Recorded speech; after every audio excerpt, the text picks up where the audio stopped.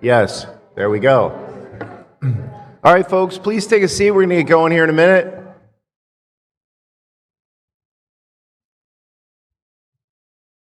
Wow, that was very fast. It wasn't even a minute. It was quite impressive morning, folks. Good job.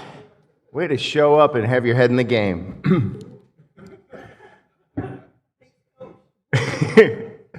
Morning, everybody.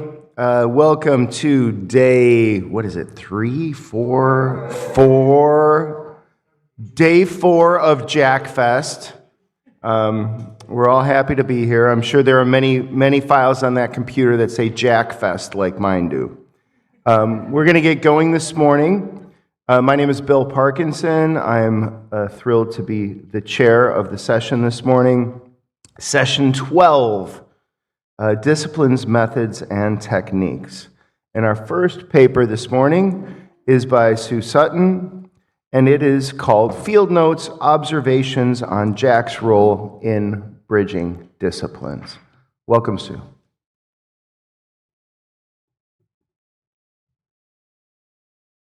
Oh, okay.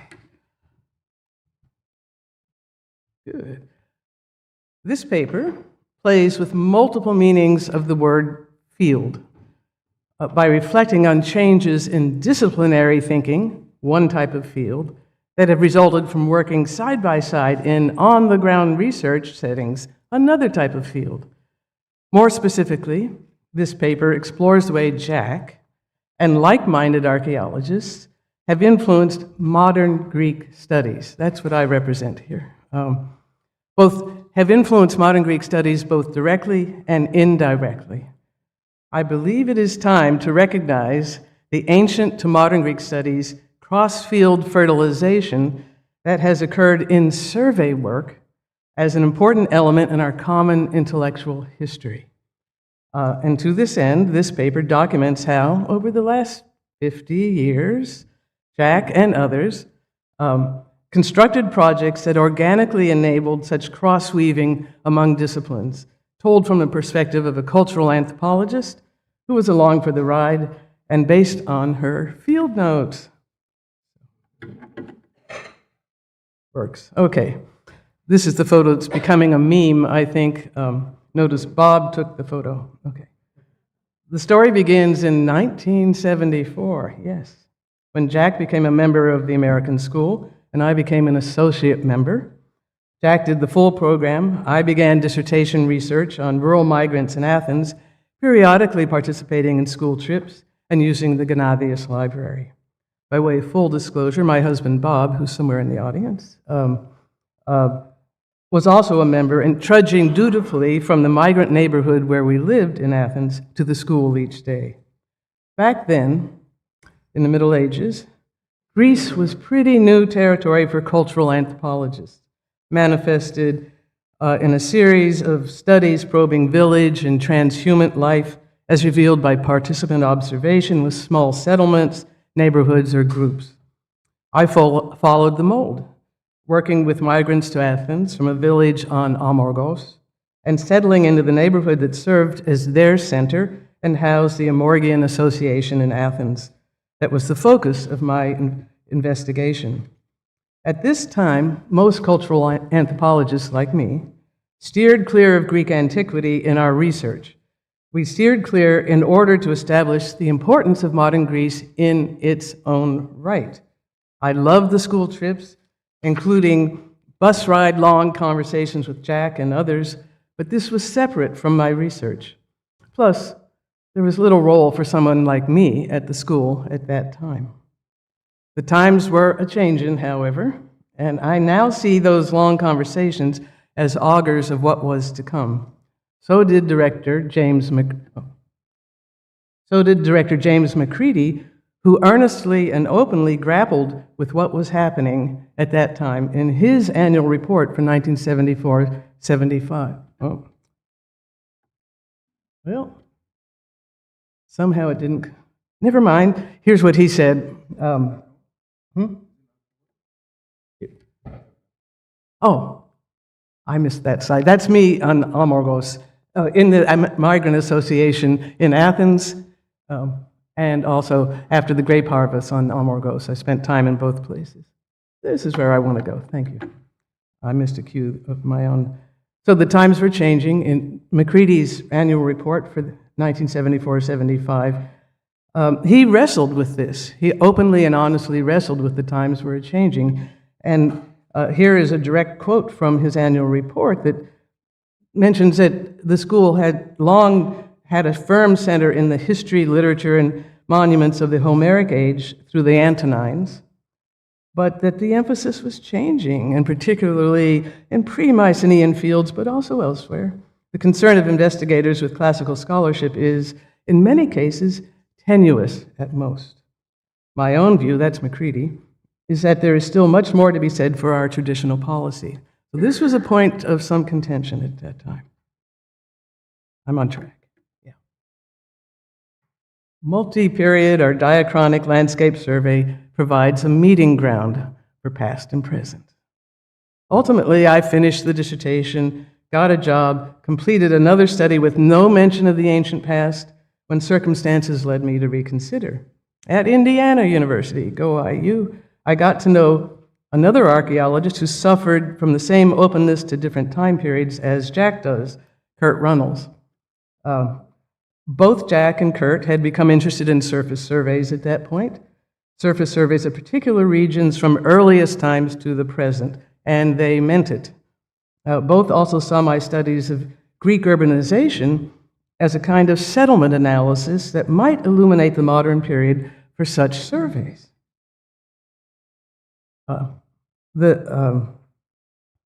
And would be a complement, here we go, and a complement in my work looking at settlement patterns would be a complement to the important single village studies that two innovative surveys had already supported, including the first phase of the Argolid Exploration Project.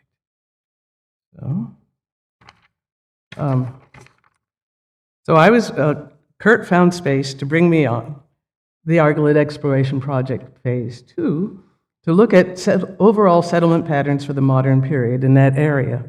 I spent 2 summers collecting the Motoloyo records and doing interviews with Hamish Forbes joining me for one of those seasons.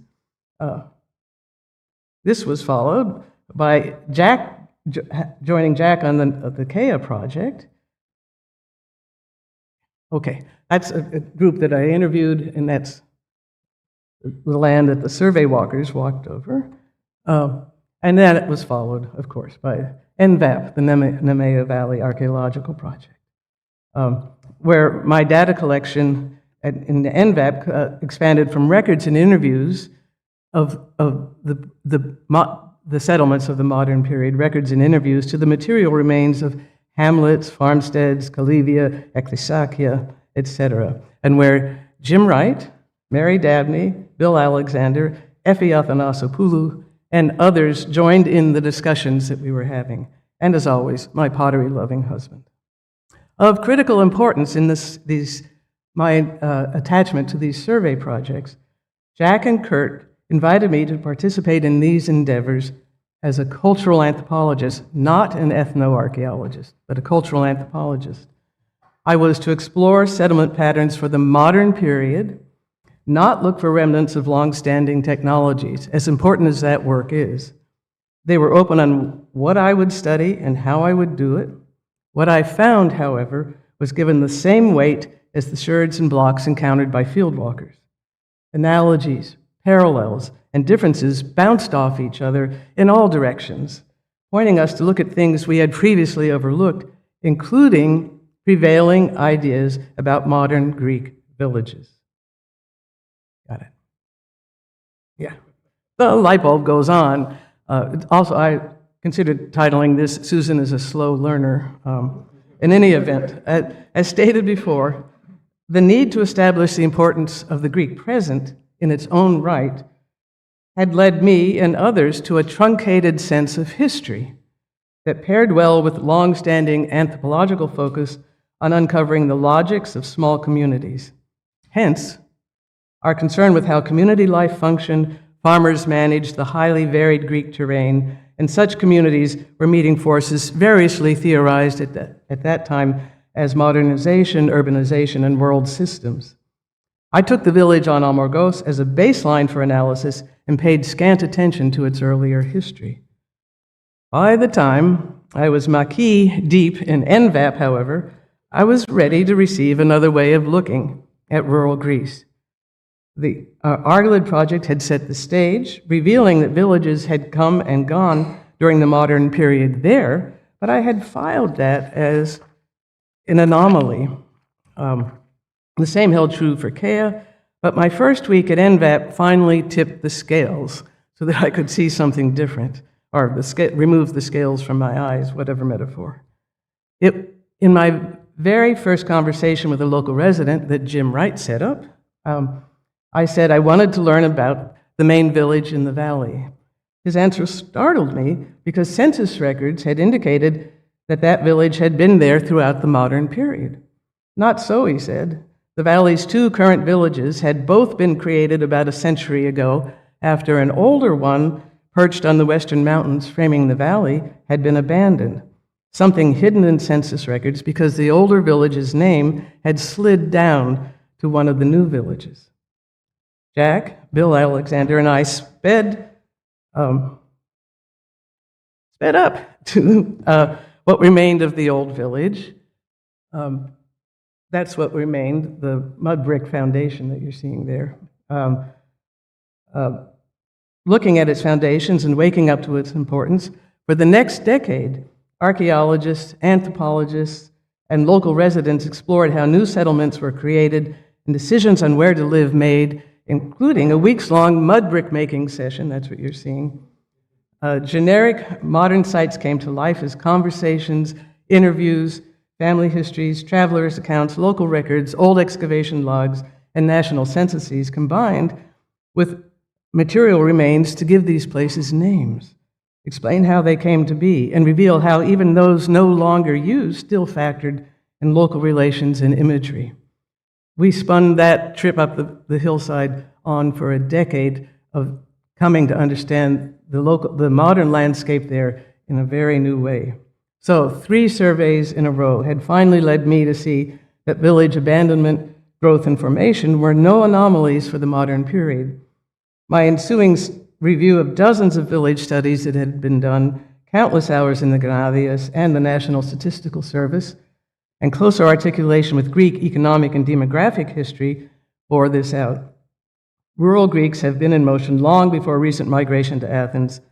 Much of this movement sprang from direct engagement with external forces and systems, whether marketing Eleni, the acorns, planting currants, or building ships. Examination of Amorgos, the southern Argolid, Kea, and the Maya revealed a great variety of migration streams, including, but beyond, the commonly discussed upland to lowland movements. I went from taking villages as a given to asking what villages were in the first place. That was the article where the light bulb went on, and concluding that many contemporary villages must be seen as the creation of recent historical forces. Okay, so that's what happened. Now, the impact of such ideas within modern Greek studies. This realization about contemporary Greek villages, at least of a half century ago, they were contemporary, this realization changed the baseline for understanding rural Greece, not just for me. It did all of the things that are listed on this slide within the field of modern Greek studies. It turned attention to village creation as well as depopulation. It undercut romanticized ahistorical images. It undercut simplistic past still present frames in ethnoarchaeology. It gave agency to villagers and their strategies to navigate the modern world. It reworked narratives about Greek migration to the US and what the background of the migrants actually had been. It illuminated the importance of family over village for many Greeks. It underscored the skills of mobility that accompany Greek life, that are built into Greek life. It repositioned Greek farmers as worthy, creative descendants of their ancient forebears. Misspelled that. Made settlement lifespan and population mobility factors and understanding Greek community, the dynamics of Greek communities, the social dynamics. All of that came off of that trip up the hillside, that conversation, that trip up the hillside. Modern Greek responses, modern Greek studies responses to the revelations that came out of survey work.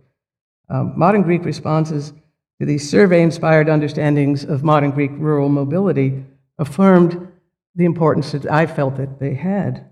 Here are just a couple of quotes. I don't do this, that should be seen as praise for work done collaboratively by many of us in this room, not just me. Reviews and citations for the 1988 article and then the 2000 edited volume that pulls together studies by Forbes and others yields the following reviews or comments, which I won't read. I'm not that vain. But the point is that if you look at them, that they're saying that this was a shift, a real shift in modern Greek studies in terms of understanding rural Greece. And one is from Laurie Hart, and the other is from Michael Hertzfeld, both of whom are well-established figures in the field, and even got me an honorable mention in the landmark article by Vasilis Lambropoulos, who was the president of this Modern Greek Studies Association at the time, and wrote a critical article on modern Greek studies at the crossroads, that something had shifted with this understanding of village Greece. So, let's see, getting there. Okay. So, why did landscape archaeology in general, and Jack in particular, why they were critical to developing these insights that were so well received and made such a difference in modern Greek studies? I do not, for a minute, believe this reworking of the Greek village would have occurred to me had I been left to my own devices. It arose from the interdisciplinary incubator that is landscape archaeology, at least as Jack, Kurt, and like-minded others have developed it. Their projects bring scholars from different fields together for significant periods of time, immerse them in the local setting in ways that foster collaboration and knowledge sharing with those who live there, and foster group reflection through repeated conversations, both formal and informal. Theories collide and reshape each other, new ideas flourish and grow, places can be revisited, objects re-examined, conversations extended over time. The particular archaeologists that I've had the privilege of working with, Jack, Kurt, Jim, Mary, Effie, all of these have added some distinctive pieces to this very heady mix of coming together, because these archaeologists have genuinely viewed the Greek present as important as its past, and were just as interested in what I turned up about the present as in its service to understanding the past. They were interested in it for its own sake. And they invited me and other post-antique scholars to participate with the full power of our disciplines. They trusted that a full-on anthropological study would reveal more than a narrow one. And they, quote, embraced the risk that comes with trusting that a possibility will reveal itself, end of quote, long before Whitmore uttered those words for survey projects. This was in motion years ago. And, oh, there we are, looking at, with a resident of a nearby resident looking at the remains of his family's farmstead and trying to understand them better. Okay, now, Jack's direct role in advancing post-antique Greek studies. Jack has also, that was the indirect role, is fostering this environment that allowed such ideas to come forward. The direct role, of course, has written about more recent periods of the past than prehistory, as we all know. But of equal importance, I believe, is what Jack's influence on the American school. Jack has played a very important role in repositioning modern Greek studies as well as all post-antique studies at the school. Jack is one of the prime movers in this regard. He's not alone, but he is one of the prime movers. And I found, Jack, in the archives that it was a stated goal of your time as director to do this specifically, to have a more genuine flow from past to present. I'm almost done. The situation at the school today is very different. Now, you can see from the bylaws of the school corporation that it still focuses on classical literature, art, antiquities, and subjects germane thereto. But if you look at the regulations of the managing committee, there you're going to see that it advances knowledge of Greece in all periods and is really meant. And everything that's happening at the Gennadios right now is testimony to that. So that this really did happen, the bringing of these various fields that look at Greece together. And the final slide, James McCready's 2008 message, when he was then president of the Board of Trustees, is telling endorsement of the changes that have occurred that he was so worried about almost a half century before, in which he praises Jack and Sherry, I combined your names, for all that they are doing to create a climate of mutual respect and shared dialogue at the school. So I've been showing you that the beauty of landscape archaeology, I hope I've been showing you, as Jack and others have practiced it, is that these two fields, the two fields of meaning of field, academic subject area, and place for investigative operations, those two meanings of fields play off each other, bringing multiple disciplines together to explore a place rich with material evidence and local knowledge links past and present, scholars and local residents, in ways that alter our understanding of what we're doing, what we find, how we interpret such findings.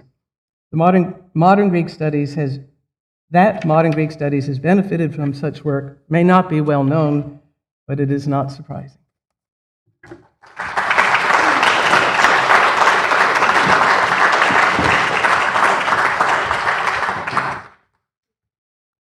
All right, next up we have Natalie Abel, Theo Nash, Jamie Baxley Craig, and Myrto Georgakopoulos.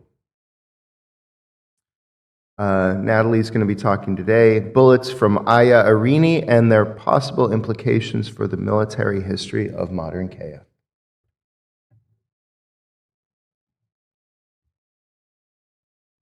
Thanks everybody for making it back on day 4. The folks in the booth, the screen for the presenters isn't working. If you could try to fix it, that would be great.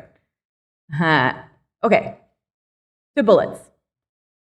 In a 1969 preliminary report in Archeologikon Deltion about lead weights found as part of his excavations in northwest Kea at Aya Irini, John Caskey included some, quote, spherical objects of lead, some with projecting rods or knobs, end quote.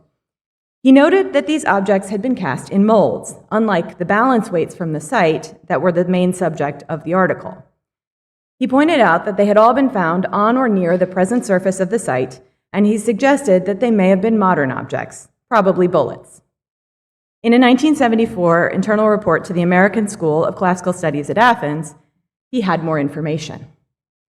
He noted that bullets like this had been used in the Greek War of Independence, and says, quote, one knobbed like ours almost took the life of Yannis Paparigopoulos in the Battle of Navarino. A watch in his breast pocket deflected the bullet, end quote. Caskey had seen the watch and the bullet on display in the Benaki Museum. He suggested that the bullets from Aya Irini probably didn't date to the period of the revolution, though, because there was no real fighting on Kea then. Instead, he suggested that the bullets might be associated with Lambros Katsonis and his exploits on the island in the late 18th century, an episode that we'll return to. This intriguing note inspired our paper in honor of Jack, whose wide-ranging expertise in various periods of Greek history and prehistory, as we all now well know, as well as his influential work on both Aya Irini and the long-term history of Kea, have had significant and very obvious impacts on our own research trajectories. These bullets are included in the diachronic assemblage of metal and metallurgical objects from Caskey's excavations at Aya Irini, which I had been studying with Myrto Georgakopoulou until her untimely passing in 2022. In total, there are 10 round bullets, musket balls, in our assemblage, as well as 12 later rifle bullets, which Kasky did not discuss. We will consider these two groups separately and discuss how they might fit into the history of conflict on Kea. We start with the round bullets, which have two types. In the upper row are typical musket balls, and in the lower row, so-called extended sprue musket balls. Musket balls were used from the 15th to the mid-19th century. It is obvious why Kasky thought that these were mold-made, since mold seams are visible on several of them. Musket balls were made in a single or a multi-bullet mold, this is a single mold, with the lead poured in from the top. When the bullet was removed from the mold, it would have excess lead on the top called the sprue. The sprue was usually cut to make the bullet round, but sometimes, as you can see, it was not cut. And you see here some of the variety in our musket balls in terms of the presence or not of the sprues as well as mold seams. The irregular mold seam on the central bullet shows that the two sides of the mold were not completely aligned when this bullet was made. Such irregularity is much more typical of civilian production than state-organized military forces. Indeed, bullets were often made by people individually and on demand as they needed them. The presence of extended sprue bullets at Hagia Irene could suggest that at least some of these bullets were being made at the site. There are also a couple of lead spills from surface levels that could be used to support such a hypothesis, but there are also lead spills from Bronze Age levels, and a great deal of Bronze Age material also exists at the surface. So ultimately, it is impossible to date the spills one way or another, or to show definitively that some of these bullets were made here. In the 17th to 18th centuries, extended sprue bullets were also, perhaps unexpectedly, to me certainly, fired. And indeed, this is a major reason why we can't be sure that they were made at Hagia Irene. The bullet that Kasky noted, which hit Paparrigopoulos in the Battle of Navarino, is of this extended sprue type. Several of the extended sprue bullets from Hagia Irene preserve evidence that shows that they were fired, including impressions made during impact, as you see most dramatically on the left, as well as so-called barrel banding, which deforms the bullet as it leaves a gun's barrel. It gives it a little belt. You see examples of this on the right and in the center. Many of the round bullets also preserve evidence that suggests that they were fired, including having no evidence at all for their original mold seams. Some examples of bullets of both types have no evidence for firing and were probably just dropped. Some of these bullets also preserve marks that suggest that they were chewed by animals, presumably rodents, as you can see on the bullet on the right, and here too. The majority of these bullets, both round and extended sprue, are comparatively small in the grand scheme of musket balls, with diameters less than 0.6 inches or 15.3 millimeters, and weights less than 19 grams. They are more likely, therefore, to have been used with pistols rather than muskets. So excuse me for calling them muskets up till now. There is, though, one larger bullet, as you can see at the far right, which suggests the use of muskets here as well. They do not, to our eyes, pattern in an obviously meaningful way across the site. So when and why were pistols and muskets being used at Hagia Irene? As Kasky noted, the Greek Revolution is one possibility, but there's not an obvious moment of conflict during that war on Kea, in and around Agios Nikolaos Bay, where Hagia Irene is located. We agree with Kasky that a connection to the exploits of Lambros Katsonis is more likely than the revolution. Katsonis served as a Russian privateer during the Russo-Turkish War. He established a base at the port of Kea in 1789 and 1790. The base was destroyed by the Ottomans once, but Katsonis rebuilt. In 1790, Katsonis and his men were blockaded in the harbor by the Ottomans after a battle. He escaped famously by dragging his smallest ship over a low point in the Koko Peninsula. A monument at the site now memorializes these events. Given the presence of a military camp in the bay, it is logical that people would have been making and using bullets here in 1789 and 1790. And of course, the attacks by the Ottoman could explain the presence of fired bullets. But there are also other possible explanations. Piracy and brigandage in particular impacted Kea in many periods. A notable reference is by Jean de Thévenot, who traveled to Kea in 1655 and reported the dangers of piracy. He says, quote, well, translated quote, but quote, "We armed ourselves for fear of an ambush, for we knew that such things happened in this region. We had been told that a few nights prior a Turkish galliot had arrived at the port and seen other ships already there. So the crew hid the ship behind a reef and secretly disembarked to set an ambush. In this way, they came upon some of the sailors from the other ships who had gone ashore to fish or stretch their legs and took them by surprise. Among their victims was the captain of one of the ships, unarmed like the rest. The Turks then took them away in full sight of their ships, which could offer them no assistance." End quote. As you can tell, no weapons are fired in Thévenot's account, but it is at least possible that some or all of our bullets could be associated with a similar event. It is also entirely possible that the bullets from Maia Irene might have been deposited during multiple moments of conflict, whether as part of piracy, the Katsonis episode, or both. We turn briefly now to the other group of bullets, which were not mentioned by Kasky in his preliminary reports. These bullets, too, are made of lead, but they are, as you can see, very different in shape from the bullets we've just discussed. They appear to be rifle bullets, and you can see the rifling marks or grooves here indicated with arrows. Rifling began in the 18th century, while cylindrical bullets like ours appeared in the 19th. Since these lead bullets do not appear to have been jacketed with another material, they probably were made and used before 1900. We are grateful to Doug Scott, a pioneer in battlefield archaeology, for comparing our bullets to those in his extensive database of similar objects.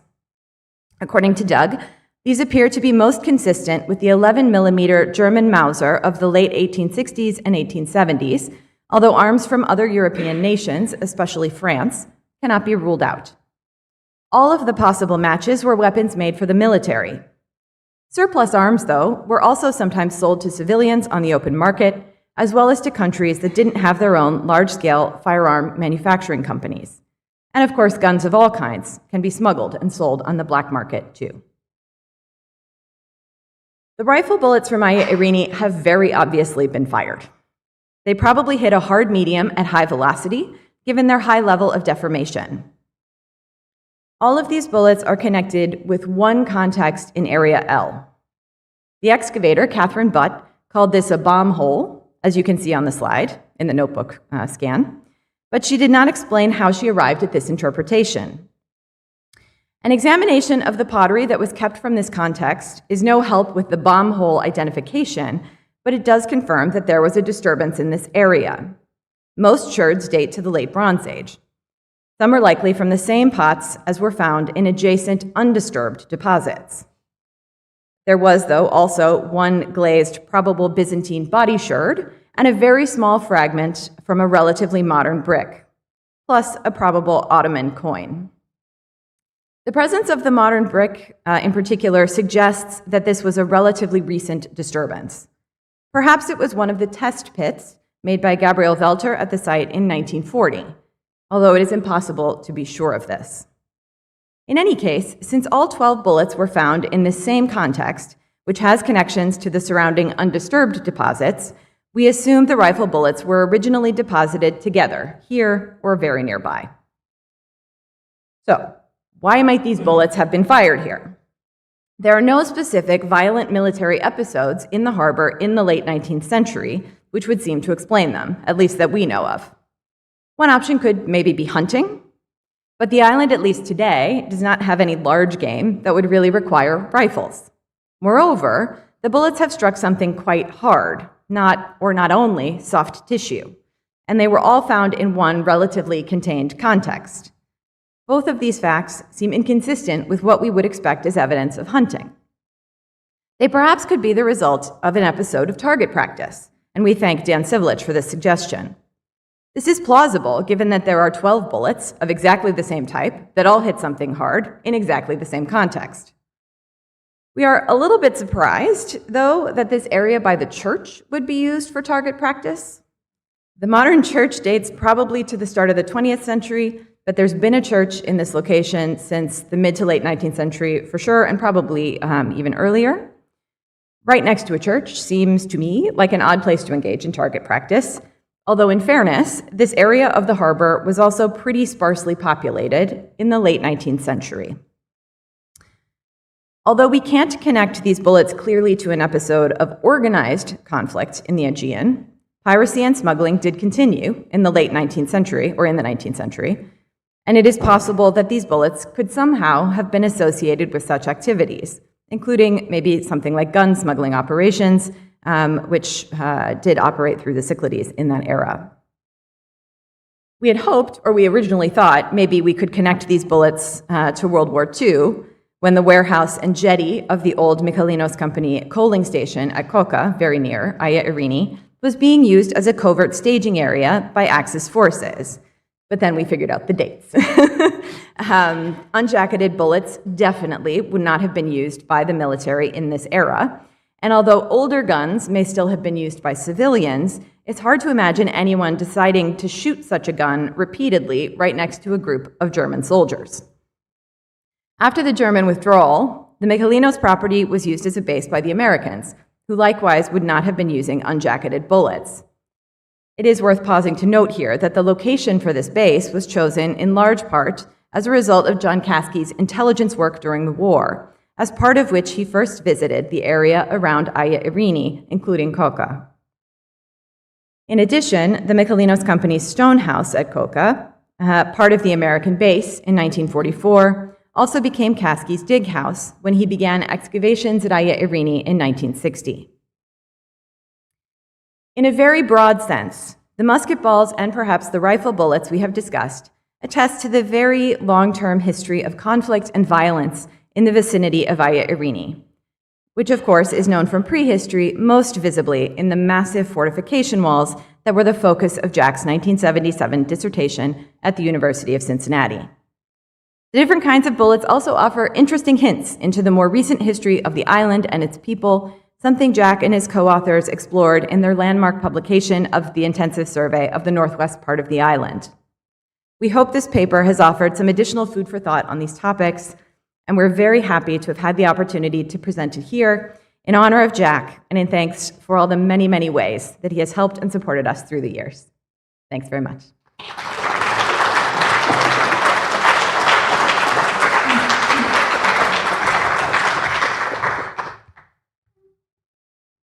Thanks, Natalie. I feel like such a fanboy with all these people that are coming up today. It's just amazing. The next paper is by Effie Athanasopoulos and Christian Cloak, Landscape Archaeology as Long-Term History, Methodological Innovations and Generational Impact of the Kea, Nemea, and Pylos Survey.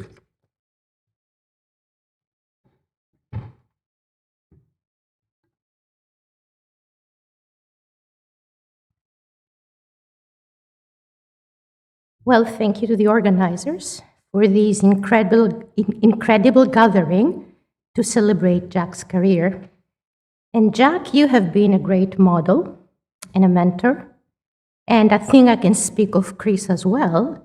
We thank you for encouraging us to find our own voice and for supporting us throughout the process, which was rather long.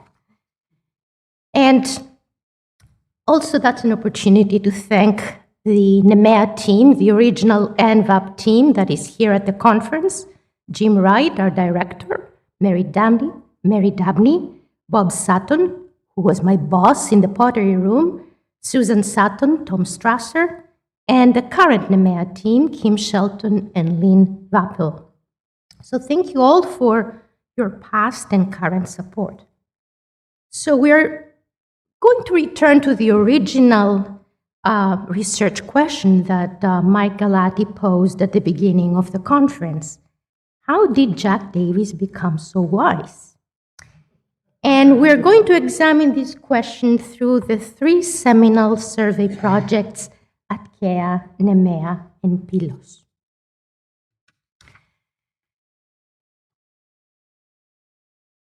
So along with many other accomplishments, especially the ongoing excavations at Pylos that Jack runs with Sherry, Jack has played a major role in shaping regional archaeological survey in the Aegean, with an emphasis on intensive diachronic and landscape-based approaches.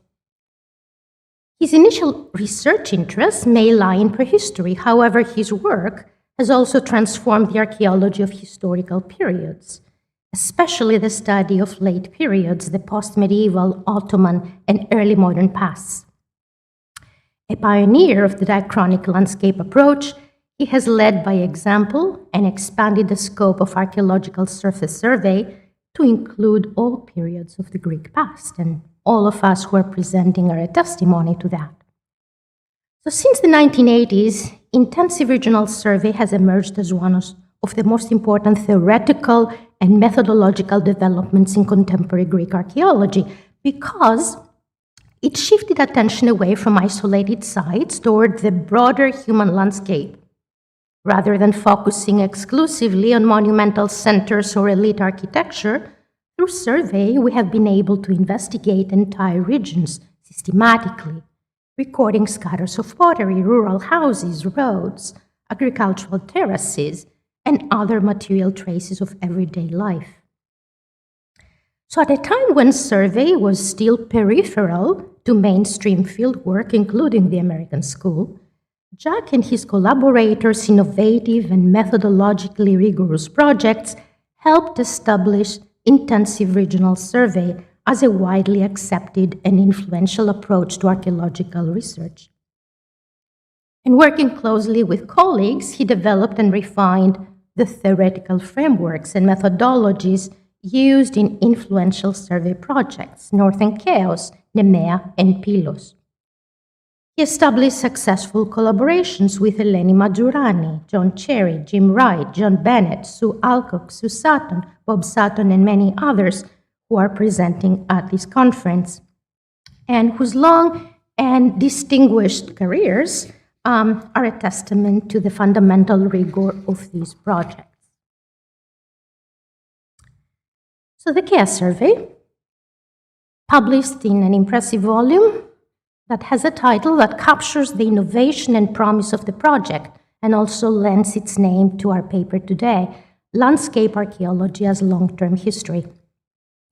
It is an impressive publication that consists of 22 chapters and 500 pages, presenting the results of an intensive multi-period archaeological surface survey undertaken in just 1 year, 83-84, in the north and northwestern parts of the island of Chios, in the Cyclades. So the first chapter outlines the intellectual goals and methodological foundation of the Chaos project. A key point for its authors was the recognition that archaeological surveys must be designed around clear research questions rather than simply collecting data inductively. So that's a tenet of the new archaeology and all its power that is coming into the Aegean. So furthermore, they emphasize that survey methods and interpretation are closely connected, and that the best practice entails a balanced approach, recognizing both the limitations and value of surface evidence. Now, an underlying premise is the comparison of Chios with the nearby island of Milos. Earlier research on Milos, published by Renfrew and Wagstaff in 1982, suggested that periods of strong outside influence encouraged centralized settlements, while during periods of relative isolation, settlement patterns became more dispersed and localized. And here I should mention that this is the first paper in 1991 where Jack starts thinking about later periods, historical periods, based on the experience at Chaos.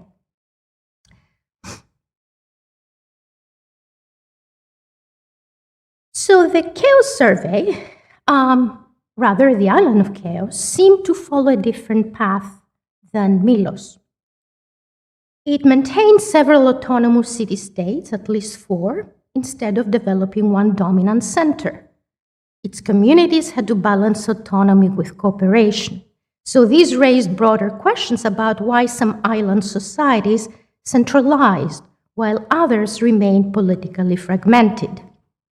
So the study examined how political and economic pressures shaped settlement patterns, land use, social organization over long periods of time.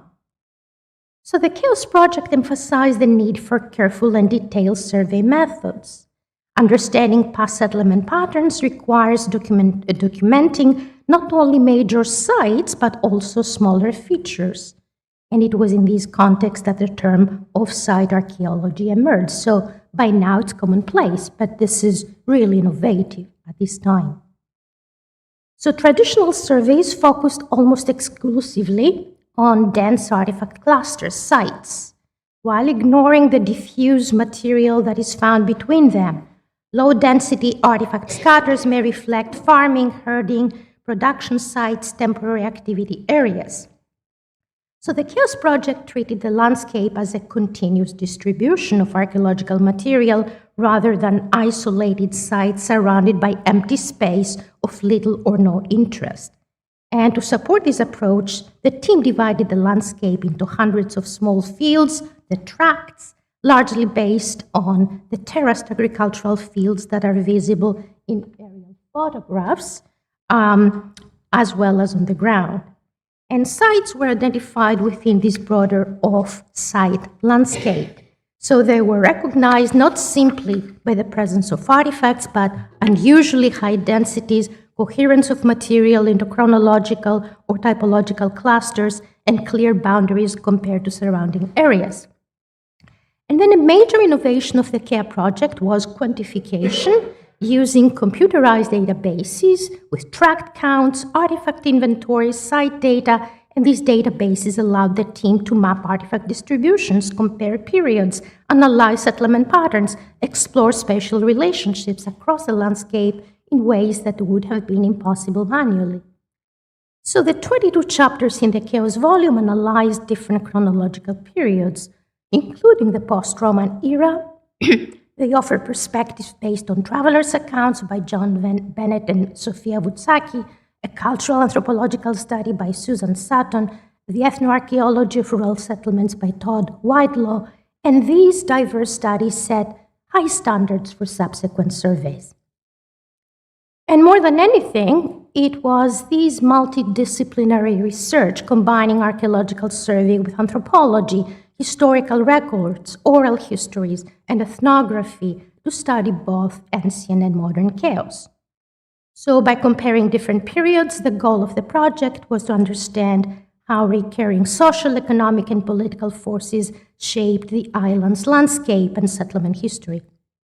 So it is a study of long-term historical change and a substantial methodological contribution to archaeological survey in the Aegean, and its impact became even clearer in subsequent projects. And the next one was the Nemea Valley Archaeological Project, NVAP, and it is clearly the experience that was gained in Chaos that influenced the design and execution of the project on Nemea. And Jack co-directed the survey with John Cherry, and the overall director of NVAP was Jim Wright. So at Chaos, the team recognized several limitations in the original procedures, especially the lack of chronological control over off-site finds and the difficulty of making immediate decisions about what counted as a site. So in response, the Nemea project adopted more refined methods. Each field walker recorded artifact counts individually along 100-meter transects. Diagnostic of site shards were systematically collected, and sites were treated as secondary interpretive constructs rather than fixed entities identified in the field. So archaeological sites could only be understood in relation to broader off-site distributions, and the artifact, both individually and quantitatively, became the core unit of analysis, and that is something that we see was very influential in later surveys.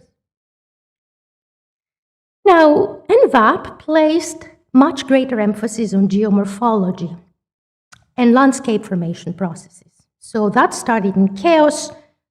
The team had recognized that artifact distributions could be shaped not only by human behavior, but also by all these other natural processes. And the Nemea survey investigated how the landscape evolved through geomorphology. So since the early Neolithic, the valley experienced at least 3 major episodes of slope instability and alluvial deposition. Core samples showed evidence that swampy conditions once characterized parts of the valley floor, that over time drainage improved and led to the modern picture. So overall, the Nemea survey adopted a more rigorous approach to recording environmental variability and geomorphological context. And one of the project's major contributions was showing that the Nemean landscape was not occupied evenly through time, but instead experienced repeated phases of expansion, contraction, and reorganization. So this is from an earlier paper that we did with Chris. We're using all the track data and the site data, trying to understand, or rather how to address that big gap that we have between the late Roman and the medieval period, the data.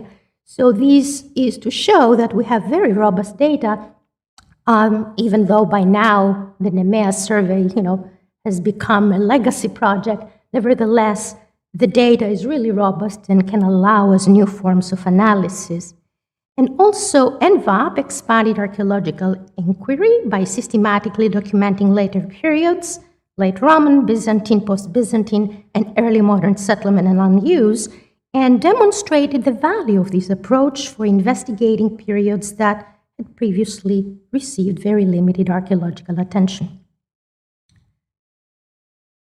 So this is a composite. NVAP was notable for its use of digital methods in the field, pioneering this, as well as after the completion of fieldwork. So GIS was just emerging at the time, so a lot of the work was digitizing everything that had been hand-drawn on aerial maps. And nevertheless, it has led to the same kind of quality of digital data that we can still use in order to do all sorts of analysis. And that was a fun picture that Chris dug out of the archives, where Jack is relaxing with Sue Alcock near Flues. I don't remember the name of the other person. Probably Jack, you do.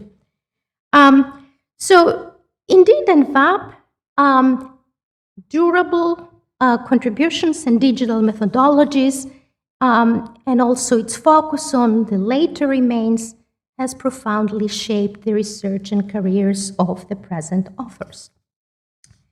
Now we're turning next to the Pylos Regional Archaeological Project, PRAP, which in many ways was a methodological child of NVAP, and in others, it steered Jack's clear interest in the site of Pylos, excavated long before by his Cincinnati predecessor, Carl Blegen. So PRAP sought to contextualize the palace in the broader Messenian landscape.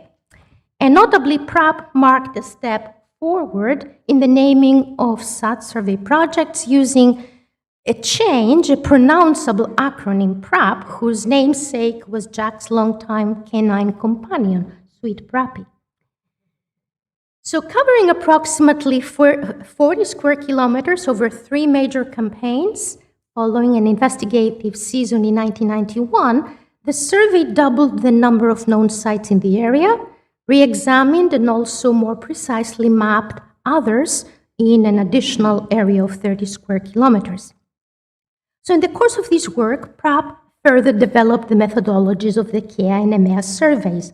PRAP employed a true track-based survey system with easily quantifiable finds collected in a standardized and uniform way across the survey area.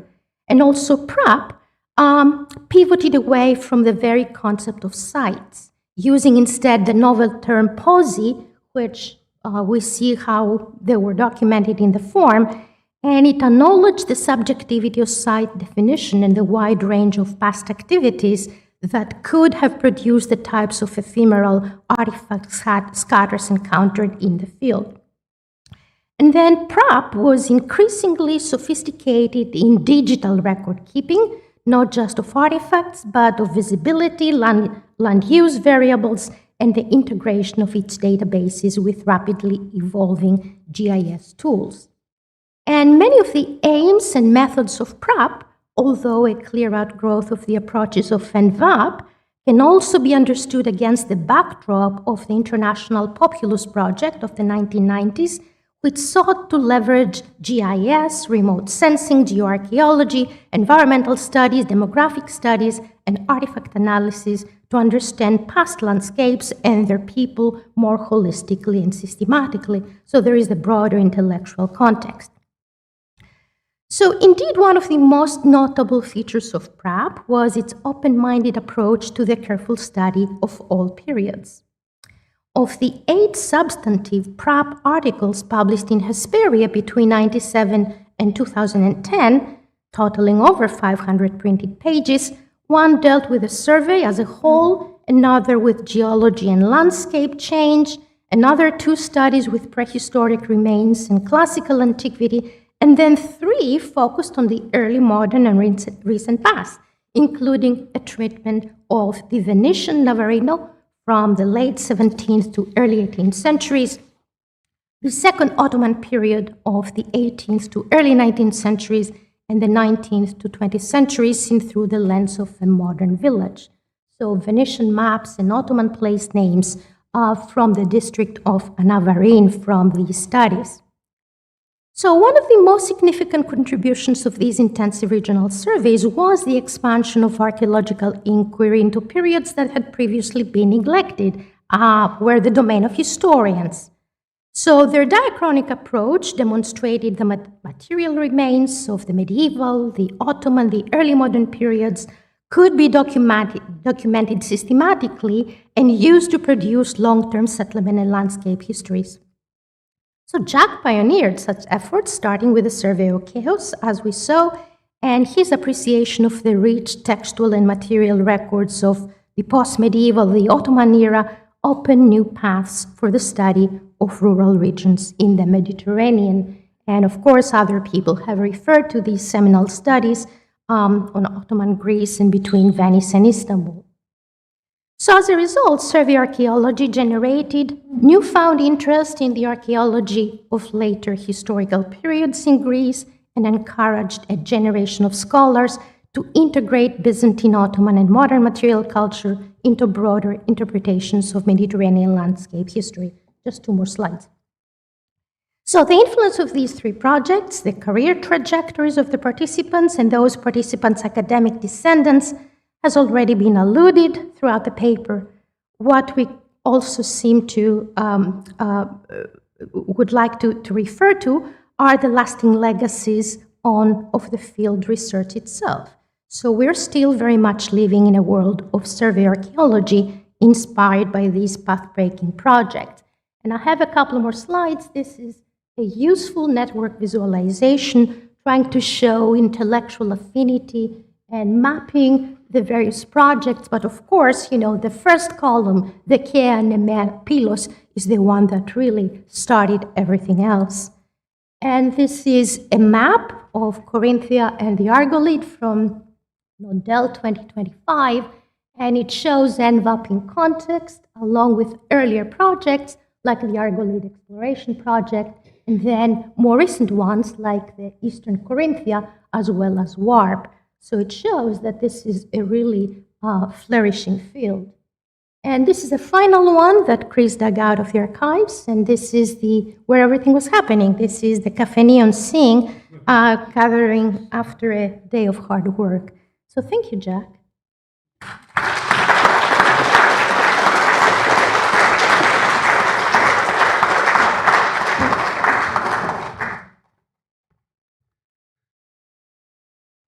Next, we have Mary Dabney, Problems in Interpreting Archaeological Survey Site Function.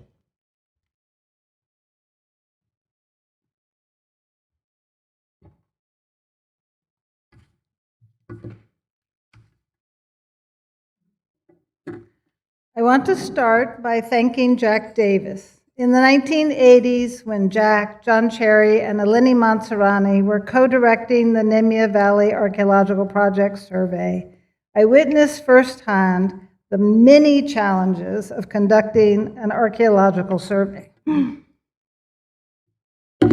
This is Jack Davis's map of Mycenaean survey sites and soils in the Nemea Valley. Later, when I was studying the late Hellenic III remains from the Nemea Valley Archaeological Project excavations of Jungica for publication, I visited all the project's late Hellenic survey sites in order to better understand the relationship of Jungica to its surroundings. That was when I really began to grapple with the problems of recognizing archaeological survey site functions. In this presentation, I will focus on examples from the prehistoric Aegean area, but most surveys are diachronic, and I will include some case studies from other time periods that are useful examples. Survey sites are usually identified by higher densities of artifactual remains in comparison with the remains in their surroundings. The default survey site function is usually human habitation. But as Reynolds, Pullen, and Langdon stated in the conclusions of the Southern Argolid survey, many of the sites were not habitations, but field storehouses, animal folds, rural shrines, and the like.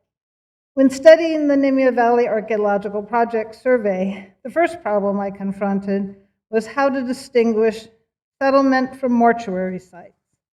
That research led to my paper on locating Mycenaean cemeteries in Melatimata, Studies in Aegean Archaeology, presented to Malcolm Weiner, in which I suggested that the spatial relationship amongst Mycenaean cemeteries, settlement, and water sources can help indicate which survey sites might be cemeteries.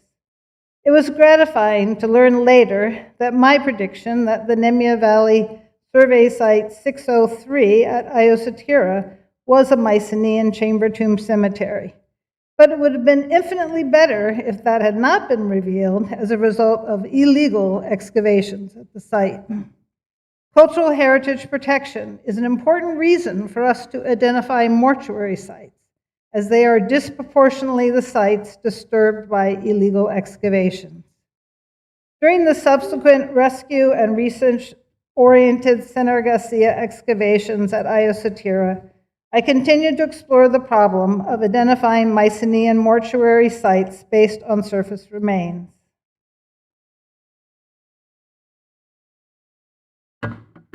One might expect that ceramic vessels highly associated with mortuary contexts, such as stirrup jars, alabastra, jugs, and feeding bottles, would be the surface indicators. Here, for example, you see Ioseteria Tomb 5, Object Group 2, a ceramic assemblage of stirrup jar and alabastron. But in fact, the surface remains come primarily from the disturbance of the dromos fill, in which the most common ceramic type is the undecorated angular kylex. The prevalence of undecorated kylikes in chamber tomb dromoi has been well documented by Kavanagh and me. The kylex stem is particularly durable and recognizable among surface remains.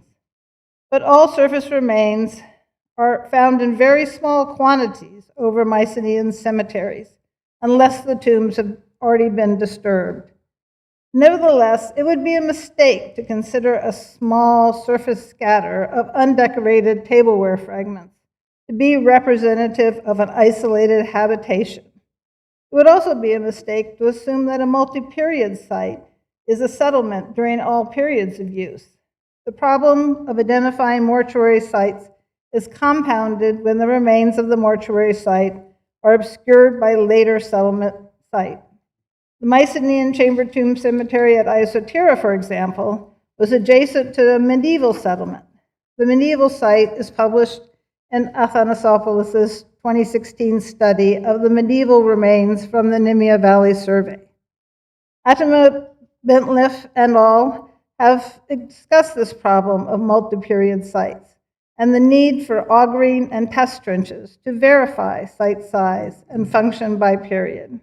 Reynolds, Pullen, and Langdon also pleaded for survey projects to include a program of test excavation.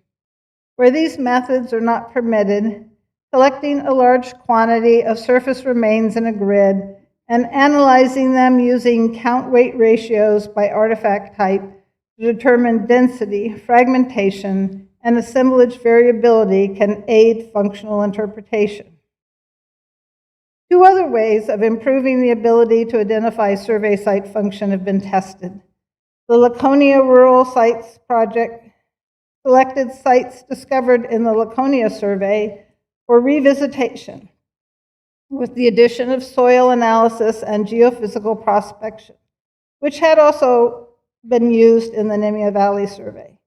Although the results of these two methods were limited, the overall attention to defining site function in the final publication was exceptional for an archaeological survey report.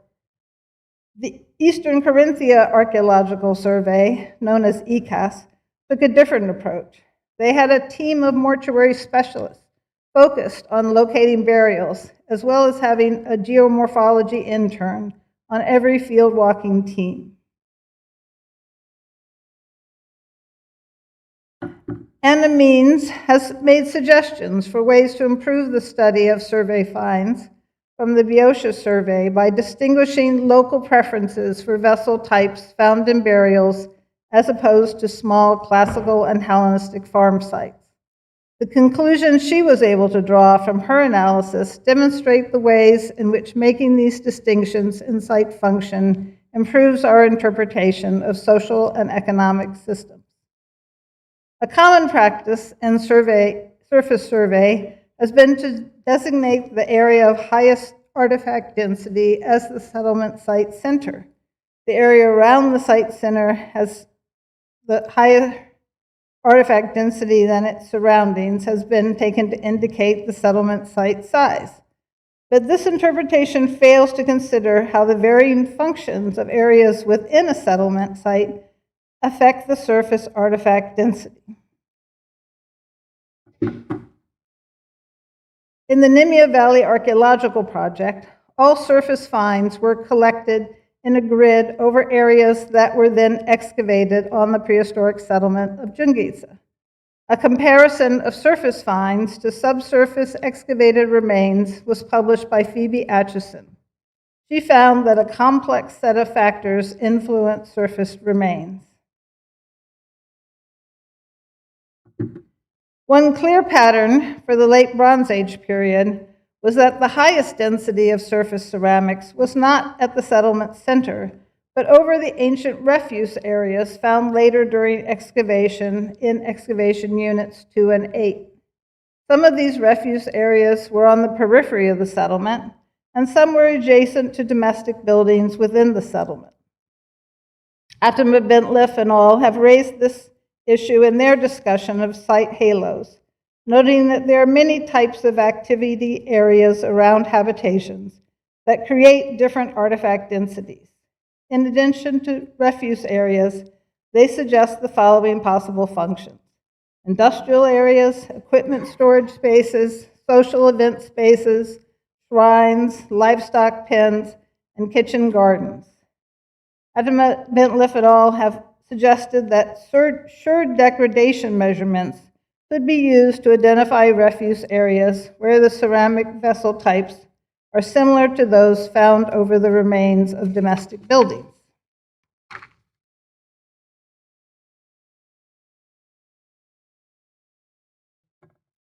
My quantitative analysis of ceramic found in the excavated late Hellenic III refuse areas on Jungica support this recommendation. Not only is there a high density of pottery by count per meter cubed and weight by meter cubed in refuse areas, but also the weight-count ratio in the refuse areas showed that the pottery was usually less broken up than in the surrounding areas. We clearly need more excavators to systematically collect surface remains prior to excavation and compare them to the remains excavated beneath them.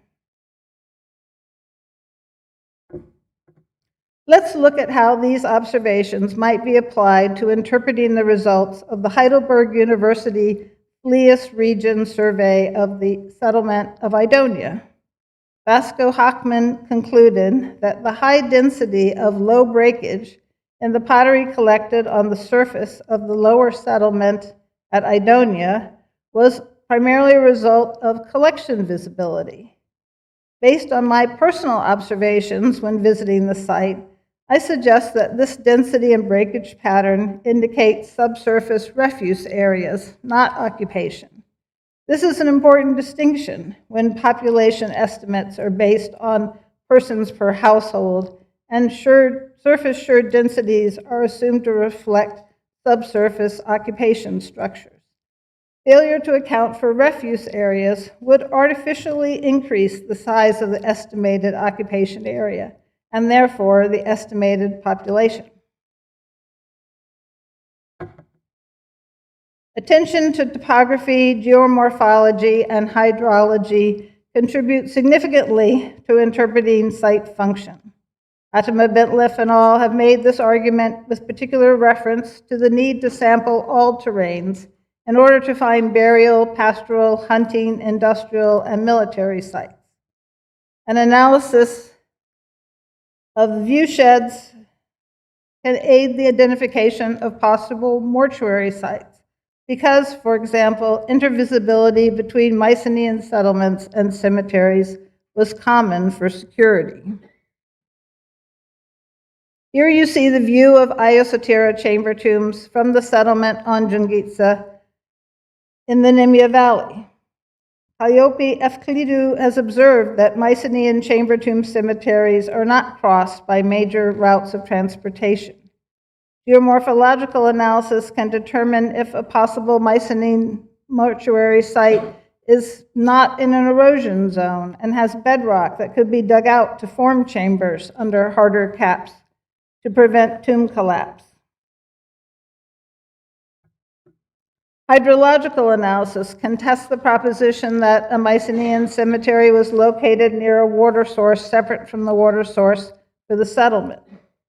Predictive modeling could be used by surveys to predict likely mortuary sites according to criteria developed for each region's and chronological period's distinctive mortuary practices. Topography and viewshed analysis could also be used to identify sites that may have had special functions, like those in the Nemea Valley Archaeological Project survey area that may have served as security outposts and way stations along Mycenaean routes of transportation. The main route from the settlement at Jungitsa towards Mycenae runs through the Tritos Pass. At the north end of the Tritos Pass, survey site 205 is located at the top of a ridge immediately behind the modern Hani and Esti. This location has a direct view south through the Tritos Pass towards the Argive Plain and northwest towards the gap leading into the Nemea Valley. Also at the north end of the Tritos Pass, survey site 701 overlooks the route from the Tritos Pass continuing north towards Cleone. At the southern end of the Tritos Pass, survey site 209 is located on the north-facing fields above the southern end of modern Dervenaki. This location has a direct view north through the Tritos Pass and south towards Mycenae. Here are the Nemea Valley survey sites 205, 701, and 209 overseeing the Tritos Pass route.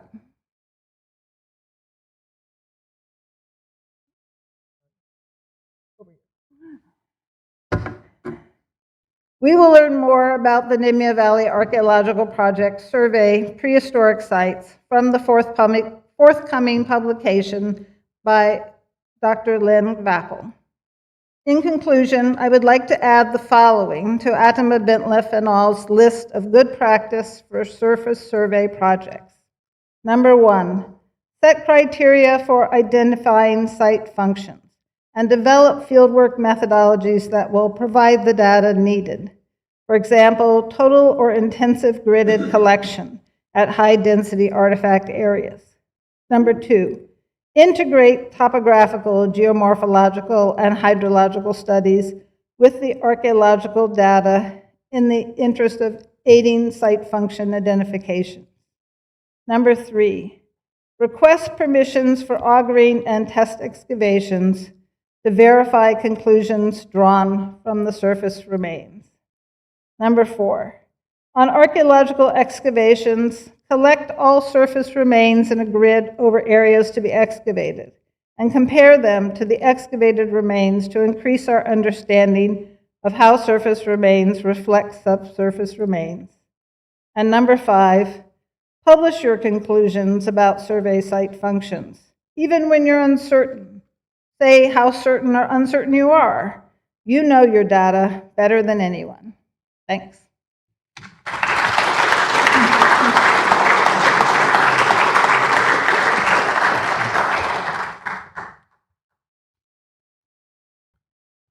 All right, and the last paper today, or this morning, in the first session this morning, to be clear, is by Cristiano Puzzolo, Callum McNamee, and Sherry Stocker, From Sketches to 3D Models, the benefits of low-cost LiDAR sensors for documenting archaeological stratigraphies. Thank you. First of all, good morning. First of all, let me thank the organizers for inviting me to this wonderful conference. And then I would also like to thank Wise Jack and Wise Shari for being my main employers during the final years of my career as a professional surveyor. It certainly helped me pay the rent of my apartment, but I also like to think that it gave the boost to my CV that ultimately, at the age of 50, helped me enter academia. So you can add my name to the long list of people whose professional lives changed after meeting you. Thank you very much. Our paper, entitled From Sketches to 3D Models, the benefit of low-cost LiDAR sensors for documenting archaeological stratigraphies, comes out of the recent work of the Palace of Nestor excavations. We believe it is an appropriate tribute to Jack, not only for its relevance to his long history of work in Pylos, but also because it speaks to his and Shari's openness to new methodologies and their support of diverse research approaches at the Ponyx project. We are thankful that we have been part of that legacy. As everyone here knows, the recent excavations at the Palace of Nestor have yielded remarkable discoveries, including the 2 Tholos tombs identified in 2018. Since then, Jack and Shari have faced numerous methodological challenges because, as Shari has noted, there is no manual on how to excavate a Tholos tomb, and we have 2 of them. In this communication, we present the development of an integrated approach to the documentation and analysis of geospatial and excavation data that has evolved through our research at Pylos. We begin by considering what may be termed the digital revolution in archaeology. We then outline the factors that have driven us to experiment with new digital approaches at Pylos before presenting a detailed description of one component of our digital workflow. Finally, we outline the benefits of this approach. The digital revolution in archaeology has profoundly transformed data collection practices and the way we interact with the archaeological record during an excavation campaign. A component of the digital revolution is high-density survey and measurement, HDSM, defined by Rachel Opitz and William Limp as a growing suite of technologies that facilitate the measurement, recordation, and analysis of the spatial, locational, and morphological properties of objects, sites, structures, and landscapes with unprecedented spatial resolution and precision. Acquisition technologies such as laser scanners, structured light scanners, satellite receivers, total stations, and LiDAR sensors, together with processing methodologies such as structure from motion, SFM, photogrammetry, and a range of digital visualization environments now make it possible to rapidly record point clouds composed of millions of three-dimensional points and subsequently reproduce the survey surfaces within a digital environment. As Martin van Looijen and Gary Nobles have pointed out, before the advent of digital survey methodologies, our whole training has prepared us for reducing 3D space to 2 dimensions. The need to represent 3-dimensional reality on a 2-dimensional medium, namely the sheet of paper on which topographic documentation was traditionally produced, require the adoption of a range of graphic conventions, including the depiction of slopes through hachures, the use of contour lines, and the superimposition of plans and sections relating to the same archaeological context. As Stefano Campana aptly observed, this involved representing reality in a no-measuring mode, predominantly through the development of a language of symbols. Compared with traditional pre-digital survey methods, HDSM techniques generally offer faster field data acquisition, higher levels of accuracy, direct three-dimensional representation of surveyed objects and environment. On the other hand, they also entail the need for specialized digital skills, significant hardware and software costs, longer data processing and post-processing times. A thorough understanding of the characteristics, advantages, and limitations of each device and methodology is therefore essential to designing a survey strategy that meets the specific requirements and constraints of each site. At Ponex, a total station has been used daily since the outset of the project to record the provenance of small finds, sample, and excavation unit corners. Structure from motion, SFM photogrammetry, has also been an integral part of the documentation strategy. SFM-derived 3D models have been produced to record the upper and lower surfaces of each significant archaeological context. These datasets have been supplemented by periodic drone surveys of the entire site, providing updated base maps on a weekly basis. In practice, every small find and sample is recorded as a georeference three-dimensional point using a total station. Simultaneously, excavation trench surfaces, either partially or in their entirety depending on the target context, are documenting through SFM photogrammetry. Whereas a total station directly computes three-dimensional coordinates by measuring two angles and a distance, structure from motion photogrammetry requires a post-processing stage. During this phase, homologous features identified across hundreds of overlapping images are matched and processed to generate a dense three-dimensional point cloud representing the documented surface. SFM datasets are processed using Agisoft Metashape Professional on a high-performance laptop workstation equipped with gaming-grade hardware. Processing times depend largely on the computer specifications, but typically require several hours of computation. For these reasons, SFM photogrammetry is generally reserved for documenting the upper and lower surfaces of an archaeological context. Consequently, the volume enclosed between these surfaces often remains unrecorded in 3 dimensions. During the excavation of the complex Tholos tomb at Ponex, we recognized that a better understanding of construction processes, as well as anthropogenic and post-depositional disturbances, would at time benefit from more detailed spatial data within specific contexts. However, acquiring such data using traditional recording, digital, of course, methods was not feasible because of the time and labor required. A different digital approach was therefore needed to document specific archaeologically significant features within a single context.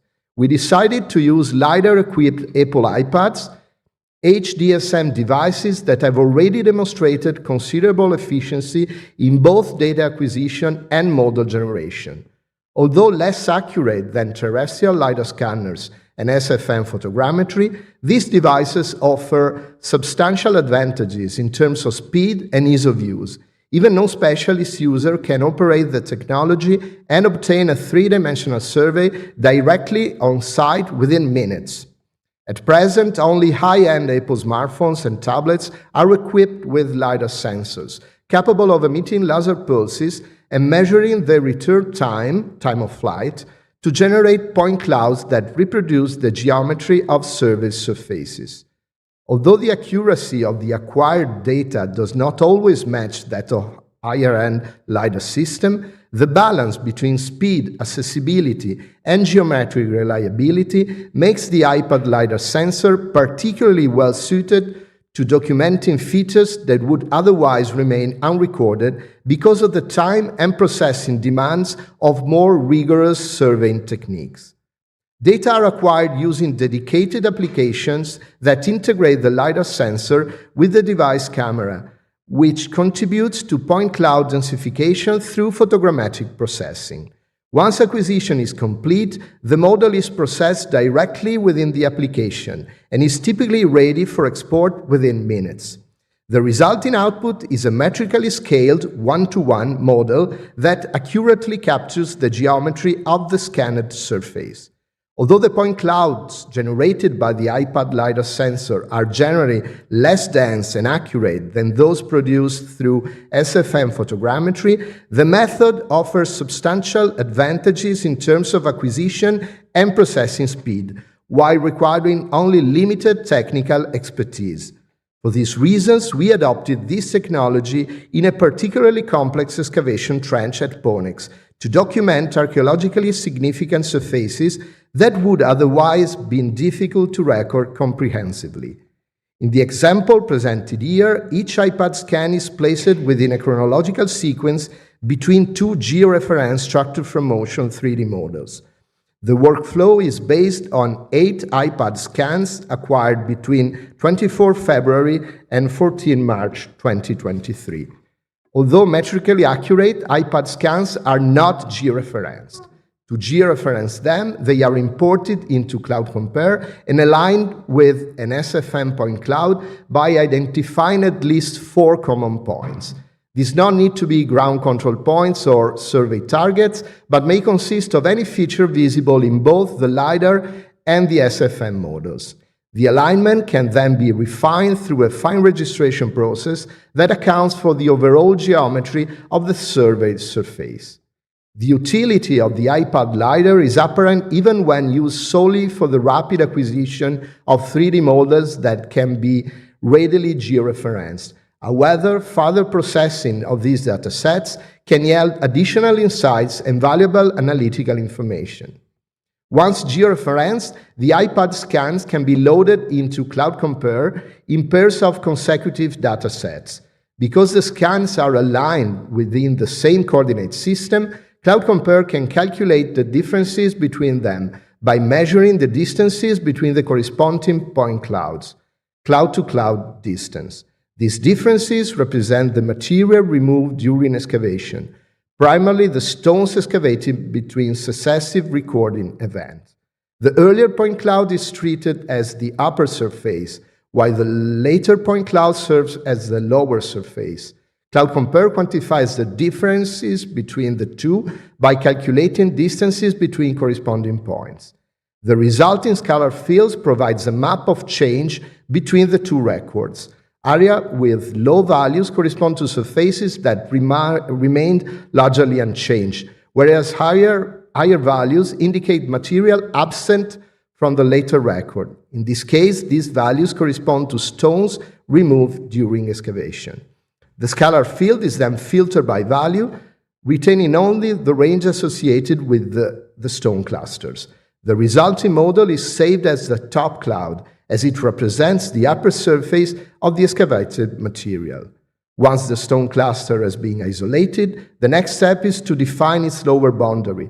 To do so, an envelope is generated automatically from the top cloud. This envelope follows the geometry of the extracted stones and is subsequently applied to the point cloud derived from the following day excavation record. Because this record was acquired after the stone had been removed, it allows the underlying surface to be isolated. This surface is saved as the bottom cloud. Finally, the top cloud and the bottom cloud are merged. Together, they represent the upper and lower surfaces of the excavated stone cluster and form the basis for reconstructing its volume. The merged model is then rasterized, and interpolation is applied to fill gaps and close the side walls, producing a continuous surface suitable for volumetric reconstruction. However, interpolation may generate artificial surfaces beyond the accurate boundaries of the stone cluster. To remove these artifacts, the interpolated model is clipped once again using the top envelope retaining only the original geometry of the excavated feature. A further cleaning of the external geometry, after further cleaning of the external geometry, the interpolated point cloud is converted into a mesh, a polygonal surface through a final processing step. The final result of this workflow is a clean mesh representing the excavated stone cluster. Beyond serving as a visual representation, the mesh can be used to quantify the volume of material removed during excavation.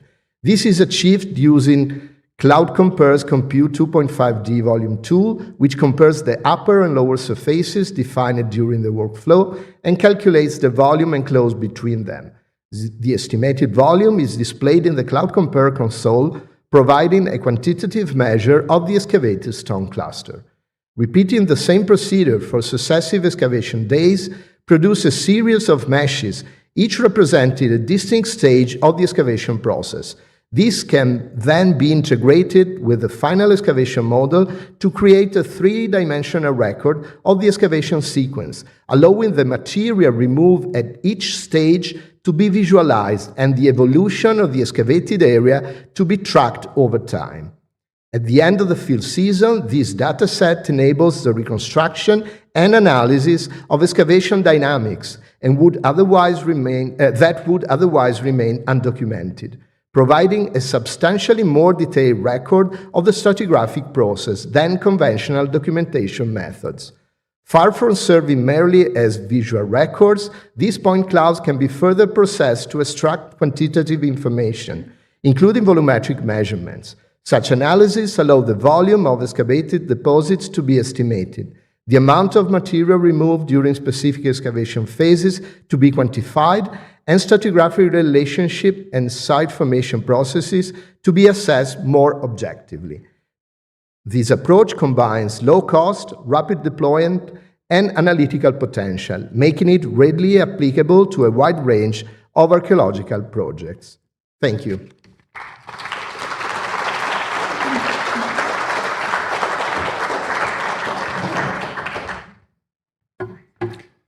Okay, we're scheduled for a break in 5 minutes. But I think we have some time for some questions for our presenters.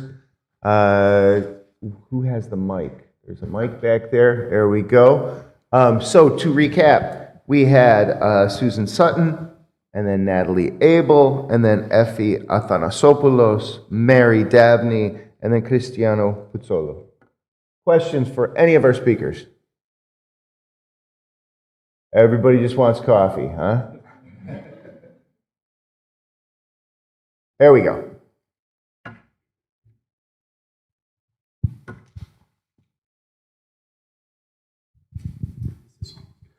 Excellent. Hi, my name is Heinrich Hall, and I should throw in I have also benefited in my life directly and indirectly from the presence of Jack and Sherry in this country. Not so much a question, but a remark regarding the second paper, the bullets.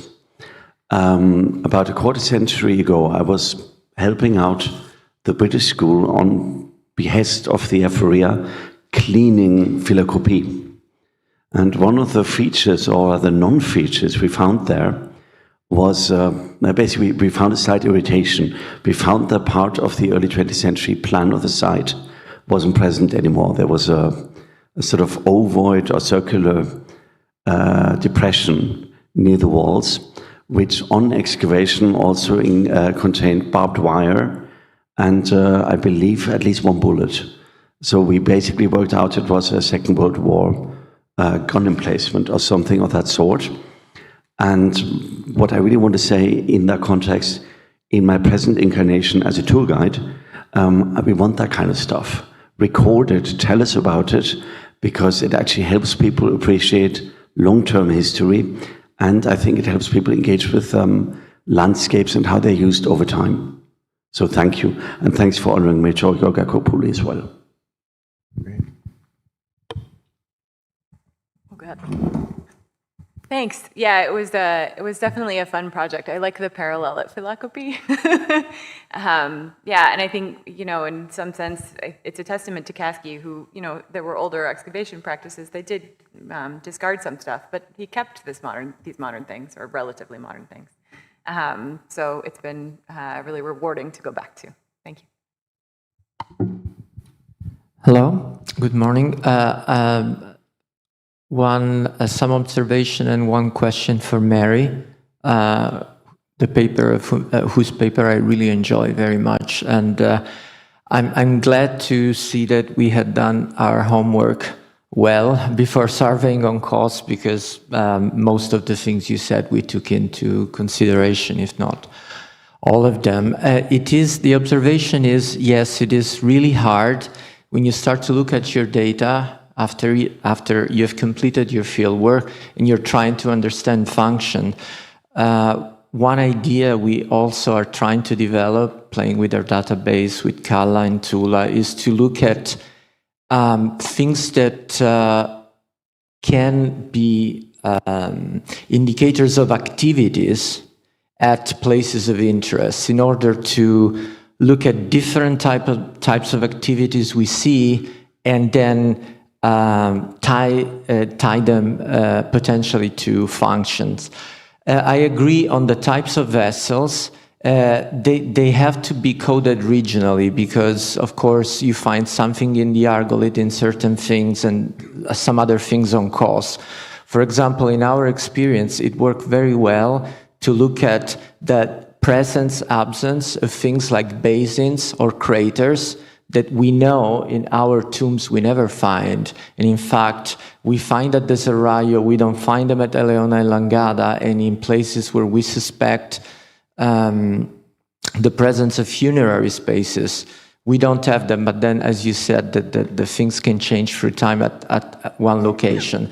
Now, my question was, another thing that we thought about with Kalla and Tula was thinking about geomorphological processes, is to see how certain types of vessel functions that are really tied to, in that case, settlement functions, like storage vessels that are also heavier, how much do they move in space, looking at what the geomorphological processes can be in certain areas, assuming that because of weights and their stationary location, they would probably move less than other things and potentially be closer to their in situ original position. And I wonder if you have any thoughts on this, and if you had think about this different possibility of things moving according to also their weights from their potentially original location.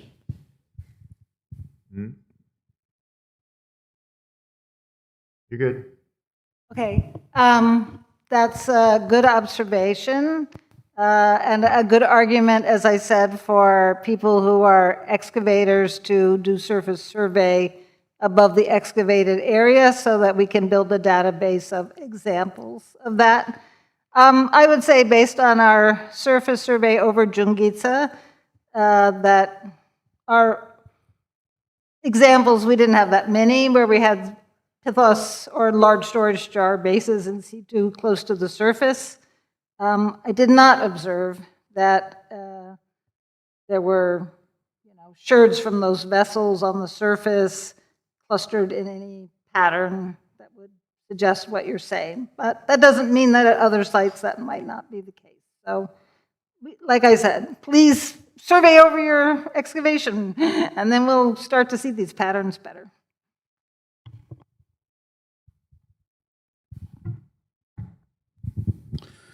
Thank you all. I just wanted to apologize to Mary for ignoring a very important piece of advice that she gave us at the beginning of the survey, which seemed almost impossible at the time, but I wish we'd done, which was to more carefully document the direction in which photographs were taken and where people were standing. In the what do you call it? In the heat of battle, When you're coaxing a team that doesn't want to go up a steep slope with field walkers who sit down, some of them in the marquee, and refuse to go any farther. Things like that seem the least of one's worries, but in retrospect, it's very important information indeed. I also want to say, I'm sure that you didn't want to give the impression that the advice that you were giving was not attempted to be applied at NEMEA. And you know well that things have evolved a lot since then in terms of the availability of remote sensing, which was an extremely difficult issue for us to find adequate teams to carry out remote sensing at the time. The idea of surface collection at Sungica was something initiated by the survey component. But more important than that, it had always been the intention of the survey at NEMEA to carry out very extensive geomorphological studies and geoarchaeological studies in tandem with the excavation, with the actual survey. And some very good work was done by Joan Peterson of the University of Illinois at Chicago at the time. But things have changed, and things are possible now that weren't possible then. I would like to see more things possible in the context of a survey here of the sort that Mike was talking about in Albania. An obvious way to attack the issue of site function is through test excavation. And as of yet, that has not been entirely realized as a possibility within the context of survey in this country. I hope it is eventually. But we're not yet at that point. As far as protecting sites, and I think not just tombs, but sites in general.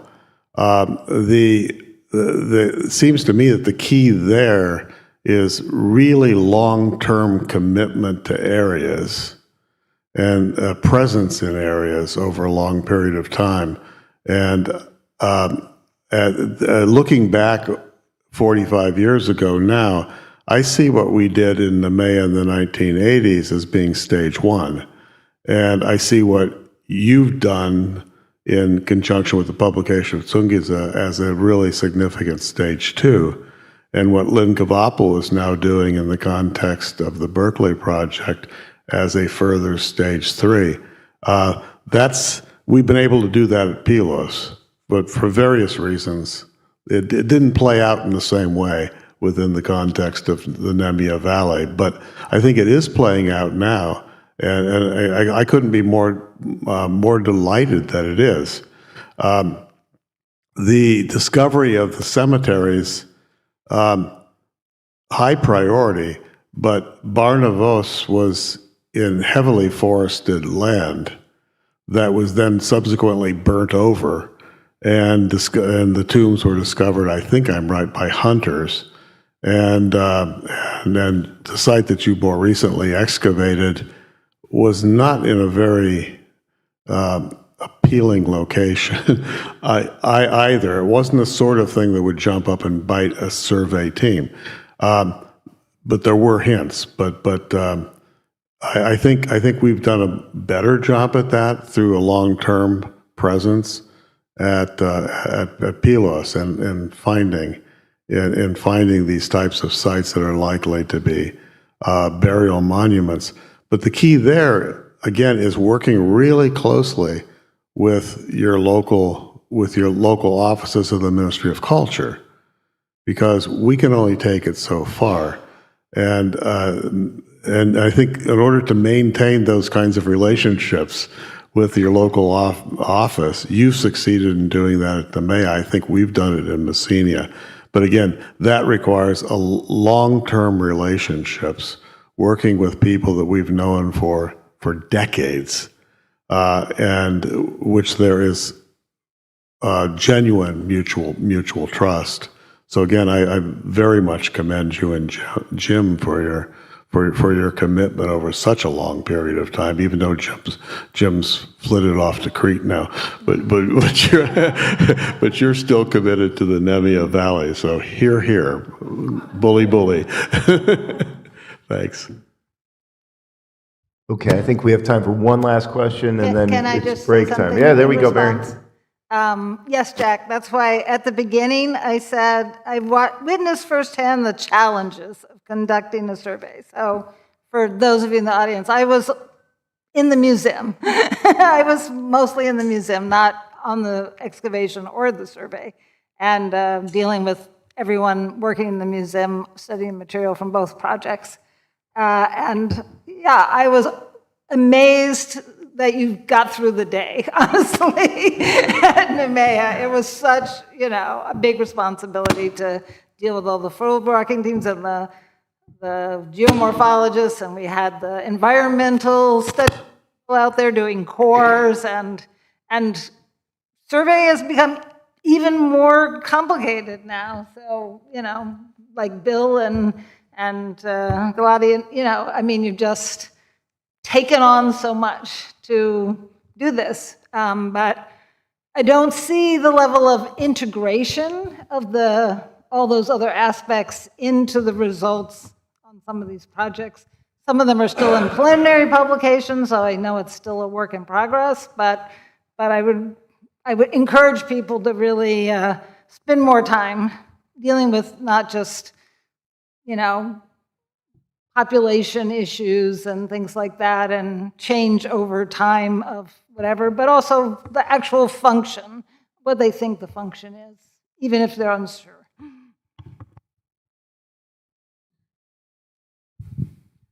Hi, another comment for Mary.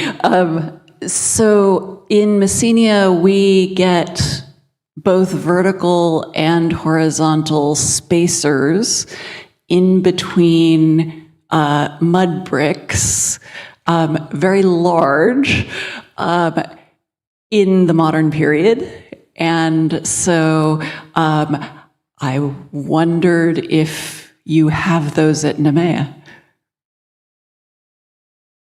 Sorry, what are the spacers made out of? Ceramics. So basically, pithos sherds and tiles and so on. In the modern structures you're talking about? In the modern structures. Yeah, so I guess also a question for Susan. I can't say.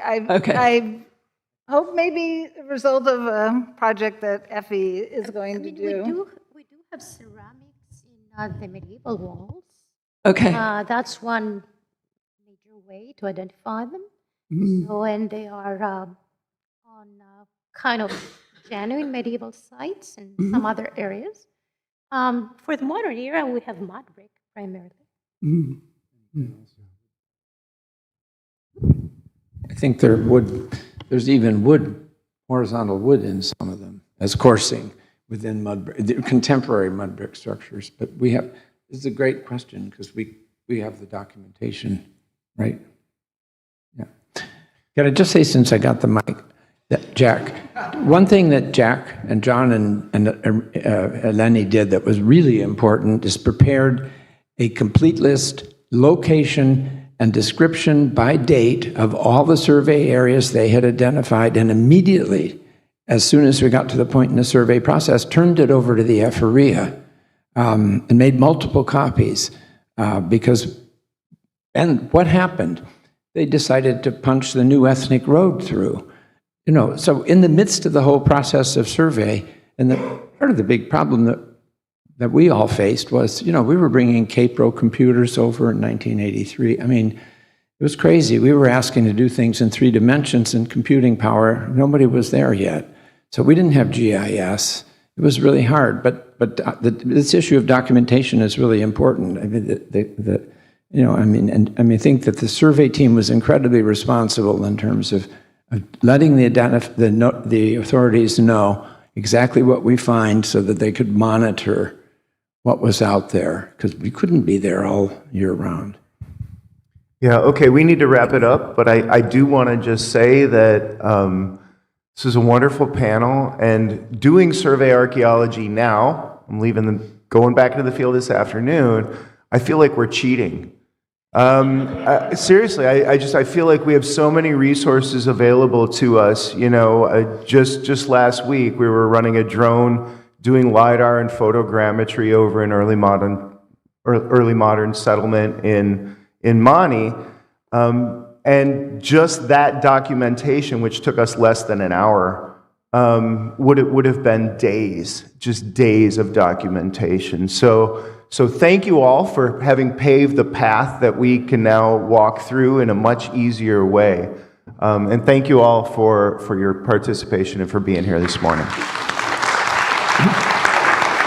We're back here at 11:35. You have 15 minutes. Go, go, go.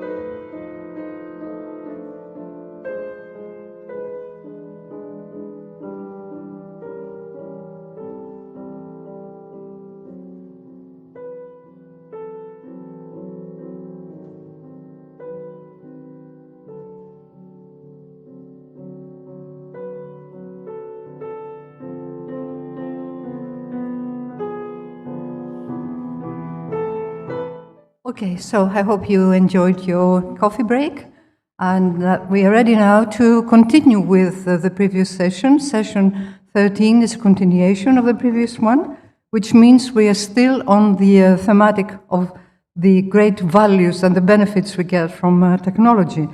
So it's again about disciplines, methods, and techniques. Our first speaker, I'm not exactly sure who would do the actual talk, but it's a joint paper by Myrsini Gouma, Panagiotis Karkanas, and Walter Gauss, and the title is From Combustion to Construction, Fire Use and Spatial Organization in Late Hellenic Era. Thank you.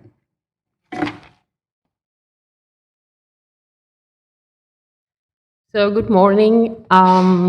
You've heard it many times, but thank you to the organizing committee for organizing this marathon conference and bringing us all together to celebrate the work of Jack Davis. And Jack and Sherry, thank you for the long-time collaboration with the Winner Laboratory and for creating this research environment in your projects where the archaeological sciences become an important component, and I think this is a huge contribution to the study of Aegean prehistory. And personally, I would also like to thank you for giving me the opportunity to work on several parts of the pillars excavations, and this opportunity is greatly appreciated. Thank you. So today we will present a geoarchaeological study into thermal structures at late Hellenic era. This is a collaboration between the Winner Laboratory and the Austrian Institute at Athens, and it is funded by the FWF. Okay, well, here is found, it has a prominent position overlooking the Corinthian Gulf, and the excavations by the Austrian Institute during the 70s and 80s focused on the Acropolis of the site, which is found on the top of this steel hill. And during later excavations, starting 2011, the excavation extended to the saddle of the hill, therefore they revealed the lower settlement of the site. And these two thermal structures, the combustion features, were located at these two different parts of the settlement. So there's a kiln at the top of the Acropolis, and a hearth in a domestic area, what was characterized as an open courtyard. And the questions that we wanted to answer, to investigate, had to do with the construction patterns and methods, how these thermal structures were used and reused and maintained, and whether we could reconstruct the firing histories. And for this reason, for this purpose, we applied a combined geoarchaeological study, which includes soil micromorphology. And for those who are not very familiar of the technique, it's the study of stratigraphic sequences in high resolution under the microscope. We use thin sections in the form of the more or less ceramic petrography thin sections. So it's a high-resolution technique.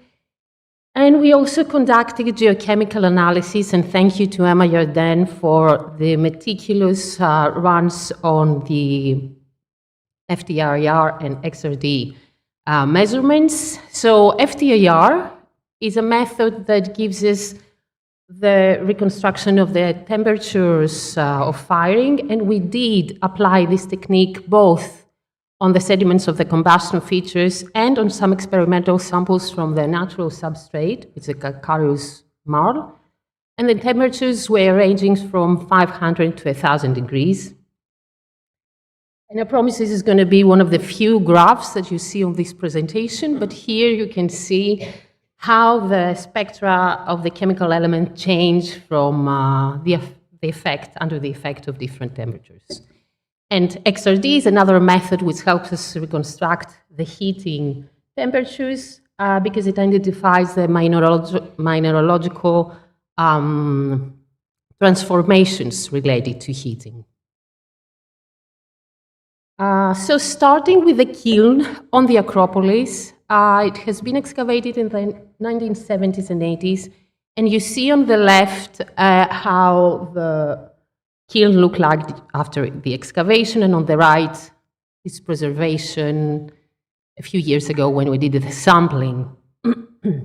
So it was published by Alan Stern in 2020s, and she recognized it as a typical updraft kiln, pottery kiln, which can reach temperatures above 800 degrees, but she also raised some doubts, and this had to do with the location of the kiln at the very top of the Acropolis and far from any water resource, but also the absence of any associated archaeological material like misfires or waste or any evidence of the processing of clays. So our study, and you see on the left a processed block of micromorphological sample from the floor of the kiln. At the lower part, we have recurring ashy deposits indicated with the yellow arrows, and in the middle, we have this chaotic fill that incorporates also probably fragments from previous structure phases. This deposit may be associated with some stage of renovation, and on top of it, we have a plaster made of lime. And in the middle of the slide, you see a fragment from the wall of the kiln. And in this case, we have a thermal gradient of the stratigraphy. So in the middle, there is a plaster that is heated in approximately 900 degrees. Below it, a moderately heated layer at 600 degrees, and all this is covered by a fine layer that it is unheated.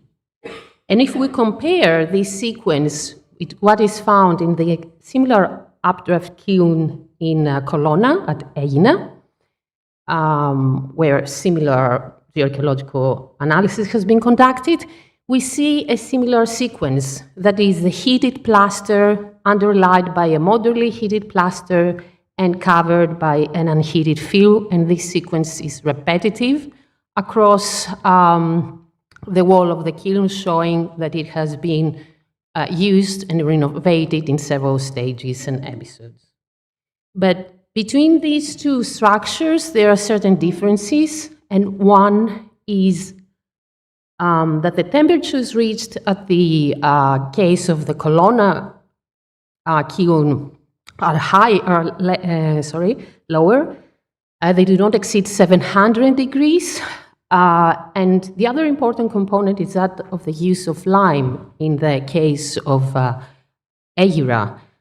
So you know that lime is a demanding material in terms of its time demanding, energy, fuel, and raw materials. Therefore, it seems that most likely the kiln at Aegina is a more elaborate structure, even though we don't have any other evidence to support any other use rather than that of pottery production. And Takis insisted on showing this slide where you see that we have the mineral changes, wollanite and anorthite, and how these change when the sample is heated above 800 degrees.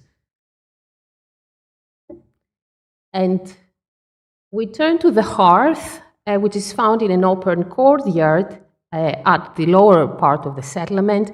The archaeological finds show that it is associated with grinding tools, and the archaeobotanical evidence show that it may be associated to cooking or processing of food. And indeed, our analysis show that the temperatures do not exceed 500 degrees, and that it is constructed by the local substrate, marl. So you have repetitive resurfacing made of marl, which is subjected to heating, and then these surfaces are covered by layers of ashes as a result of the raking out. An interesting finding that is related to this area, to the hearth, is that as you see on this yellow arrow, the area is surrounded by this thick layer of ashes, which looks homogeneous in a macroscopic level, and one would expect that the most plausible explanation is that you have the raking out of the combustion residues around the hearth. However, the micromorphological samples show that these ashy layers are covered by thin laminations of marls and clays in the thickness of a few millimeters. And moreover, under the microscope, we could identify the inclusions of organic materials in the form of phytoliths and plant imprints, which are very well presented and highly articulated, sometimes preserving even their structure. And this gave us the explanation for this well-preservation could not have been the dumping of the ashes in the surrounding area, but most probably maybe the addition of fresh organic inclusions during the construction of these surfaces. And we also identified dung spherulites, which may probably are related to the fuel. The dung was used as fuel for the burning processes of the hearth. The good preservation and the articulation of the organic materials has a further implication that has to do with the arrangement of the space around the hearth.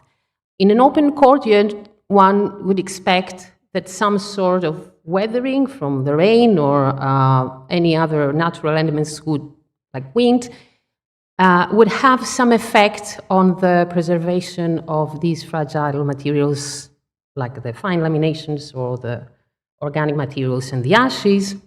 However, this is not the case. So we tentatively suggest that this area may have been semi-sheltered and protected, at least with some structure made of perishable materials. So to conclude, the geoarchaeological study reflects this complexity of fire-related activities and the differences in the construction and maintenance of the structures. So we have the kiln that is made of lime, which is a demanding construction material, and on the other hand, we have the hearth, which is made of local marly substrate.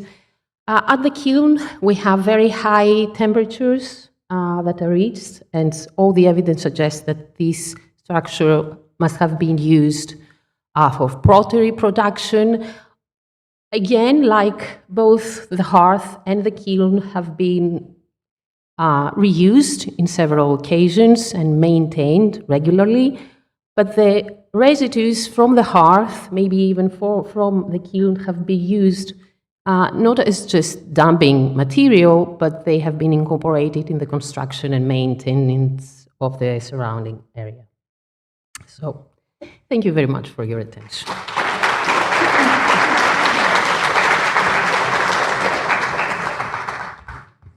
Thank you very much. You gave us a gift of 2 minutes, you know? Thank you. So the next paper will take us to Crete, Sisi. It is by Laura Magno, and the title is From Objects to Sediments, a micromorphology study of pebble surfaces at Sisi, Crete. Okay?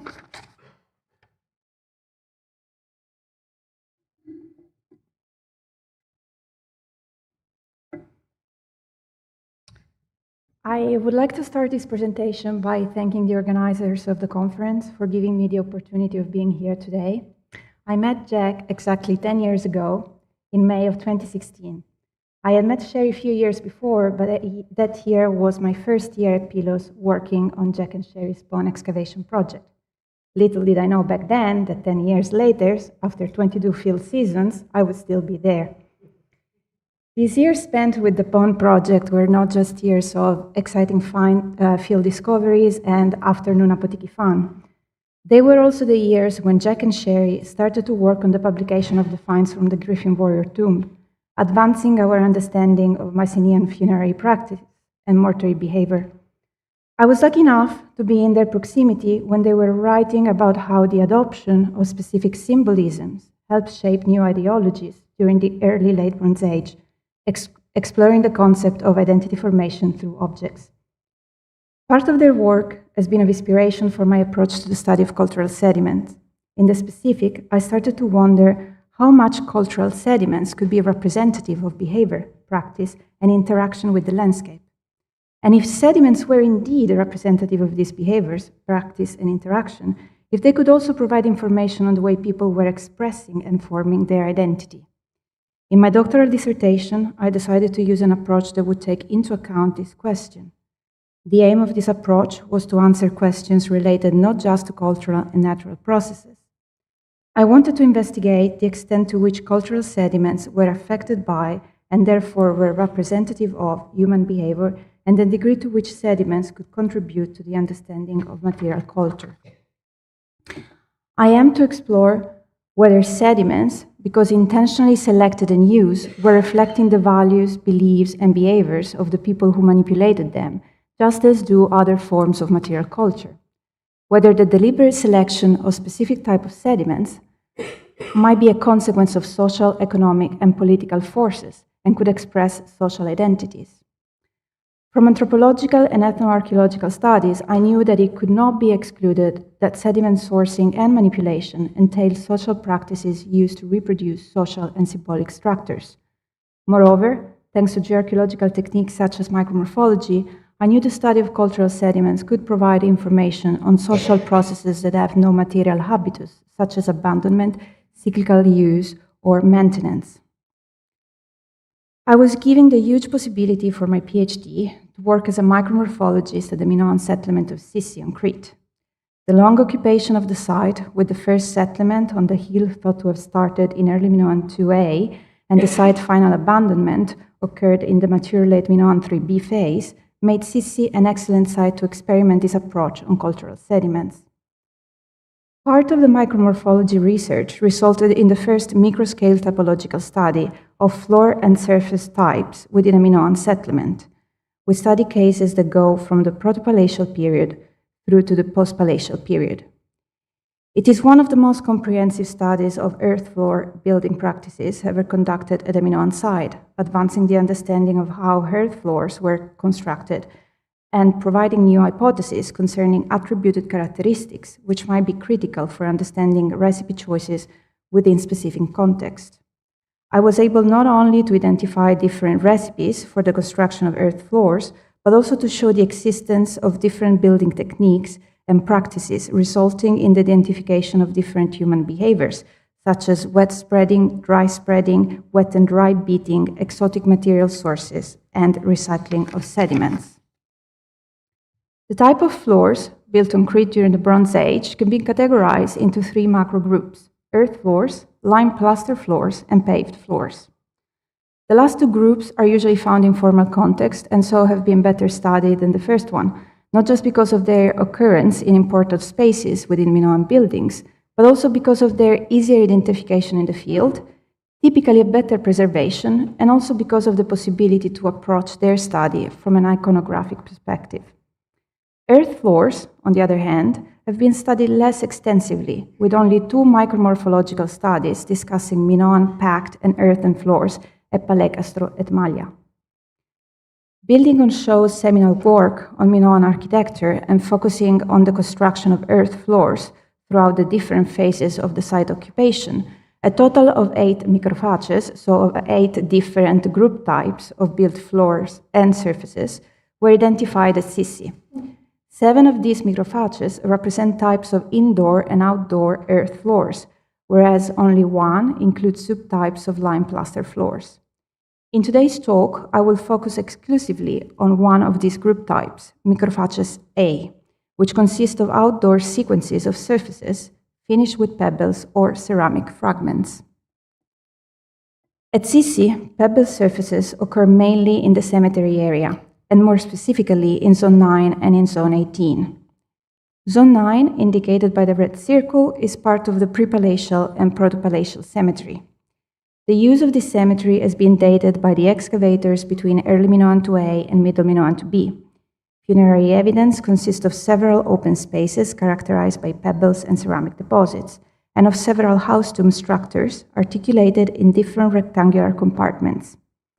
As for the interments, all age categories are represented, and the bodies of the deceased were introduced both as primary and secondary burials, with evidence for secondary deposits related to space management. Later funerary activity is attested at the site, but appears limited to a second cemetery area, Zone 18, located on an upper terrace directly overlooking Zone 9, and indicated by the blue circle. Here, in 2017, excavation led to the discovery of Building M, which appears to be a house tomb standing in isolation, surrounded by pebble courts, and characterized by ceramic deposits of drinking pouring nature. This rectangular neopalatial structure is mainly associated with Middle Minoan III, Late Minoan I material, with evidence for later activity in the final and perhaps post-palatial period. The use of pebble layers is widely attested in funerary and cultic contexts throughout the Aegean Bronze Age. In the Greek mainland, the most known examples include cemeteries at Argos, Corinth, Ephthysis, Lerna, and also both grave circles A and B at Mycenae. Sometimes, with burial structures that would host several interments, the entire mound was strewn with pebbles, or, in later periods, the entire floor of the burial chamber was covered in pebbles, such as in the case of the Tholoi at Epanofournos, Galatas Tretsina, Vafio, and Voidokilia. On Crete, pebbles are present both inside graves and in open areas surrounding them. Examples are numerous. In the burial chamber of Agia Photia, the floors of the 263 tombs were usually covered with small, rounded beach pebbles. Tholos Zeta at Dracones, Tholos Vita at Platanos, Locus C at Arcanes, and Tomb B at Selades all had the chamber floor covered with pebbles. Open areas paved with pebbles within cemetery areas have been noted in early Minoan and middle Minoan context, mostly in northeastern Crete. These are just few examples, but are useful to discuss the point that in all of these cases, further investigation of these pebble layers has not been carried out. More specifically, it is assumed that these pebbles are intentionally deposited in this context, although for some sites located in the proximity of the shore, the possibility of them being brought by winter sea storms has also been advanced. As for their function, the possibility of a draining purpose has also been suggested.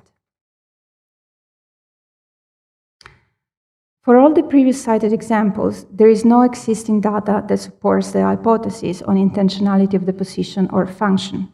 No previous study has investigated how the pebbles were deposited, specifically whether they were placed as a single object or were part of a larger operation, whether they were constructed, and if so, what tools and techniques were used, whether the pebbles were selected, treated, or manipulated, and whether their state of preservation was the result of human choices.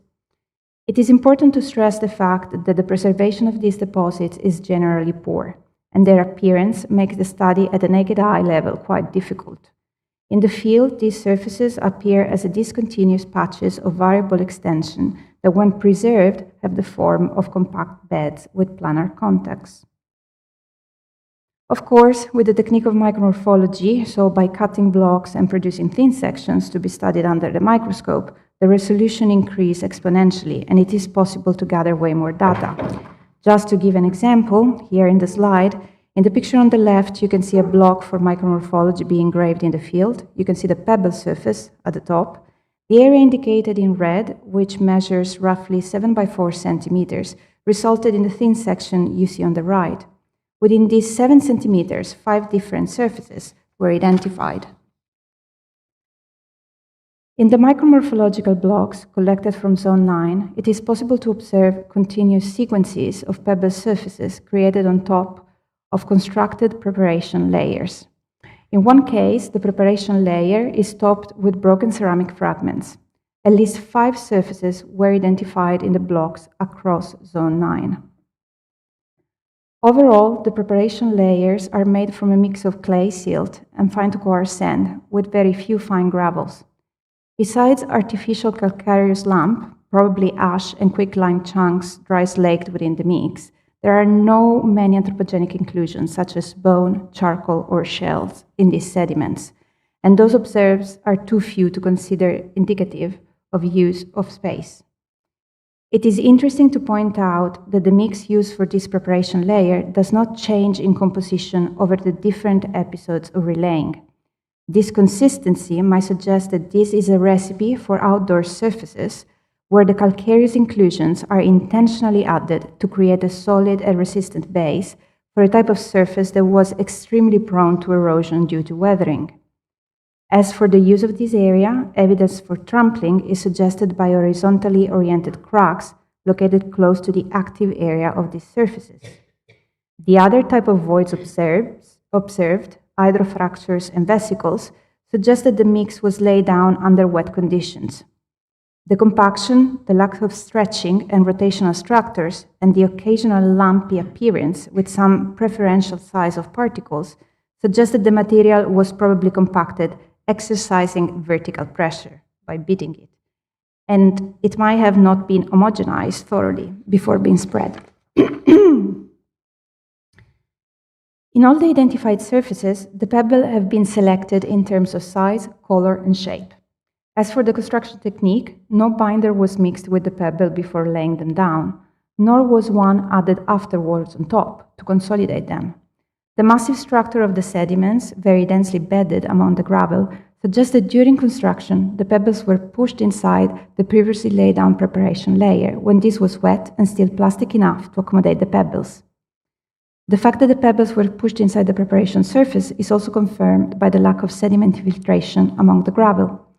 The infiltration of 5 sediments would have naturally occurred if the pebble had been just left on top of the preparation surface without any material surrounding them. In these surfaces, each single pebble is instead perfectly coated by the preparation layer. The lack of a strong binder, such as lime-rich clay or lime mortar, mixed with the pebbles or spread on top of them, makes these surfaces prone to damage and/or poor preservation due to trampling or erosion, especially in outdoor spaces. This fact is interesting since the ceramic assemblage associated with these surfaces is homogeneously Middle Minoan II in date, but the technology for more resistant pebble-based floors, such as terrazza, was already known and attested, for example, at Knossos, as early as Middle Minoan 1b. These choices, being repetitive and consistent, were intentional, and they point towards a lack of interest in durability. These pebble surfaces layers were probably made and used for a short period of time and then disused until the next relaying, instead of being used daily, allowing material to gradually accumulate on top of them. In one case, one surface present in the block from Zone 9 is characterized by ceramic sherds. In this case, the ceramic fragments act exactly as the pebbles in the other surfaces. It is possible to observe, at least for the area represented in the block, that this ceramic deposition was not disturbed and the ceramic fragments were intentionally included in the sediment matrix. These ceramic fragments are in fact resting on top of a preparation layer built with the same recipe and with the same characteristics of those constructed for the pebble floors. Moreover, the sherds are directly covered by another of these preparation layers. The sherds, like the pebbles, have also been pushed down inside the sediment when these were still fresh and wet, as shown by the compaction of the material among the sherds and the shape of the imprint created by the sherds in the sediment. The presence of wet condition is furthermore indicated by the clay coatings and the preferential sorting of some patch of sediments in the preparation layer. These data indicate that the layer of ceramic fragments is part of the sequence of built surfaces, and that its deposition and possible treatment must have occurred in conjunction with the realization of the preparation surface. As for Zone 18, in use during the Neopalatial period, also here we have a sequence of pebble surfaces consisting of a preparation layer and a pebble layer. Micromorphological analysis identified 4 outdoor preparation layers associated with the pebble surfaces. The ground mass was not severely altered by bioturbation, is quite homogeneous and dense, but areas with vogues and fine cracks are noted. The recipe for these outdoor surfaces consists of a mix of clay, silt, and fine-to-coarse sand with artificial calcitic lumps. This mix is consistent across all 4 surfaces and the different episodes of relaying.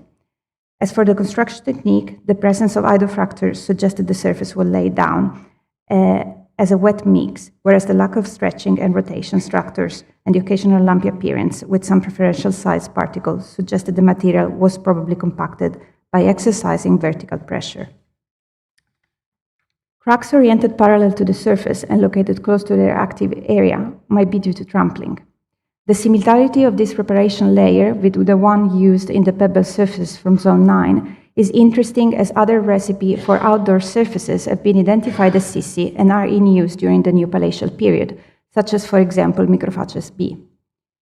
As for the pebble surface identified in Zone 18, they all show similar characteristics to those of Zone 9. The microunits of the pebble...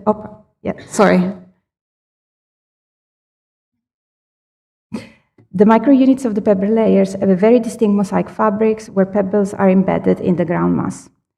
The pebbles used to create these outdoor surfaces have been selected in terms of size and shape, and they have been laid down without adding any binder. So, to conclude and going back to the initial question, the study of the pebble surfaces at Sissi provided data on intentionality, ephemerality, and the cyclical use of these surfaces.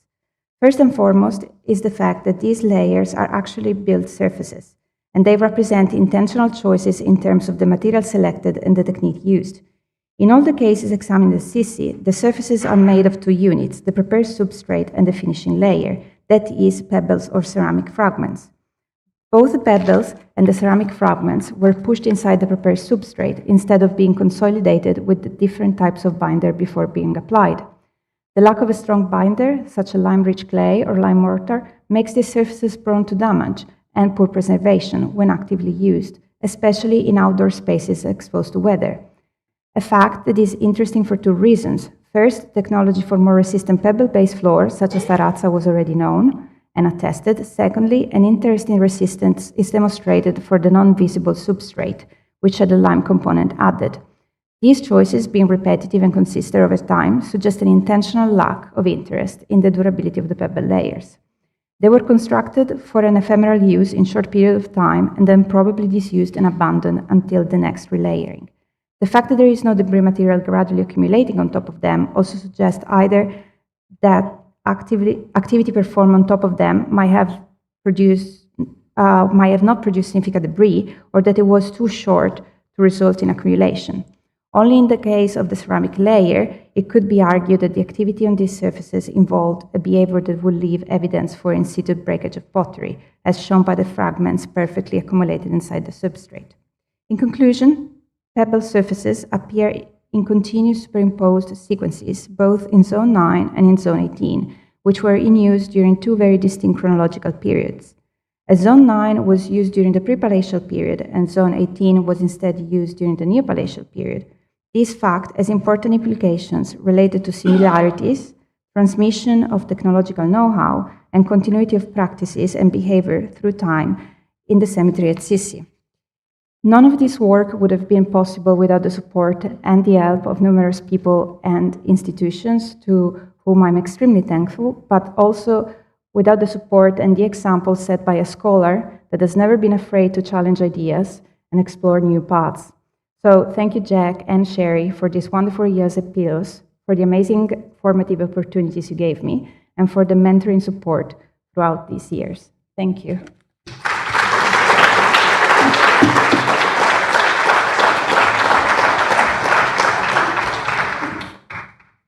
We are enjoying some beautiful photographs of you, Jack, huh? Some of which you may not even remember. I'm not even sure that was me. Okay. All right, so the next talk is about skeletons. Skeletons, I guess, forgotten in the cupboards of some storerooms, in archaeological sites, I'm not sure. Anyway, it will be by Eileen Shepherd, Ansari Miller Antonio, challenges and rewards of restudying human skeletal collections from archaeological contexts in Greece.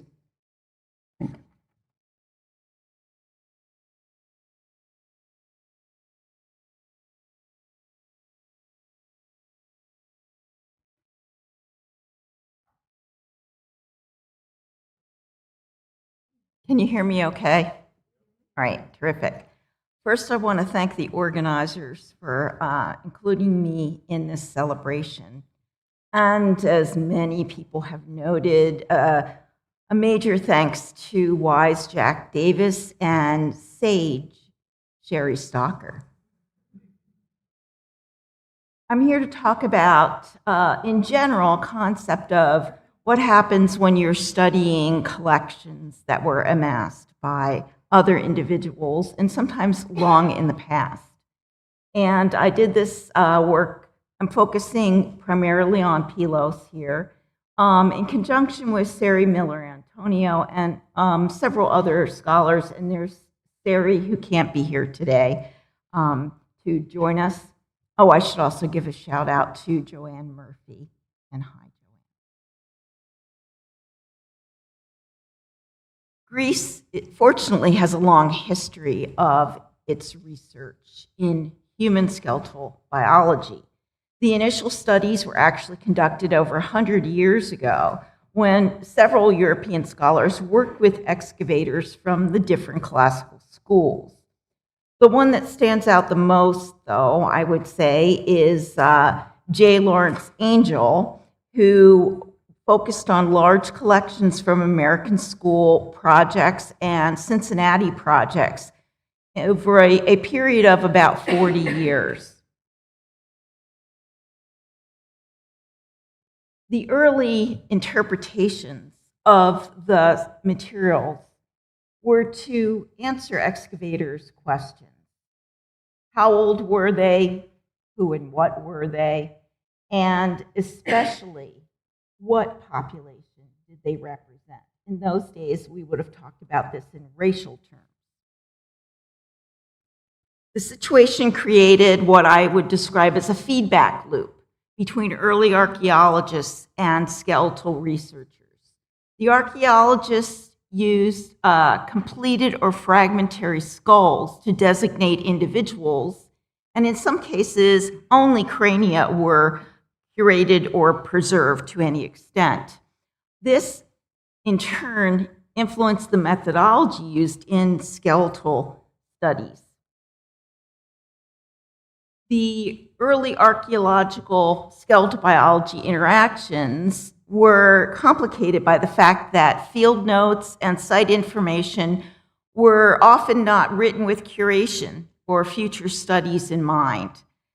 Important context data were often missing, ignored, or sometimes discovered as ephemera that were kept with specimens and not archived with other paper materials.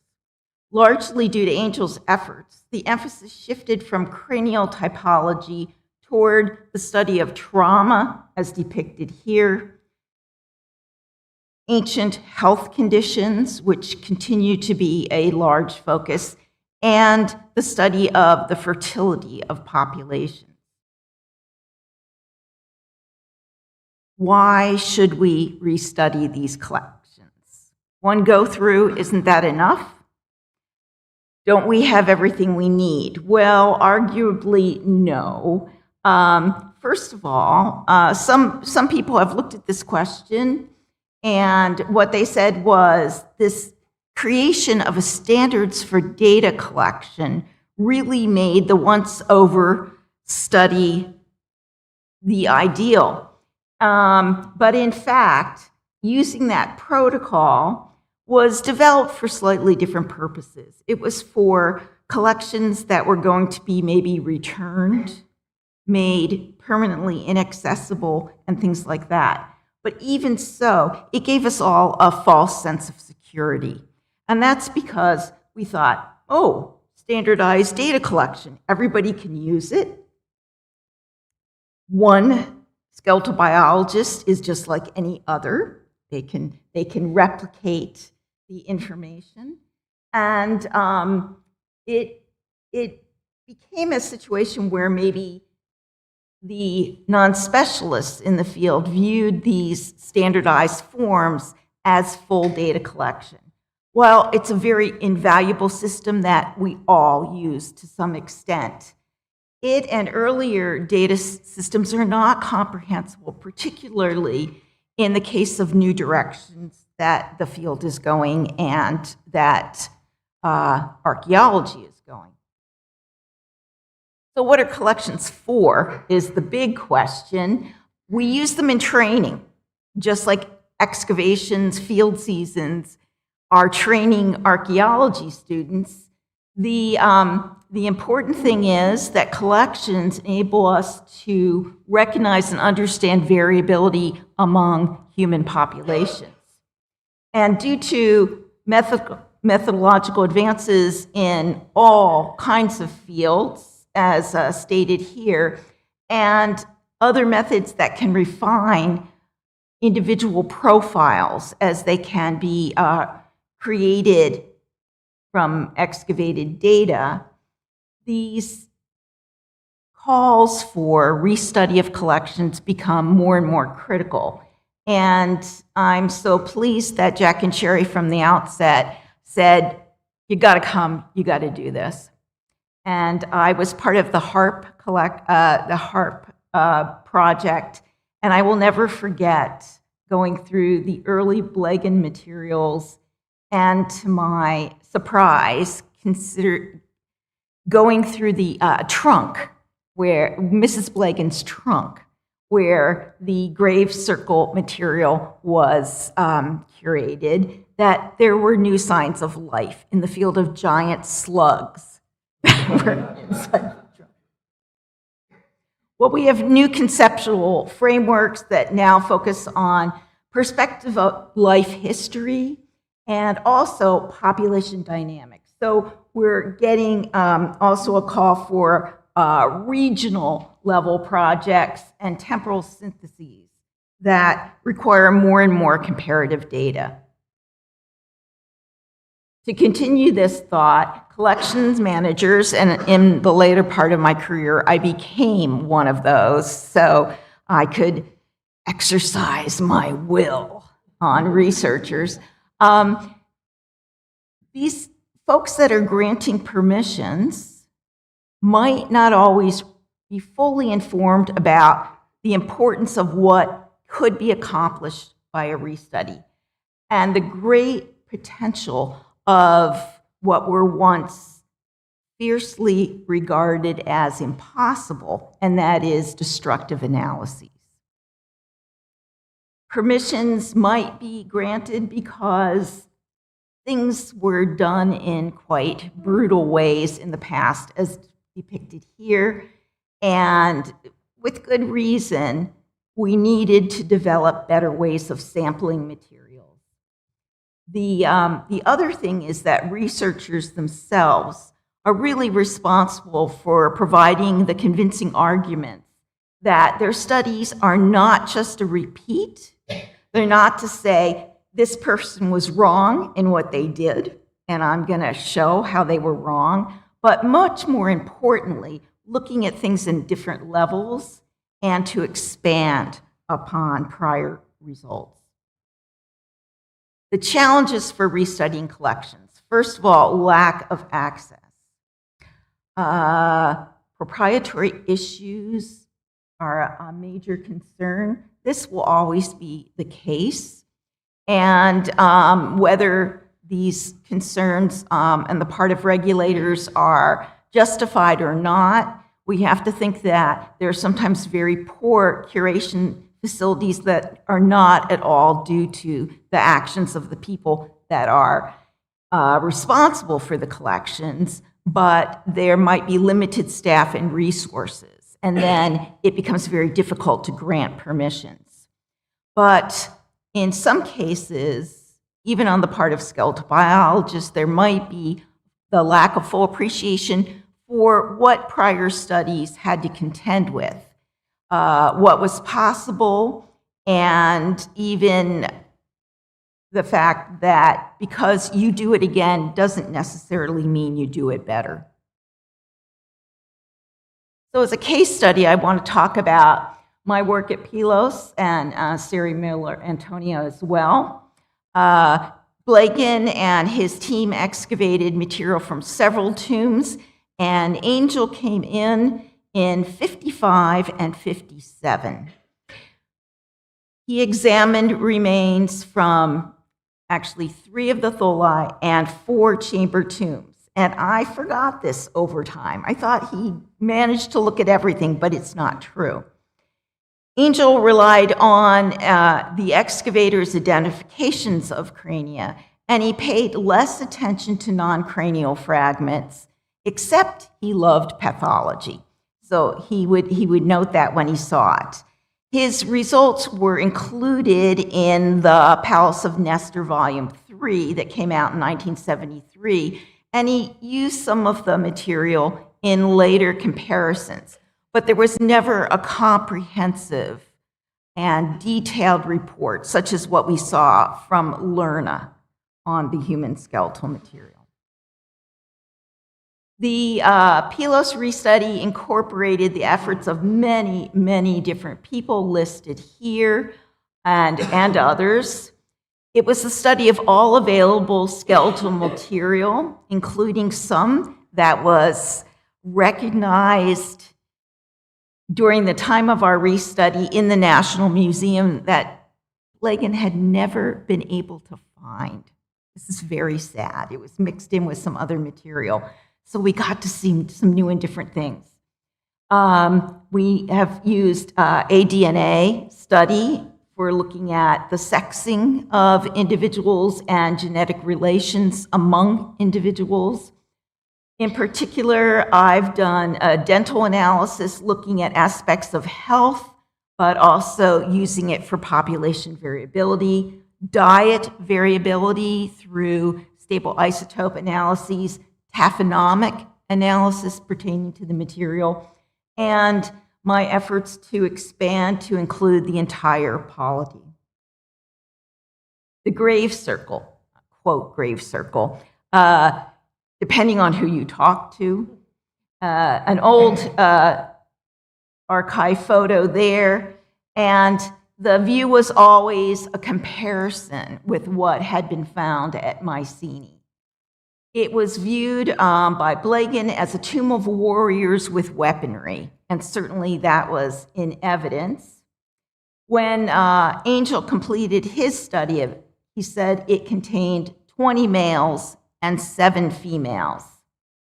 And so it fit those expectations of a warrior tomb. Oh, sorry. However, what we found, there are changes in the demographic profile. And the major change comes actually with Vianus. More individuals were identified by looking at all those different scraps. And it shifted from 27 to 31 as a minimum number of individuals. But more importantly, the sex ratio changed to a predominance of females from 20 to 9 probable males down and rising from 7 to 11 probable females. And 2 of the chamber tombs yielded DNA results that showed they contained related individuals on a family level, and that the Pylos population was, from these tombs, was generally pretty homogeneous. The thing that came to my mind was, where are the kids? There were very few that were noted, and there were no infants. This contrasted with other Mycenaean localities, but none of them are real heavy on the immature finds. But there's some ceramic forms that would indicate kids certainly featured there. Feeding bottles, we might think they had also geriatric purpose, but that was probably not so critical with the Mycenaeans. There are miniatures, there are female figurines that are generally associated with child burials. We see here the gold foil that was from an infant burial in Mycenae, and we have yet to identify something like that from Pylos, but lots of gold foil. Does the absence of these children indicate different mortuary behaviors? Often we would suggest there was differential treatment of subadults until they had assumed roles in society. Are they due to the Blegen excavation techniques at the time, older excavation priorities? Are they mixed in with some of the fauna, which was not comprehensively studied? So all of these are possible suggestions. Joanne and I looked at a taphonomic assessment of the tombs to see if we could evaluate tomb rating and metal removal activities in a number of the tombs. The variables we used were index of bone completeness, metallic stained bones, presence of fauna. And what we found was that much of the variation in the tombs suggests mortuary behaviors in the form of secondary burial, possibly feasting contributed to the disturbance of burials, that only the large Tholos tombs contained evidence for removal of objects.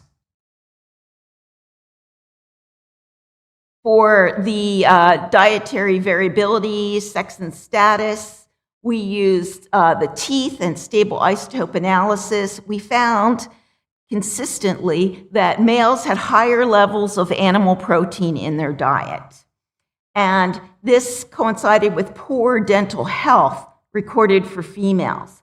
The differences were consistent by level of social rank assumed by the type of tomb, and they were consistent within social strata, not related to the so-called wealth of tomb that we could find. Differential feasting participation, I suggested, might explain these results. Beyond the restudy material, there are new studies, and here is the latest view of the griffin warrior, who you've probably seen walking the streets of Athens. The aDNA analysis was used to see, did he come from Crete? It doesn't appear that he did. The other thing that's so important with the new analyses are that perinates and now infants are identified from the excavations. This is fantastic. No more missing kids. And the regional level is telling us much more about the polity.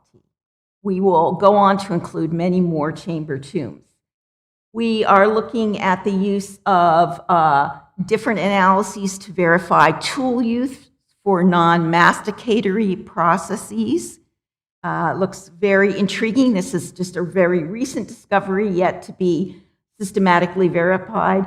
And new sexing methods and maybe the introduction of peptide identification in tooth enamel to work on individuals where the aDNA has not proved to be productive.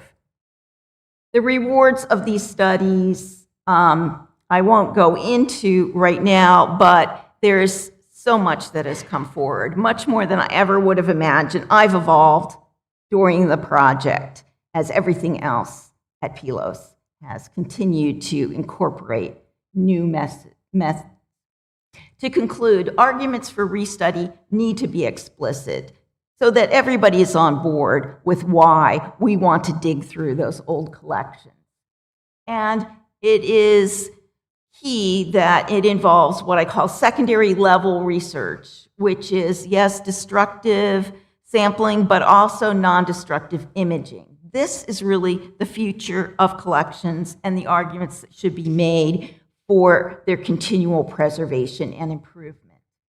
And the next thing is to really look at what happened, what is the context of previous analyses, and discuss why the results might differ. This is a responsibility, I think, of all of us, and no matter what we do. Thank you very much for your attention.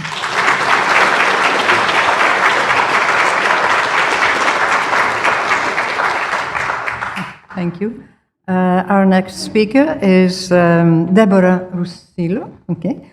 And the paper is about the anatomy of a boar's tusk helmet, identifying the chaîne opératoire of a Mycenaean warrior status symbol through experimental archaeology. Hello, everybody. Thank you for being here. I'm very humbled to be in a room of such great minds in the Aegean archaeology. And for those of you joining us from home online, I'm glad that you're with us. Welcome. I want to thank the organizers. Amazing conference, right down to the details of a griffin on our name tags. I mean, that is beautifully orchestrated. And for the staff here also at Kotzen that have kept us fed and watered and kept and Constantine helping with the audiovisual. I'm very grateful, and I think all of us are. Jack and Sherry have been neighbors of ours in Nicolina for 30 years, and it's been fun sharing our exciting discoveries with each other. I've had some very fruitful collaborations with them with marine remains at Bonyaquet and at the palace. And hopefully in the future, hey, maybe you have some boar's tusk helmets from Tholos Tomb 6 and 7. We're going to wait for that and see what happens. Very exciting. So congratulations, and my respect and admiration for the monumental tasks of digging a shaft grave that's been undisturbed and Tholos tombs within the same decade. I don't know how you do it, but I am really impressed and very much in admiration. I know what you're thinking, that this warrior looks a lot like Jack in his beard phase. But I assure you, any resemblance is coincidental. This is a map of boar's tusk helmets from around the Aegean. I've updated Varvarigos from 1980. He did a wonderful dissertation on this in 1980. And I've added a few. The helmets that are in circles are found after 1980, but you can fairly see that there are concentrations of areas where these finds are found. There are a lot more than are documented because there are a lot of tombs that haven't been studied properly or that haven't been recorded or published. And so I'll show you HATZAKI's a bit later, the study she did on Mycenaean possible helmet remains a little bit later. Iconography, I wanted to start with that because all over the Aegean world, especially Mycenaean world, and the Minoan, especially on Thera, we have these representations of these boar's tusk helmets. As you know, you've probably read that you need about 40 to 60 male boars in order to make one of these helmets, depending how much you want to embellish and how cleverly you want to put them together and even make some cheek shields. You can put them all together as you see here. There's various different styles, and we'll go through that. Even at the Palace of Nestor, we have the combat scenes and the charioteers wearing this. This is not for the hoi polloi. These are special elite parts of the panoply of the Mycenaeans. Even these small ivory, most of them are made from hippo ivory, little Mycenaean heads that were probably appliques for furniture or boxes or something. They're found across the Mediterranean from Enkopi in Cyprus all the way to Sardinia. Like, this is very ubiquitous and something that seems to have been recognized and treasured. Even the pottery that was once recognized as jellyfish, we now recognize them to be boar's tusk helmets. And of course, there is a plethora of seal stones with different styles of helmets that you can see with different crests embellished on the top of them. They were very much an individual prize. The boar's hunt fresco from Tiryns is very famous as well, but what it does show us that there is about, in this particular piece, there's about 3 or maybe 4 hounds that are helping in the quest for boars. This is a male boar. We have preserved the tusks from the mouth, luckily, from that piece that has been preserved. And it shows that because that these are elite activities that are found in palaces, it shows that this was something that was like the Near East, where the palaces were adorned with these bas reliefs of kings hunting lions. Well, this was the lion of Messenia. This was the most ferocious thing that we had. And it's true. And while they look shorter and smaller than a lion, I can assure you that when they get angry, they charge you, they will be relentless. And so, to give you a little bit closer, they do have great tusks that can do a lot of damage. And so it was very warrior-like, very brave that you would entice a male boar to fight with you. So another thing I wanted to show you while I'm here is when you have a boar's tusk, when you finally get your male boar, you're not going to use these tusks up here. You're going to throw those out, right? And you're not going to use the backs of these tusks. You're going to use the right one and the left one, but only the dorsal plates of the boar's tusk. So it's not an easy task, and the experimental archaeology will show that. This is the great sample that we have at the Wiener Lab, and it'll show you without all the fur that these can grow to an enormous size, and in males they grow perpetually. So you can get some of them that are 12, 14 inches long, centimeters long, maybe inches, but I haven't gotten that one yet. But this is a wonderful specimen that will show exactly that. Again, we're looking at the dorsal plate that we want, and this triangular piece at the back has to be cut away. Well, how do you do that? Before I go on to the champ opératoire, I wanted to touch on these things just so you know I'm thinking about them. The context in which they're shown, we know that these were elite activities. There was prowess and bravery associated with conquering a male boar. Louise, if you're online, well done. She's done a lot of work on that, looking at masculinity, domination, power, social hierarchy in the iconography. And then probably many of you, maybe 5 or 6 of you in the audience that have written on Mycenaean feasting, of course. These are the zooarchaeologists that have found evidence that the hunted species, especially those larger deers and pigs, are also socially charged feasting, that you would have those wild animals. So I just touch on those so you know that I'm thinking about them, but that is not the focus of the paper. The boar's tusk helmets themselves come in 2 different types. There are the ones that have the holes that are pierced right through to the front. Those presumably would have been covered with bands of material, either leather or wool, that would cover those stitches. And this one is from the Mycenaean shaft graves. And you notice the little ornament on the top also has holes. Things could have been attached to that, maybe tassels, maybe something else, to create a very unique ornamentation for the person who is wearing this.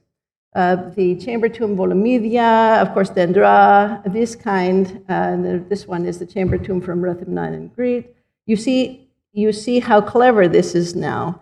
They've cut the back plates off, and they have masterfully and meticulously drilled the holes in the back on the breaks. And this is going to excite you. I'm going to show you this later. But how they were able to do that so they can invisibly stitch them onto the caps. How did they do that? And so, like Tom Palaima said yesterday in his interesting discussion, anybody who knows me, I'm not the don't look it up, cook it up kind of person. I got to do this for myself. The work done by Andrea Salimbetti, if you look online, he's very excited about helmets and armor. You can look at all the different types that are shown in iconography, and he's done this collection of hand-drawn. By the time we get to the LH2 and LH3, we see a whole variety of different types of helmets that have appeared by the time in the late Hellenic period. Very exciting. So isn't AI sometimes can be fun, but you can see the variations of these warriors, and it may look funny to us, but I'm sure that person was very proud of, this design that they have put together. And we have seal stones to prove that this was probably very fashionable, that you would put your own little insignia on the top. Well, how are these things put together? I want to stress this in Homer.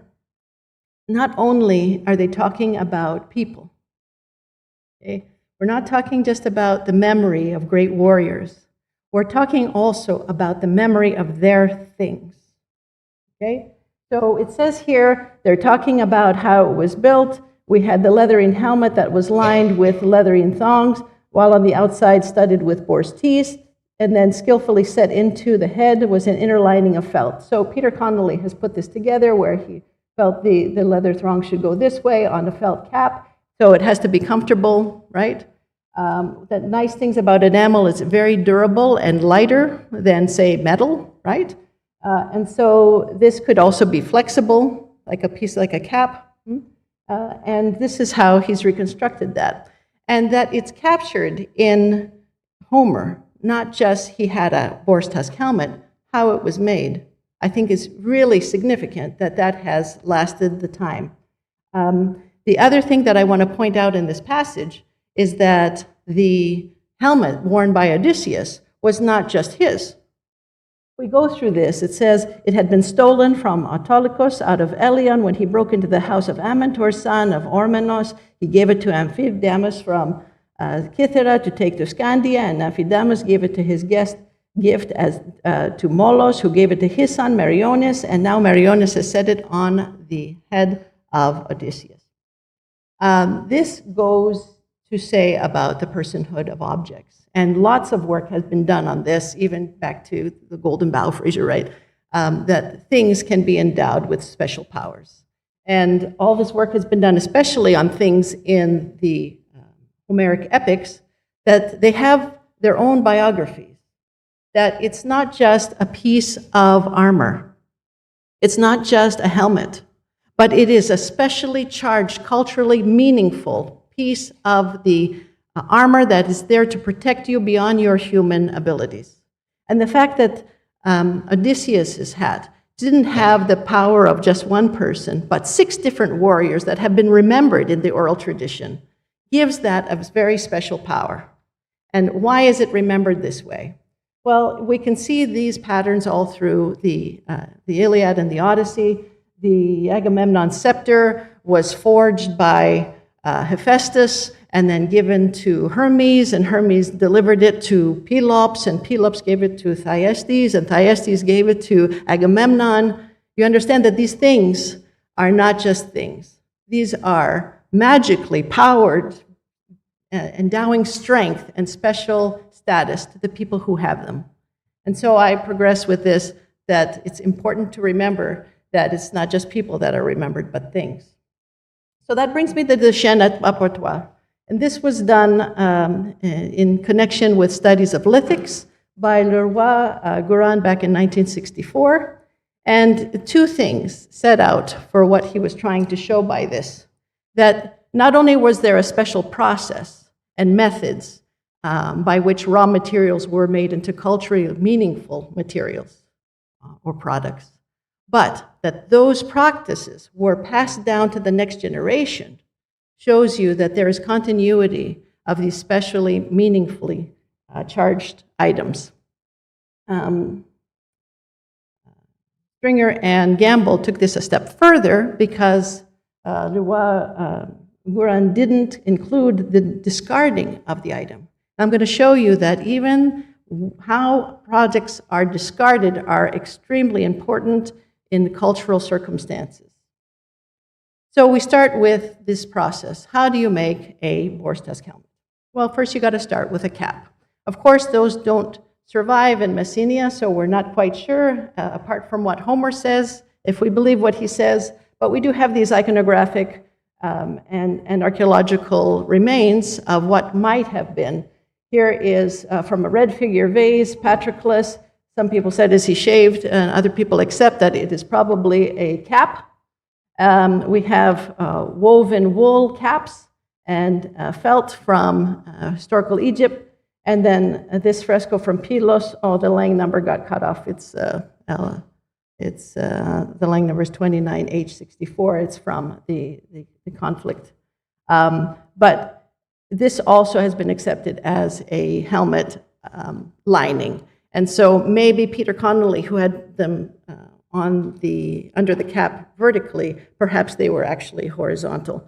So that's kind of interesting to have some insight. Perhaps this is a warrior who's taken his helmet off. Once you have the cap, then you need those boar's tusks, and you arrange them. As you can see, usually what happens is you have a bunch of lefts, and then you have a bunch of rights, and alternating, so you get this beautiful stylistic pattern that actually is repeated even later in Roman times in bronze, which is kind of interesting, and metal helmets. And then you see these smaller things that are put as the cheek. You're going to be standing for a while. Anyway, I want to show you that. I won't be long, I promise. I want to show you the section of these teeth. You want to cut it there so that you remove this back part and you are left with the plate. And then you have to drill these small little holes in the back. This is 5-centimeter piece, for example. You have to find a way to get these small holes without breaking a hole. You want the piece to be sewn. We have many examples of these and different types of places that they have been. Wherever they could find a little ledge, they were drilling holes in order to be able to sew them to the cap, so that here's the front, you won't see the strings, here's the back, that's what you're feeding it through and sewing it onto your felt cap. In Messenia, we have from HATZAKI, you can see that the discarding part is part of the life of this object. Most of them are found at Tholos tombs. She does warn that some of these worked tusks may not be on helmets, but they might be on parts of the armor, they might be on scabbards, they might be on, what do they call them? What do they call the sword covers? The name escapes me. Thank you, scabbard. Thank you. And so it's very important that we look at those. Why did I become interested in this? Because at Iklina, we have debitage that looks like it could have been from the making of boar's tusk helmets. This is later in the LH3 period, LH3A to be specific. There's Iklina, and our site excavation is right there. And right from, here's the Cyclopean Terrace especially. I'm going to show you the collection that I have just from the east. I have 3 different deposits that are collections, and this is from the one to the east of the Cyclopean Terrace. And I took a section of this. I didn't want to take all of them, but I took them to the Wiener Lab. So thank you to the Wiener Lab and to Takis and Dimitris for facilitating this work. And I put them in the ultrasonic bath so that I wouldn't break into more pieces. Some of these pieces were stuck together with dirt. And then I studied them with microscopy. They cleaned up a treat. But one thing I want to show you, and I want you to keep in mind when you're digging yours, what I found, 100% of my tusks, even the upper ones, even in infant jaws, or not infant, but juvenile jaws, all the tips have been burnt and broken, all of them. Even ones that weren't going to be used, all of them have been burnt and broken. So if you study them, if you're finding them, please tell me if you find this pattern, because this has been an enigma to me. All of the tips have been burnt and broken. So I thought, well, maybe this was part of the ability to separate them from the front plates. And I enlisted the help of Larry Kinsella, who is a retired carpenter, but he thinks like a Paleolithic man. He can see something, he's incredible. He can see something, he knows exactly how it was made. I'm getting finished here. He can see exactly how it was made. He taught me how to flint knap. He's made all the arrowheads that are in the museum, quite remarkable. And so you can buy these things online. I didn't have to raise them myself or hunt them. If the Mycenaeans had known, it would have been easier. And so we thought we should grind them down. Okay, the first thing, let's grind down the thickest parts that hold those parts together and maybe burn the tip. And then let's try to hit it. and see if it breaks apart nicely. Maybe if you get through the, can you see? Maybe you can get through the thickest part of the tooth. Maybe the rest will come apart. So there he is breaking it. It kind of works, but not really. I mean, we destroyed maybe 4 or 5 of the tusks trying to do it this way, which led me to believe that this is not part of separating the plates. I tried to boil them, and then let's see if that undermines the molecules that holds this structure together, dry it out again, try it again, and finally we got one to work.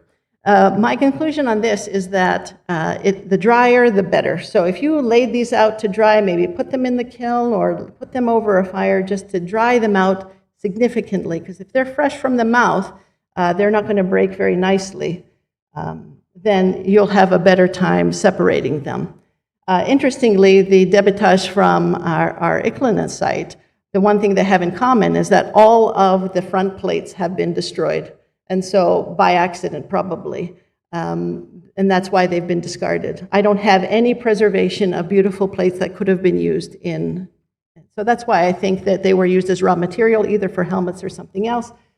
We cut the edges, we ground them down on the groundstone, and that was actually very useful. And you say, well, what about those tiny holes? And this is the finale, I promise. Micro drills. It doesn't look like much, right? Because you say, well, this is pretty thick, and those holes are pretty small, but the tip of it is what really matters. And we have reeds all over the place. It's a well-watered place. And you just nap these, and you crack them off the core, and then you retouch the tip, and you stick them in a reed, and you've got your micro drill.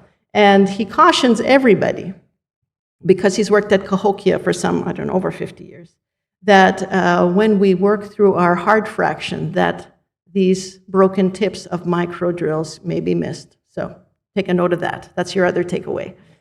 And finally, he put it in a wooden clamp. He said, yeah, I know how to do this.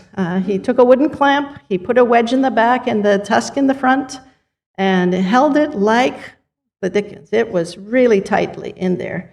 I helped him set up the first little hole, and then he just started drilling. Incredible, incredible. And sure enough, he had some sinew. He separated the sinew. We fed it through the hole. And that, my friends, is how you make a boar's tusk helmet. This is the takeaway.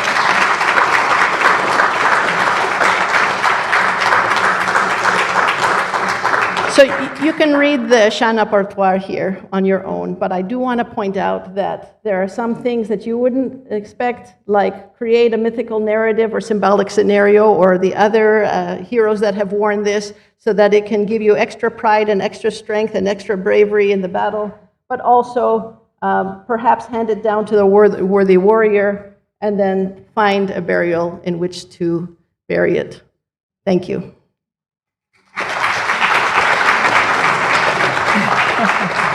Thank you.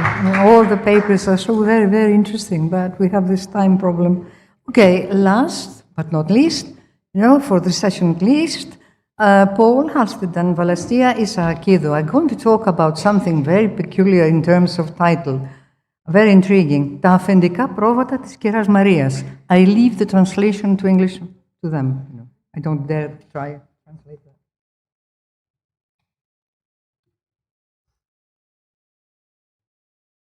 In case there's any doubt, I am not Paul Halstead.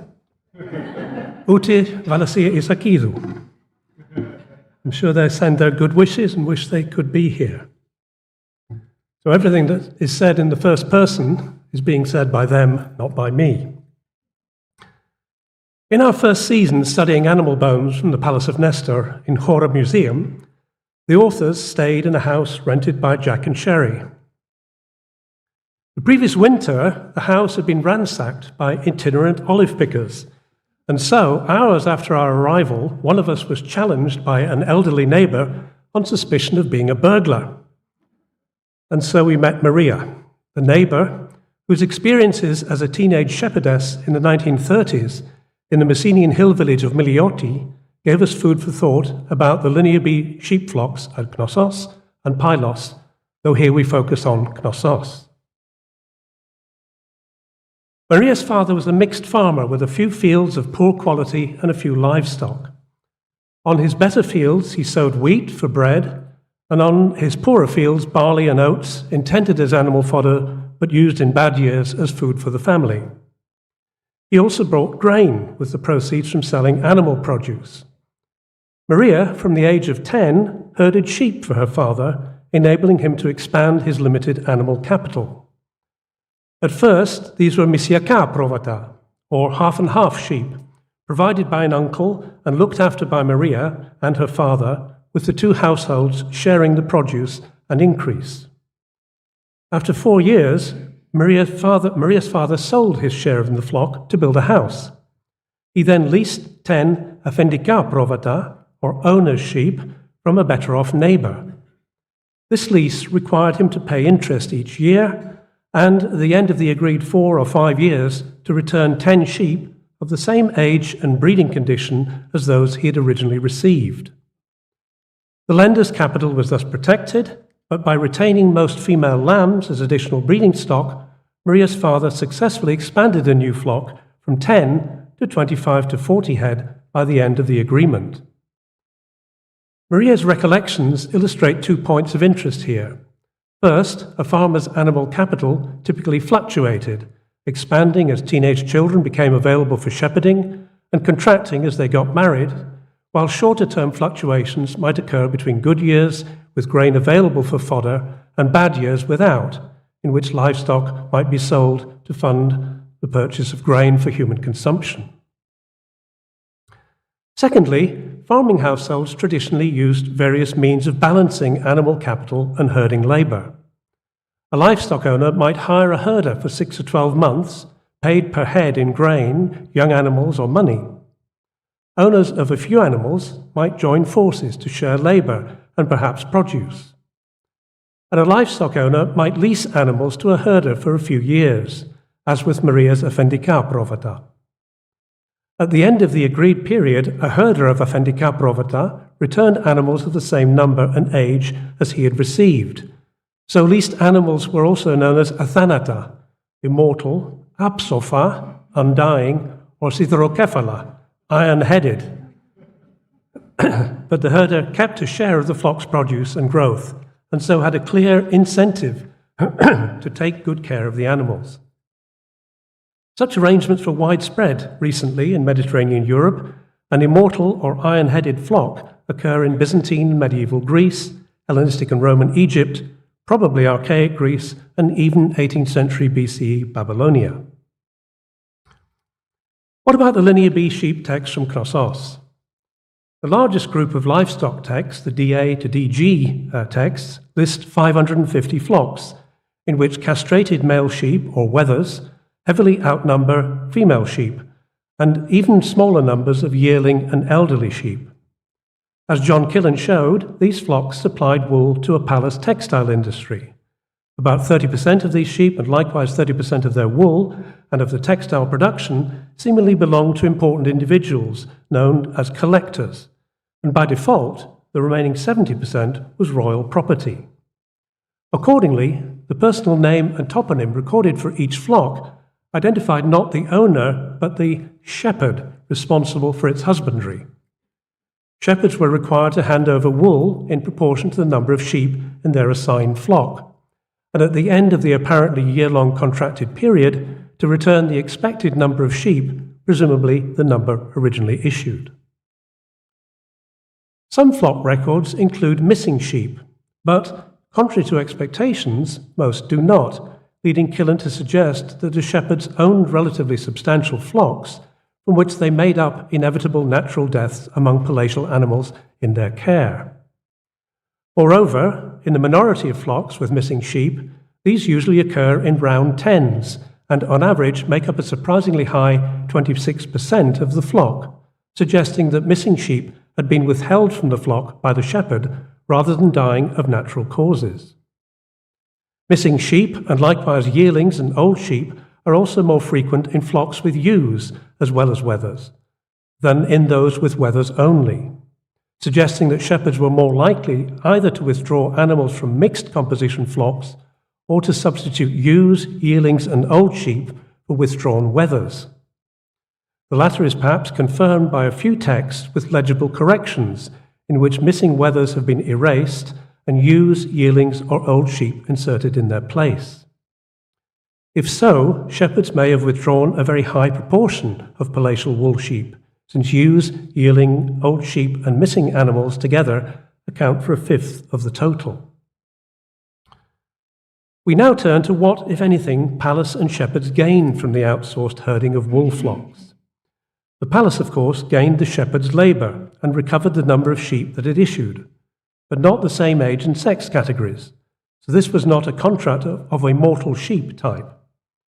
On the other hand, regardless of the age and sex of animals returned, the palace demanded the quantity of wool expected from adult wethers, and given the importance of textile production to the palatial economy, this was arguably its highest priority. Also of importance to the palace, presumably, was the sustainability of the wool flocks.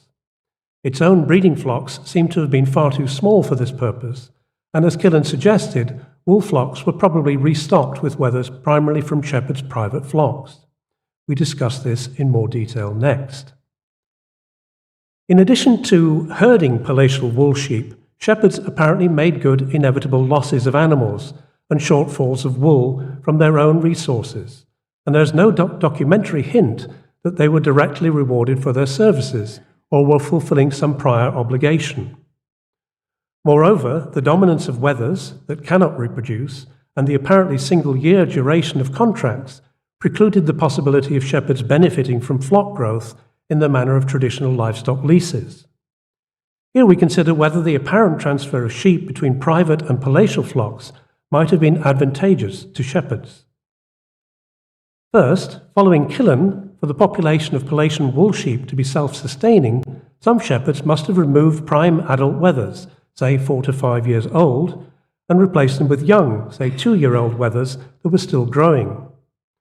Because the DADG scribe only distinguished yearlings, adult and old age grades, such substitutions would be textually invisible.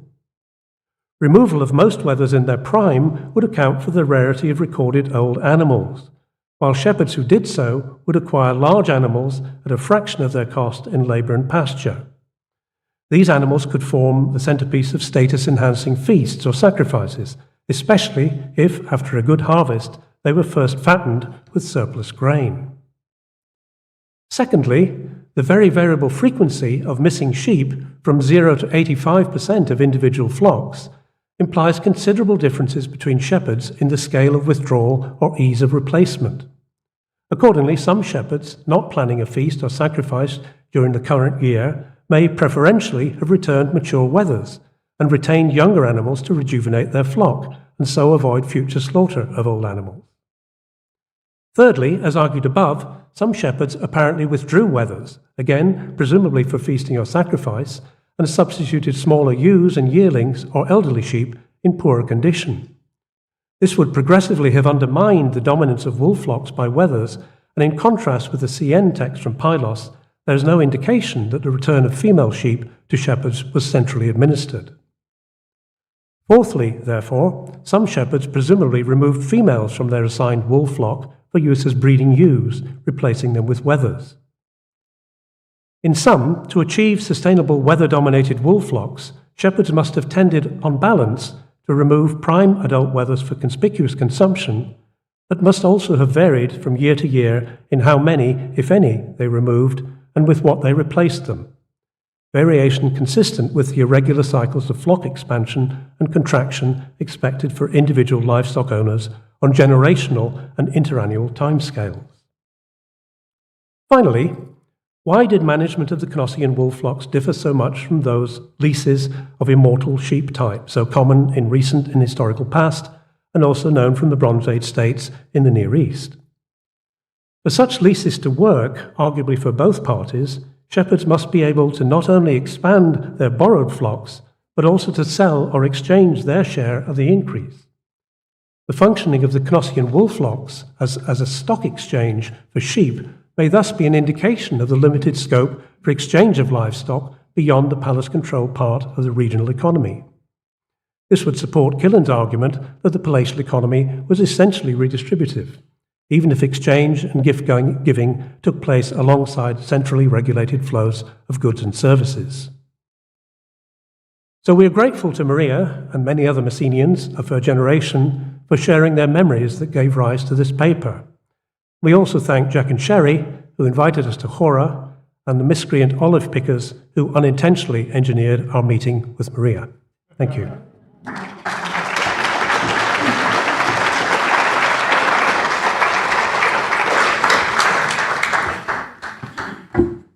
Okay, thank you. And now the difficult part, because we are running late. I think I will need the help or the help of the organizers. The time is 1:10, which is, according to the program, the time we break for lunch.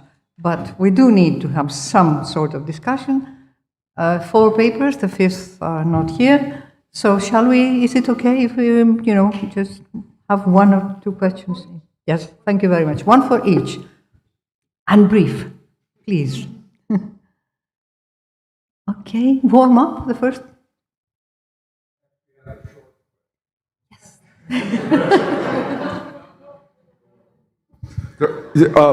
And this is for Debbie.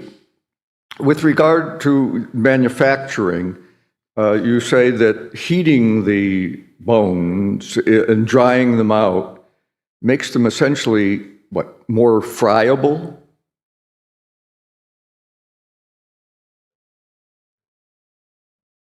I wouldn't say more friable. I was astonished at how hard enamel actually is. But for some reason, drying it out, I guess, does make it a little bit more easy to break. I would never say easy, it was extremely hard. What does that do later for the defense aspect of the boar's tusks? Yeah, I think that once it's dry, I think you don't want to dry it out so that it's brittle. I mean, I can't imagine that it would ever be brittle. Even the museum finds that we have that are 3,500 years old are still incredibly hard. And so I think that the ones that are green right out of the mouth are extremely hard and also have that, I guess, elasticity, if you want, that it makes it almost impossible to break. But once they're dried out, I think that they are a little bit easier to work with. Okay. Did I scare you? No. Or you were too hungry? Regarding the floors with the pebbles, if I just can add an idea, there are a lot of such floors at Acrotiris, Santorini. I can show you if you like. And the technique is relatively clear what they do, so we can discuss that later. All right, thank you. Like that, thank you very much. Okay. Yes, please.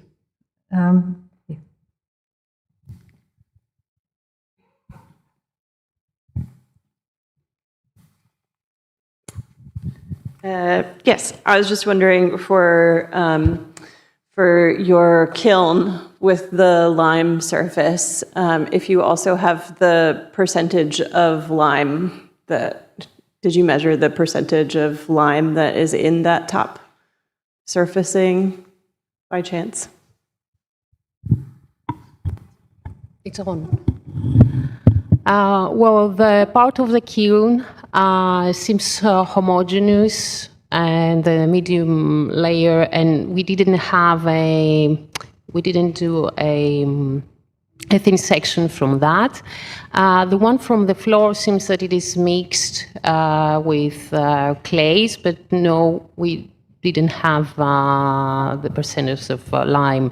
The one from the kiln, however, seems to be pure lime. It's rather homogeneous in its structure, yeah. Okay, we do have time for another question, comment, ideas. Okay, well, I think then we should just say thank you the way we know to do so. And be back at 2:30.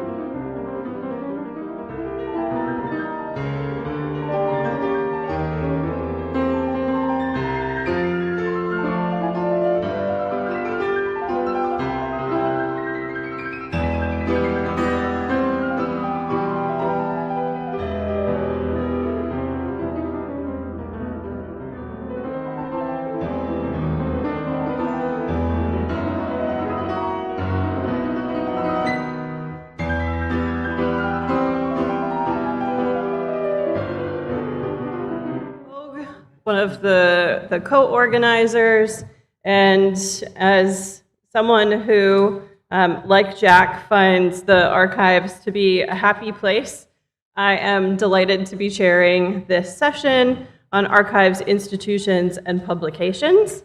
And so to not lose any time, I will invite our first speaker, Jim Wright of Bryn Mawr, to present his paper, Two Treasures from the Archives, the Works of James Ferguson at the American School and his association with Heinrich Schliemann. Jim.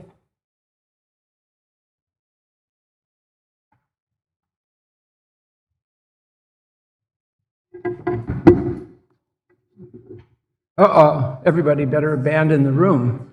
What's it do?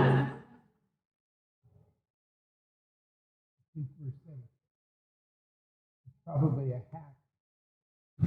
Oh, we have one of those. Yeah. I'm a hack. Thank you. Okay, Jack, I'm going to start. Thank you all for being here. It's a real pleasure, a real honor to be here at the school and to be here honoring Jack. You make friends with people and they become part of your pariah, and it seems quite normal, and then you realize you've been walking with a giant for the last 50 years. What's going on? So this paper is in honor of my more than 50 years of friendship with Jack. It is a celebration of his vision as an archaeologist, a professor and mentor, as director of the American School of Classical Studies at Athens, as an advocate for the school's archives and their importance in the history of the school in all of its dimensions. This paper yes, I just said that. Okay, sorry. Stephanie Kennel has written extensively about the archives of Heinrich Schliemann that in 1936 were entrusted to the care of the Gennadius Library by his heirs, and subsequently purchased from them by the library to secure permanent and unhindered access for scholarly consultation. As since recognized, the collection is of much wider interest than Schliemann's reputation as a founding archaeologist would suggest, because his record-keeping as a businessman, his wide correspondence, and intellectual interests cover a much broader range of subjects. I'm neither a scholar of Schliemann nor of Gennadius, nor would I be here today speaking about his archives were it not for my concern, triggered by a comment by Mary, when I was made director of the American School, to find displayed in the grand dining room of the director's residence a splendid color restoration of one of my favorite monuments, the mausoleum of Halicarnassus, displayed over the fireplace. Mary's experience as a curator and director of historical societies of Camden, New Jersey, and of Germantown and Philadelphia led her to tell me that this picture really needed professional conservation. So we asked Natalie Vogayakoff, the Doreen C. Spitzer archivist of the American School, who might do this work. And she recommended we hire Myrto Delavoria, the curator of the Benaki Museum. In March 2014, she completed the conservation. We were pleased to have this magnificent painting returned to its place, and we celebrated under it often. This is Valentine's Day, 2015. It seemed unfair to hide this largely otherwise unknown attempt to restore a famous wonder of the world. Thus, it is presented today with the intention of having it published, I hope, in color to add to the many attempts to recover this famous monument, work that led Christian Jeppesen to mount a Danish expedition to Halicarnassus that finally revealed the history of the mausoleum. This restoration of the mausoleum was made by James Ferguson, 2 S's. According to a note by Johannes Gennadius made when he purchased it, and I thank Natalia for sending me this quote just a couple weeks ago, quote, It is a restoration of the mausoleum at Halicarnassus by James Ferguson, architect. The finished colored drawing exhibited in the RI Academy, which I bought with this sketch at Ferguson's sale in 1886, ? I have framed. End quote. Ferguson published a lithograph of this restoration in 1862 in a monograph that was based on his understanding of C.T. Newton's excavations at Halicarnassus in 1856, those that brought its sculpture to the British Museum. Knowing nothing about Ferguson, I began to study him.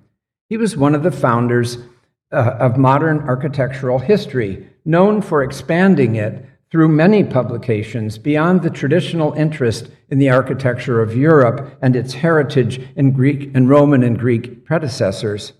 He advocated a history of architecture that was informed by archaeology, by theory, and by including the ancient Near East and even reaching out comparatively to the traditions of South Asia.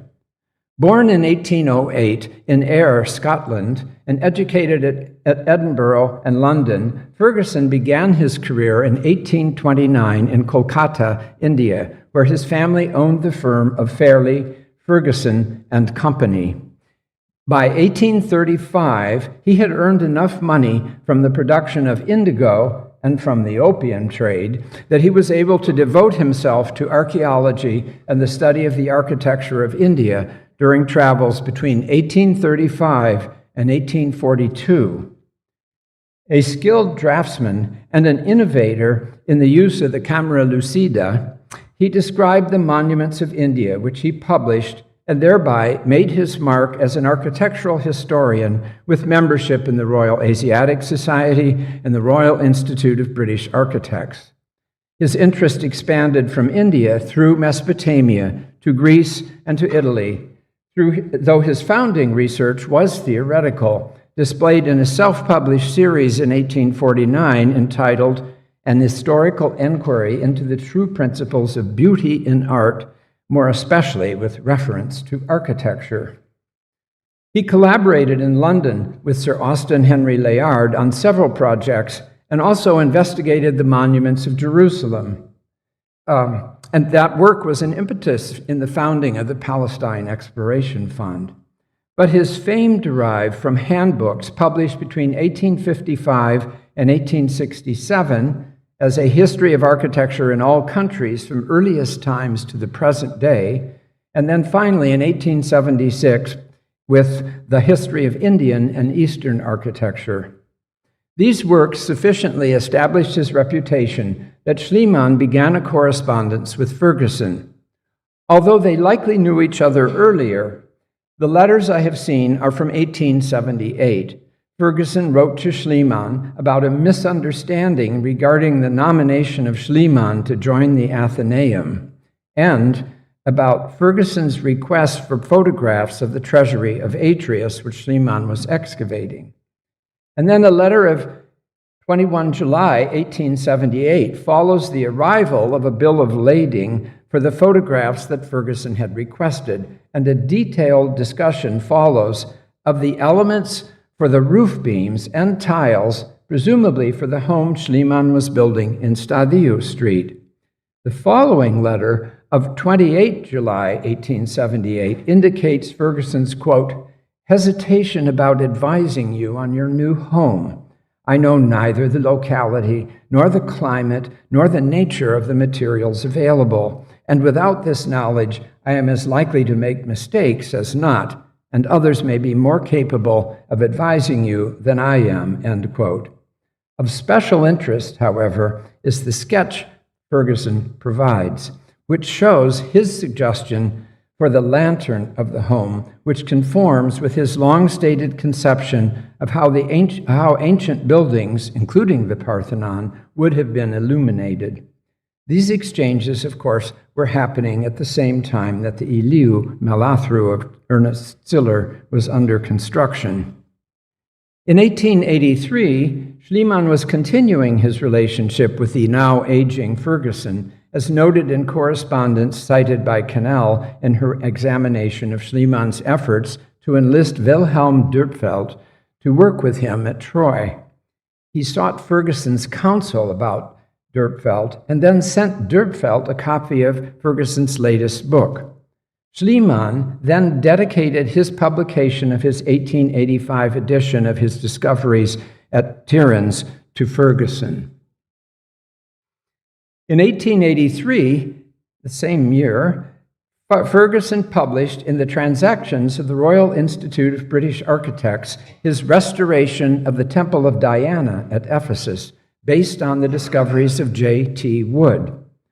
Knowing my interest in his work, Natalie suggested I might like to see the original ink drawing by R. Groom, who I've not been able to track down, that Ferguson had contracted for his study of the remains uncovered by Woods.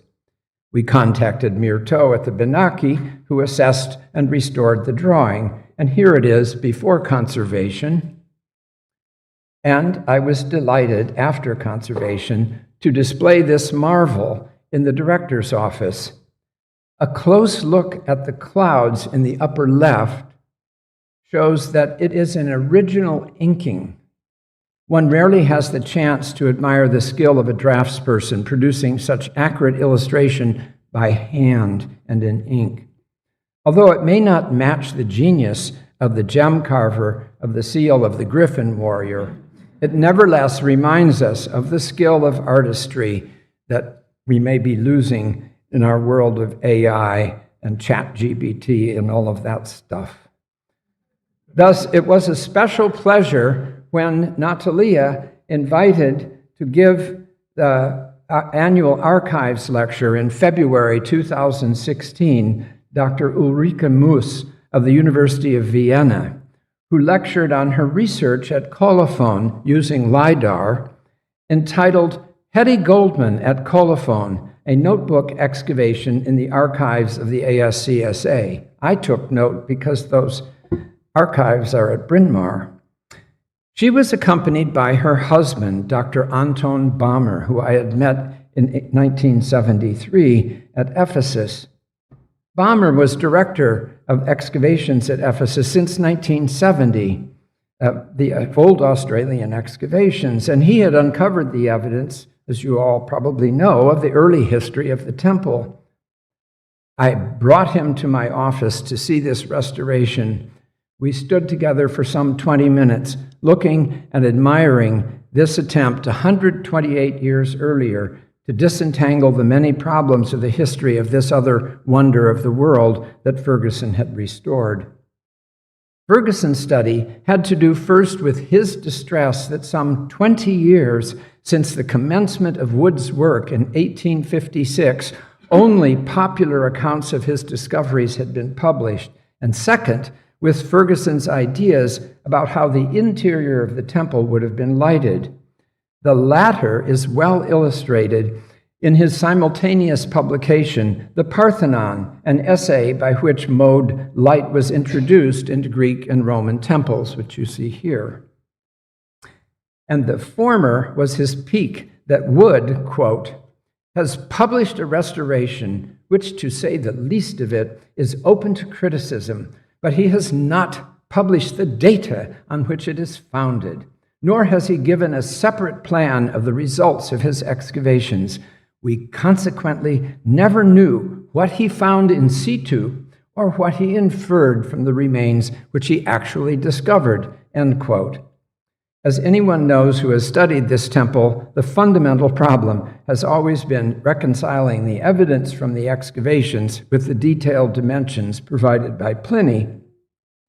In the study of the history of architectural history, Ferguson's reputation has usually been overshadowed by the work of Bannister Fletcher, though recent scholarship recognizes that his approach to the study of architecture was too advanced, was broader, was informed by a sense that an archaeology of architecture should be informed by theory and by a more ecumenical understanding of the history of architecture in a comparative perspective that looked to similar developments in adjacent and later civilizations. I hope in this part of my presentation to have helped a bit. I have much more to say about Ferguson, but to help a bit in recovering Ferguson's reputation. But I also want to consider the value and importance of keeping archives, of organizing them, and of making them accessible to the public. When I was secretary of the school from 1975 to 1977, Lucy Shue Merritt was writing the second volume of the history of the American School of Classical Studies. And to do that, she required, because I was her mule, that I go down and gather all the records left in the school in all of its various musty apotheques and bring them up so that she could bring everything into order. They were scattered about in various forms of neglect. There were boxes of files from the residence on Plutarchus Street of the Hill-Blagan Quartet. There were glass negatives that were moldering on wooden shelves, and even in the garage, a skeleton from Hetty Goldman's excavations at XXIsT lying on top of a furnace. Lucy wanted it all to be brought to order, and so began an effort that was carried forward by Carol Zerner in managing the archives, and then under the devoted and professional direction of Natalie Vogeakov, integrating them with the Gennadius's rich holdings that has brought us today to an unparalleled level of expertise, magnitude, accessibility that spans hundreds of years and aligns with the broader vision and mission of the American School of Classical Studies at Athens. I admit I did not fully grasp the responsibility of having archives until 1981, when George Milanas, acting through Stephen Miller, offered me the partial archives of James Penrose Harlan's work at XXIsT between 1926 and 1927. I realized then the connection to Carl Blagan's early work and the milieu of scholars at the school in the 1920s. But it pales before Jack's devotion to Jack Caskey's legacy by sitting on the Lerner Publication Committee, publishing the University of Cincinnati's excavations at Irene on Kea, and to his focus on Pylos and the career of Carl W. Blagan.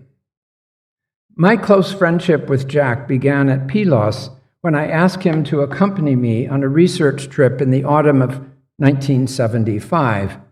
I wanted to measure elements of the Palace of Nestor as part of my doctoral research, and Jack came along to hold the tape and keep me company.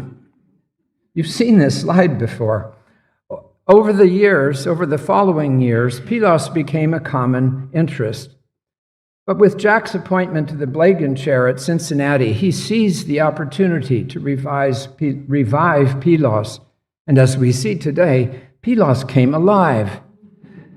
But it was not merely Pylos, but also the American School of Classical Studies that came alive. Because as director of the school, Jack grasped the opportunity to do many things, laying a foundation for those who would succeed him, but particularly to promote archival work through the institutionalization of that division of the school's responsibilities. That accomplishment was founded on his advocacy as a member of the managing committee of a renewed vision and mission of the school, work that was carried forward by its executive committee and then passed by the managing committee and then activated by Jack. It's worth recounting this because it authorizes the director to bring all divisions of the work of the school into alignment. And Susan Sutton was trotting the same path. So here we are with the mission again. The American School of Classical Studies at Athens advances knowledge of Greece in all periods, as well as other areas of classical world, by training young scholars, sponsoring and promoting archaeological field work, providing resources for scholarly work, and disseminating research. And then, of course, it's charged by the Hellenic Ministry of Culture and by the primarily American responsibility for managing our archaeological and research work and the preservation and presentation of Greece's cultural heritage. This is the mission for which Jack had advocated, and as the director of the school, he really began to put it into practice, and he and I preached this gospel. His vision and leadership as an archaeologist, a classicist, an administrator, and as a trustee have made it possible for many of us to profit from the discovery and the joy of advancing scholarship through the work on the legacy of our predecessors. Jack emphasizes that this is a collaborative undertaking that lies at the heart of what the American School of Classical Studies at Athens is. And this is the work today that is not only recognized by the school, but also by our peer foreign institutes and by the Hellenic Ministry of Culture. In celebrating Jack, we may admit that he has heightened all of our consciousnesses of the value of archiving the work of our founding ancestors as we probe the origins of our disciplines and discover nodules of gold and silver that we didn't know were there. For that alone, we might celebrate him, not to mention for his immensely cheery disposition and enlightened Philhellenism. Thank you very much.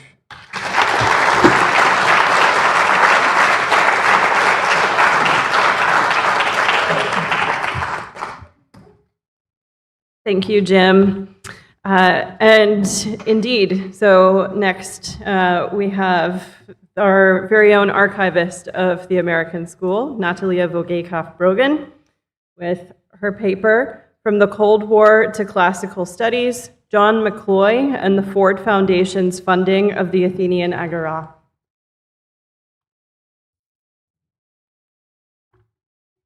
Thanks, Madam. I would like to join the previous speakers in thanking the organizers of this conference, Natalie, Emily, Florence, and Shannon, the ones who are here, and the ones back in America, Eleni and Joanne, for running a very superb operation. In February 1966, the Ford Foundation announced a staggering $1 million grant to enable the American School of Classical Studies at Athens to reopen its excavations at the Athenian Agora. It has been described as the largest single grant in American archaeological history. This paper examines the critical role of the man behind that landmark moment, John McCloy, who served as a trustee and treasurer of the school's board of trustees for 25 years. My research is based on the administrative records of the American School, specifically the correspondence between the chairs of the managing committee and the directors in Athens. A titan of the American establishment, McCloy's career epitomized the interconnectedness of political and corporate elites with philanthropic foundations during the Cold War. A prominent lawyer and financier, his resume was unrivaled. Assistant Secretary of War, President of the World Bank, U.S. High Commissioner for Germany, Chairman of the Chase Manhattan Bank, and Chairman of the Ford Foundation. He was an advisor to 8 U.S. presidents and a figure whose close ties to the CIA have long invited scrutiny into the links between intelligence and philanthropy during the Cold War. When I first came to the school in the early 1990s, McCloy's presence was tangible. A bronze relief plaque of him hung in the reception area. Yet, there is an odd disconnect in his legacy. When he died in 1989, the New York Times published a lengthy obituary detailing his role in global geopolitics, but it made no mention of his long association with the American School. Conversely, his short obituary in the school's newsletter at the time of his death did not mention his role at the Ford Foundation or the $1 million grant. How did a man of such immense international responsibility find the time to give serious thought to and actively promote the local affairs of an archaeological school in Athens? McCloy's connection to the school was forged not in a boardroom, but during a family visit to the Athenian Agora in the spring of 1951. Though he was serving as the US High Commissioner for Germany, he arrived in Athens as an ardent classicist. I quote Homer Thompson here. McCloy did not witness an active excavation because work only resumed a few days after his departure, but the impact of the Agora was immediate. Homer Thompson, the director of the Agora excavations, recorded the visit with great enthusiasm, noting that McCloy, an Amherst graduate, could hardly tear himself away from the museum.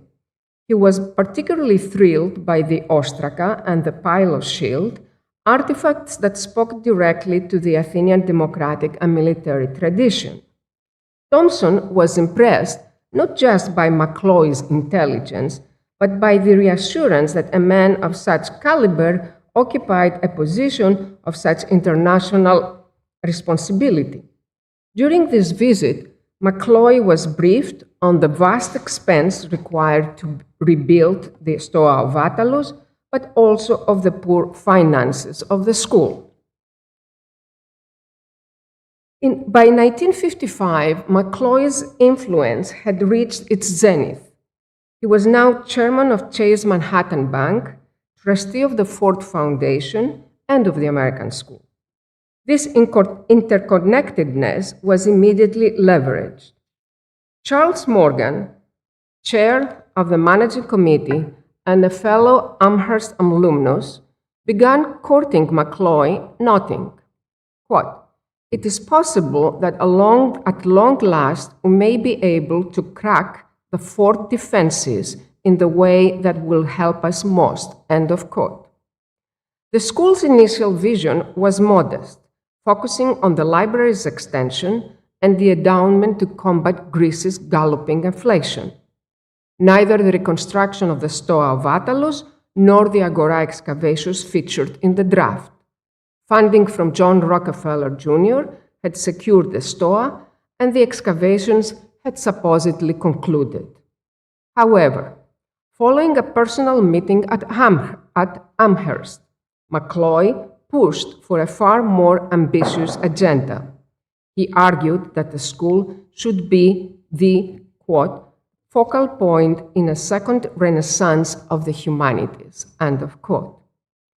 This new vision prioritized the continuation of the Agora excavations and a broad public outreach program, which included producing books for kindergarten, primary and secondary students written by popular historians. Under the influence of McCloy and Ward Canaday, who was the president of the school's board of trustees, the request ballooned to $4.5 million spread over 10 years, which is nearly $60 million today, with almost $3 million earmarked for the Agora. Also, the rhetoric shifted from archaeology to Cold War geopolitics. The Agora was now pitched as a cradle of democracy, or as the cradle of democracy, that would stabilize the Greek economy through tourism and reduce the need for American tax dollars to be, quote, poured into Greece to bolster into its resistance to communist invasion, end of quote. In Athens, Jack Caskey, the school's director, whom we saw earlier, did not embrace this grand scheme. He feared that it would basically change the character of the school, allowing a single huge undertaking to overshadow the institution with functions he considered extraneous. Despite these internal rifts, McCloy moved forward. In a personal letter of support to his close friend Shepard Stone, director of the International Affairs Division at the Ford Foundation, McCloy compared the potential of the Agora to the Free University in Berlin, the Foundation's flagship monument to Western values. By framing the Agora as a tangible and visual intellectual defense against Soviet influence, McCloy's rhetoric was designed to resonate deeply with Stone, the primary architect of the Ford Foundation's Berlin projects. To ensure this vision was understood, McCloy arranged a high-level conference between school leadership and foundation officials. Following this meeting, Morgan sent a revised proposal on December 7, 1955, promising a dual program of archaeological discovery and a media blitz of books, films, and television programs designed to capture the public imagination. Notably, the proposal did not name the Athenian Agora as the site. This may have been a concession to Kaski's resistance or a tactical move to leave the door open for a new site entirely unassociated with the Rockefeller legacy. By early 1956, cautious optimism pervaded the school's leadership. McCloy returned to Athens for a whirlwind visit, and Director Kaski was enormously impressed by his shrewd grasp of the school's professional core. However, by May, this optimist had turned to anxiety. The school found itself paralyzed between two philanthropic giants. John Rockefeller Jr., now in his 80s, was hesitating to continue his support, while the Ford Foundation remained silent. External pressures mounted. The Suez crisis destabilized the markets, and the Soviet suppression of the revolutionary events in Hungary and Poland created an urgent need for the foundation to prioritize its Eastern European program. The situation reached a crisis point in December 1956 with an unexpected call from Valdemar Nielsen, Associate Director of the International Affairs Program. Over lunch in Athens, Nielsen was blunt. The foundation had no European program and did not consider the humanities to be within its field. In a desperate strategic rebranding, Kaski attempted to argue that the school's work was not merely academic, but had an unofficial role in international relations, more akin to social sciences than the traditional humanities. On January 24, 1957, the school finally submitted its formal application for funding. 2 months later, the rejection was definitive. Despite the grand rhetoric of a second renaissance, the Ford staff remained uninterested in archaeological and classical studies. The first great siege of the Ford Foundation had failed. The Ford defenses had held firm, leaving the school to wait for a more favorable political climate in the decade to come. 5 years later, in 1962, the American school prepared for a second assault on the Ford Foundation.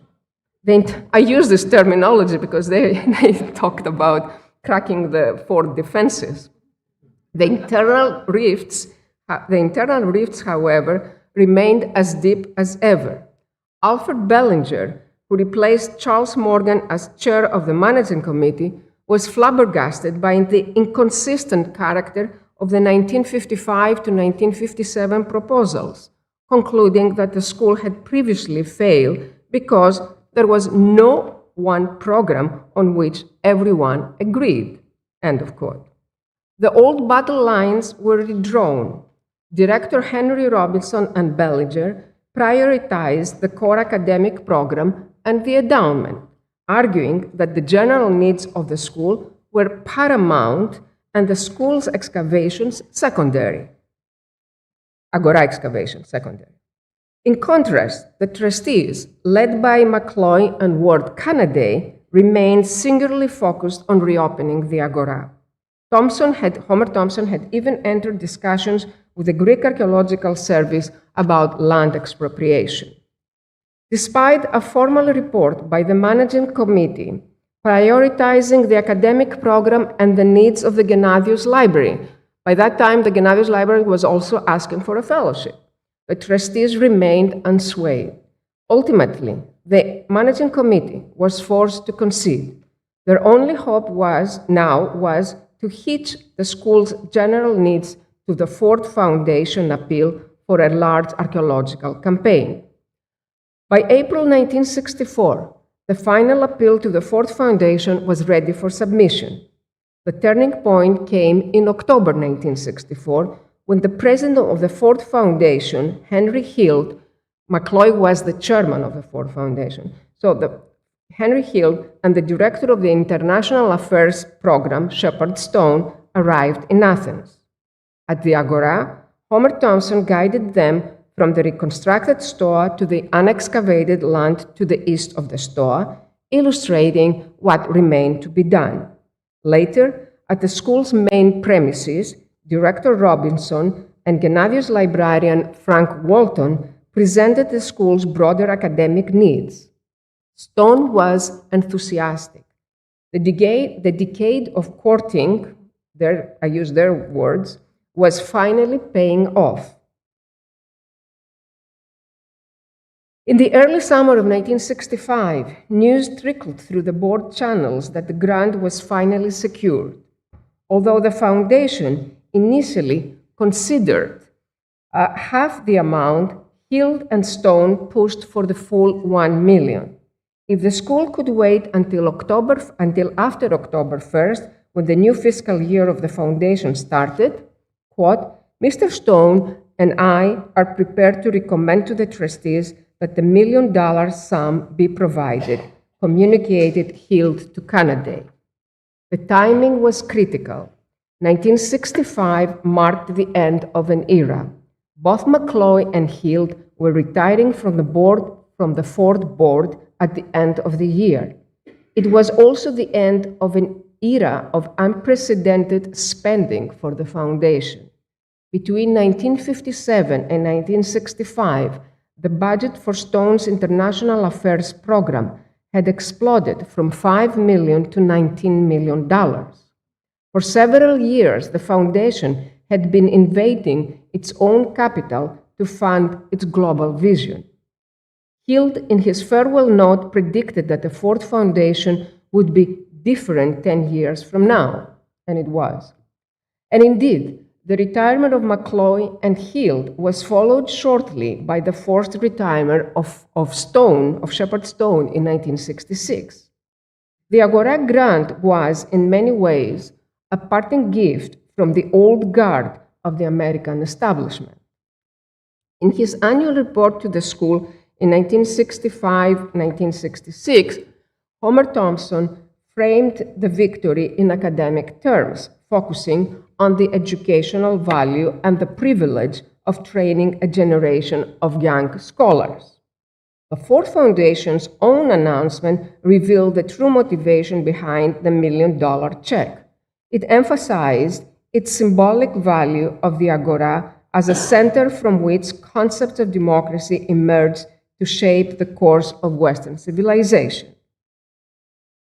As an afterthought, John McCloy's career highlights a unique moment in the 20th century when the boundaries between corporate elites, government intelligence, and philanthropic foundations were virtually non-existent. For 10 years, McCloy navigated these worlds to ensure that the cradle of democracy received the support he believed it deserved as a Cold War asset. Yet, there remains that odd disconnect in his legacy. While his global obituaries focused on the high stakes of war and finance, the bronze plaque in the American school's reception area told a different story. It stood as a tribute to a man who, after all, advanced the school's core mission, a mission simply phrased in the 1989 handbook, because we're speaking of the different missions of the school.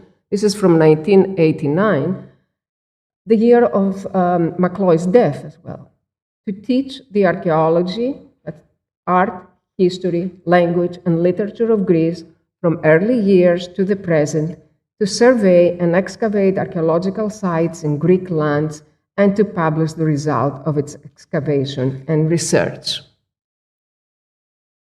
Dear Jack, dear junior archivist, your official title in the school's archives,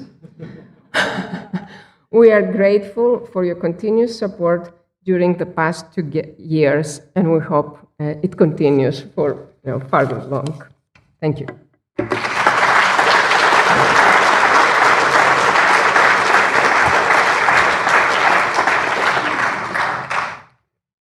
Thank you, Natalia. And then I'd like to welcome Jeffrey Kramer from the University of Cincinnati to present his paper, Olive Blagan's Men, the Representation of Workers at the UC Excavations at Troy and Pylos.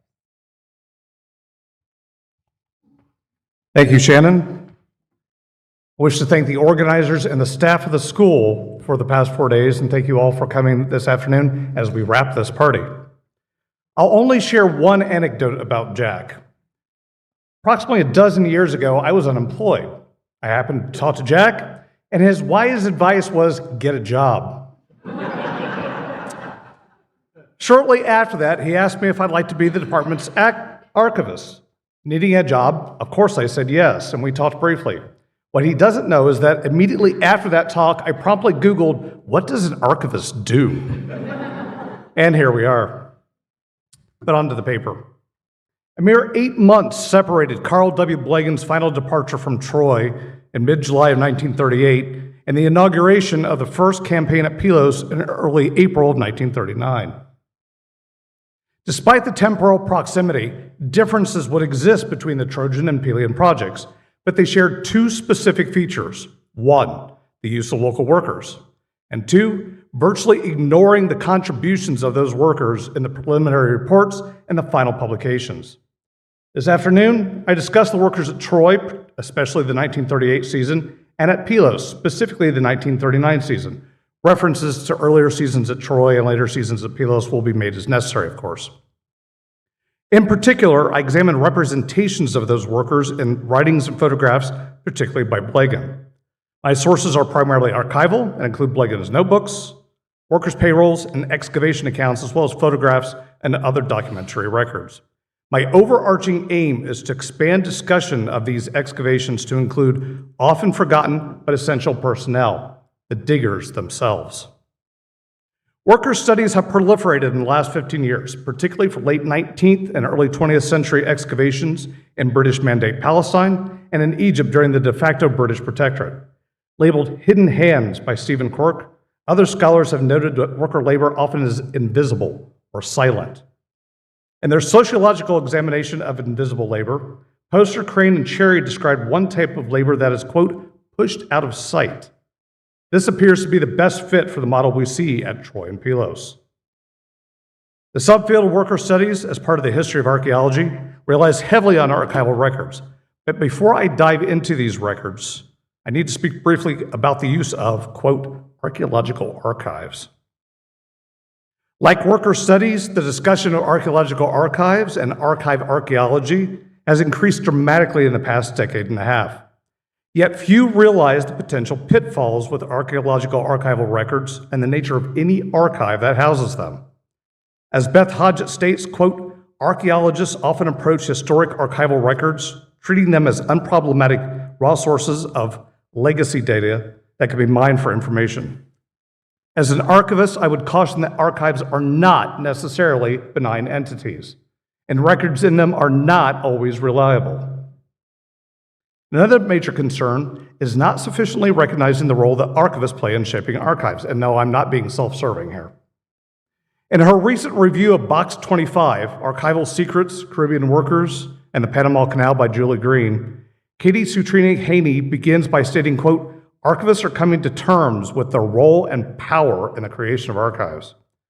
The steps of processing a collection, from appraisal to arrangement to description, all involve choices that may reflect both conscious decisions and subconscious biases on the part of the processing archivist. Appraisal in particular involves determining what is retained in a collection. We are trained to keep records of, quote, enduring value, but obviously archivists have different ideas of what enduring value means. How they process collections and build finding aids will reflect those different ideas. I'd like to make a personal interjection at this point. A decade ago, I witnessed 5 groups of budding archivists, all working with the same set of records, create 6 different finding aids. The role that creators of records play is another significant problem. We often do not know what an individual or group of individuals chose to keep, especially if the records were part of an event that ended, such as an excavation. I will return to this point shortly. Jen Baird asserts that, quote, a well-organized archive is a dangerous place, and I don't mean from falling boxes. That danger, quote, lies in the silences created by its seemingly comprehensive organization. Archival silence is a topic that deserves far more attention than I can provide this afternoon, but we have one clearly relevant case, the voices of those workers. We know from Blagan himself that his longtime foreman at Troy, Connie Barron, wrote him letters. But of all the records that Blagan kept, we inexplicably do not have these. While I hope to find them in the future, there is distinct possibility that they, and therefore Connie's voice, is gone. Knowledge production in archives is a topic that has been explored extensively, but 2 parts of that larger topic have received considerably less attention: knowledge selection and knowledge retention. These ideas are not hypothetical, and I offer 2 examples. The first is a list created by Marion Rawson ranking the importance of the Troy records. The categories are obvious: to be kept, important; to be kept, and presumably less important; and not needed. Only 2 lines are listed in that third category, and one can read in Marion's handwriting, directly below the second line, thrown out. Clearly, Rawson selected the records that she, or perhaps she, Blagan, and or others deem not of enduring value. What else may have been selected for removal but is not listed is not known, of course. The second example is one in which a caretaker of records, not an archivist per se, made a decision regarding cellulose nitrate negatives. Because of the potential fire hazard from this type of negative, the caretaker destroyed all the negatives from Troy and for the 1939 season of Pylos. For the latter, she made a point to photograph and produce new negatives of each original. When she reached the D series, which was photographed by William A. McDonald, she reproduced P39D1 through 34, but not P39D35. This photograph exists only as a print, pasted in a photo album, like all the Troy photographs. While this record may have been selected for keeping by previous individuals, Ross and Blagan, the caretaker decided, for whatever reason, and I know for certain that it was not a malicious one, not to reshoot and recreate a new negative. Considerably more could be discussed about the critical use of archival records, but I now turn to the main point of this presentation, the workers at Troy and Pylos. I first discussed Blagan's published writings. In his general introductions to the final publications of both the Troy and Pylos excavations, Blagan lists the personnel present for each season, when they worked during those seasons, and the areas they excavated or the tasks they performed. Not surprisingly, several individuals are mentioned multiple times. Along with the foreign archaeologists, Turkish and Greek officials, respectively, also are noted many more than once. Blagan does list the foremen in these volumes. At Troy, from the latter part of the 1934 season through 1938, the foreman was the aforementioned Connie Barron, an Albanian forcibly relocated to Turkey following the population exchange in 1923. His rise from laborer to pot mender and then to foreman I cover elsewhere, but I wish to emphasize that he is the only worker mentioned by name in all 4 Troy volumes.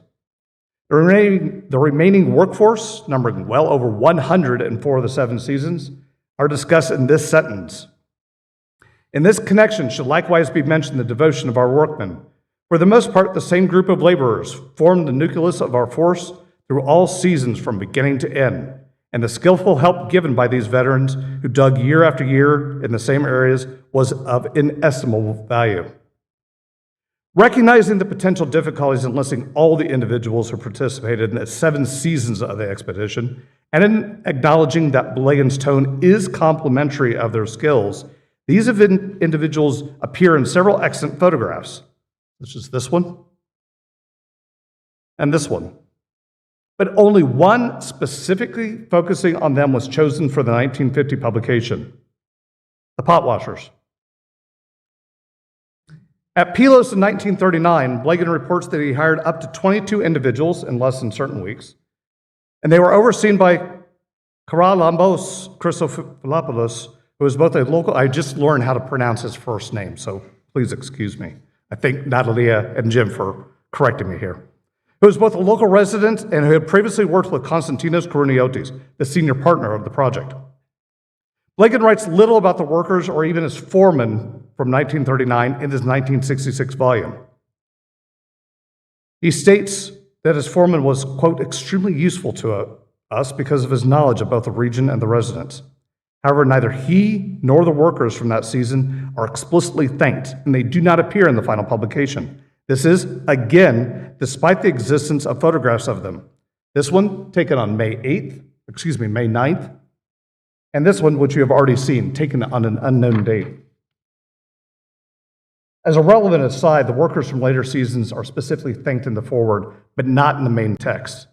Blegan specifically mentions, quote, the continuity in the roster of our workmen, and attributes that to Dionysius Androusakis, who he states, quote, was a good teacher, skilled in training his men. Despite the one paragraph allotted to him, no photographs are present in the publication, even though, once again, they do exist, such as the crew who excavated Tholos 4 in 1953, with all of their names listed by Marianne Rawson. The list of foremen, the number of workers for each season, echo the annual reports published in the AJA from both Troy and the first season at Pylos with only minor discrepancies. These lists are all located in the first footnote of those reports. Turning to archival sources, with the caveats mentioned before in mind, Blegan's director's notebooks reveal the day-to-day operations, whether at Troy or at Pylos. Workers are present, but they are reduced to a number, 40 for each day here at Troy. Yet even when the numbers of workers is only a few, such as the 4 here working on top of the ridge, Blegan does not list their names. At Troy, Connie appears in Blegan's notebooks, including one as Johnny, a nickname that rhymed with his name. And both the chauffeur, Mustafa, and the cook, Ilya, are mentioned. At Pylos, Charalambos, Blegan only uses his first name, ever, is noted along with the chauffeur, Odysseus. Outside of these individuals, no other local workers are recorded. Names are occasionally present in excavation accounts. Hussein Halim Aya, on the right, was the guard and groundskeeper at Troy, and Hassan Mustafa, next to him, was the master carpenter for the expedition. Especially for workers who are part of what I have labeled elsewhere operations staff, which can also include chauffeurs and cooks, for example. They are more likely to be listed in these types of accounts than elsewhere. One major source for names, if not knowing who those names go to in the photographs, are worker payrolls, such as this one from Troy and this one from Pylos. Following the practice at Troy, each individual who worked at Pylos is listed along with the days worked, the pay rate, and the total for the week. With a smaller workforce at Pylos, workers may not have been assigned a number, but at Troy, the individuals were given literal numbers, and they received their tools for the day and their pay for the month when their numbers were called. Caution is also required for the final 2 archival documents that I wish to discuss, and which bear the most on Blegan's relationship with his workers. Blegan delivered 2 papers to the Literary Club of Cincinnati, of which Jack is a member.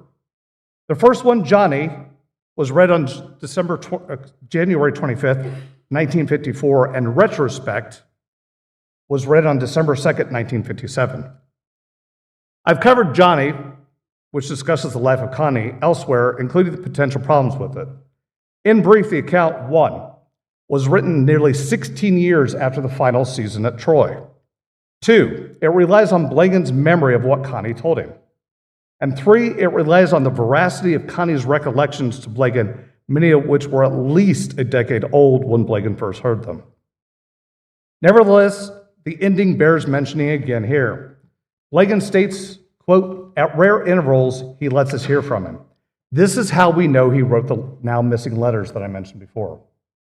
Blegan also makes a point to state that, quote, "Our associations with him were always pleasant and refreshing." The second paper was written following Blegan's retirement from Cincinnati, and the subject is once again Troy. He admits that he will, quote, "indulge in nostalgic musings." And we need to recall that this was written nearly 20 years after the final season at Troy. Regarding the workers, he states that, quote, "No picture of our life at Troy would be fair without some remarks about our workmen and our relations with them." He discusses the aforementioned Hussein Halim Aya and describes him as a character. Yet Blegan clearly had a fondness for Halim, as he employed him annually for the entirety of the 7 seasons. He also describes Mustafa the chauffeur, who is always referred to as Mustafa the chauffeur, as, quote, "a treasure, completely reliable, accurate, and systematic." For the diggers themselves, none are mentioned by name, but he writes that, quote, "they were steady and reliable," and that, quote, "they responded readily to friendly gestures, and we counted many as real friends." Finally, I have only a few remarks regarding photographs. Blegan posed for many photographs, but virtually none with any workers, either Troy or at Pylos in 1939. This 1937 photograph from Troy depicts Blegan, circled, with all the other staff and all the other workmen. Interestingly, Connie is in the same row as the staff on the far left there at the bottom. At Pylos, we have one from 1952, which includes both him and George E. Milonas. As far as I can tell, his camera was used to take one photograph of workers, those 3 at Pylos, but we of course cannot know if he was the one operating it. My aim this afternoon was to expand discussions of the legendary Troy and Pylos excavations to include an overlooked group, the diggers. The need exists for additional worker studies in Greece, and I imagine that at least one school dig, perhaps the Agora or Corinth, would provide a suitable starting point. Marisa Fuentes, in her book examining archival records of urban slavery in Barbados, states that her work, quote, "examines our own desires as historical scholars to recover what might never be recoverable, and to allow for uncertainty, unresolvable narratives, and contradictions. Despite these uncertainties, unresolvable narratives, and contradictions, we must, as Hodgett exhorts, quote, write about those who have been submerged or silenced in the history of archaeology." Thank you.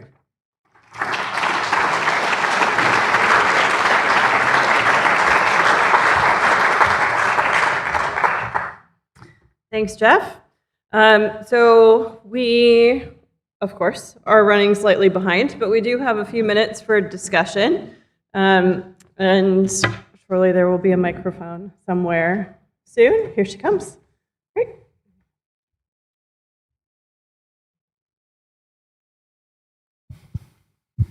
Thank you. Thank you all for this great session. I have 2 questions or comments, one for Natalia and the other for Jeff. Natalia, thank you. You reminded us that a great part of Jack's legacy is not just archival work in historiography, but also critical historiography, where institutions, including the school and other institutions, are subjected to that criticism. So in that light, I wanted to ask you to go a bit further and do kind of follow-up, perhaps, comments on what are the implications of what you presented to us in terms of the propagandistic kind of ambitions of the Ford Foundation vis-a-vis the Agora excavations, vis-a-vis the whole project of doing archaeology in Greece. So shall I ask this a second now, or do you want to respond first? Thank you, Yanis. And indeed, Jack is the one who, introduced us, at least here at the school, critical, approaching the history of school, of the American school, the critical eye. Now, as your question regarding, Ford Foundation, all of that you asked, this is very early research, and I wanted to work on McCloy for a long time. This was the perfect, opportunity. But there is a lot more work to be done. It's very beginning. It's what I said there.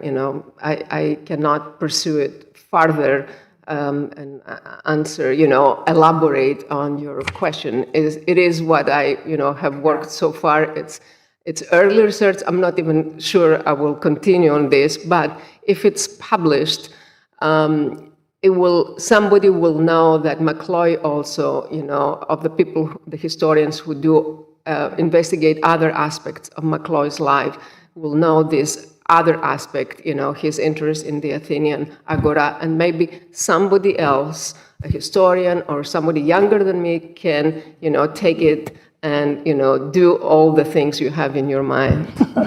So the second question, I don't know.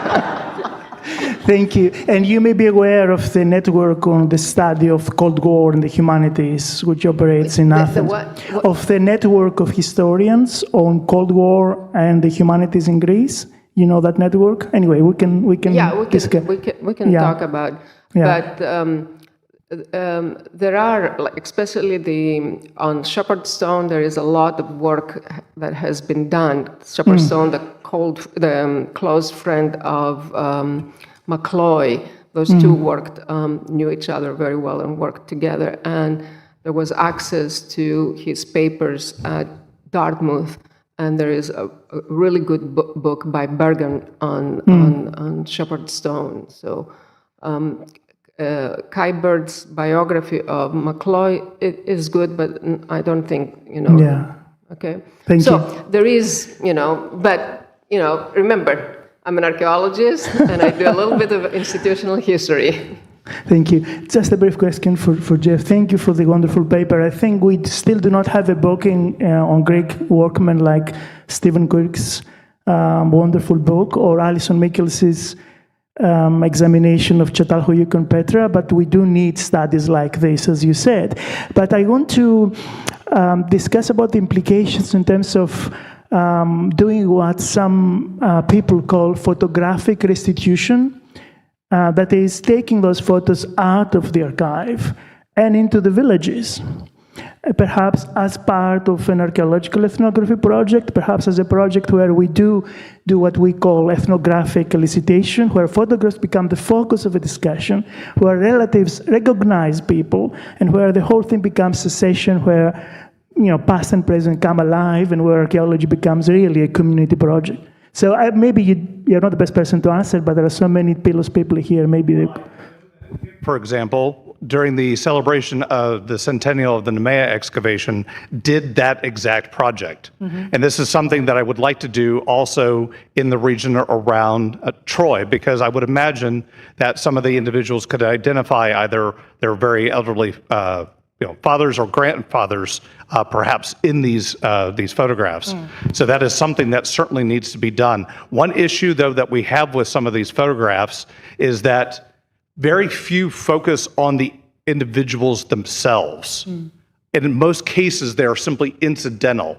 And then one thing I've noticed that by the 1950s especially, the landscapes become completely depopulated of these workers. So we don't even have parts of heads or parts of other bodies.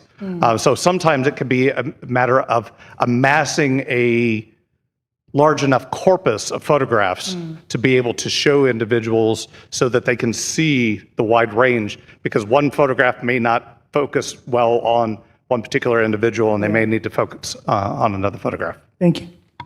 I see you, Leah. Can I add something? Can I add something to Yannis? The school recently did a lot. Julia is there, crowdsourcing out of Corinth, and took all the photos and had the people come and identify, and they've done a great job, and it's online.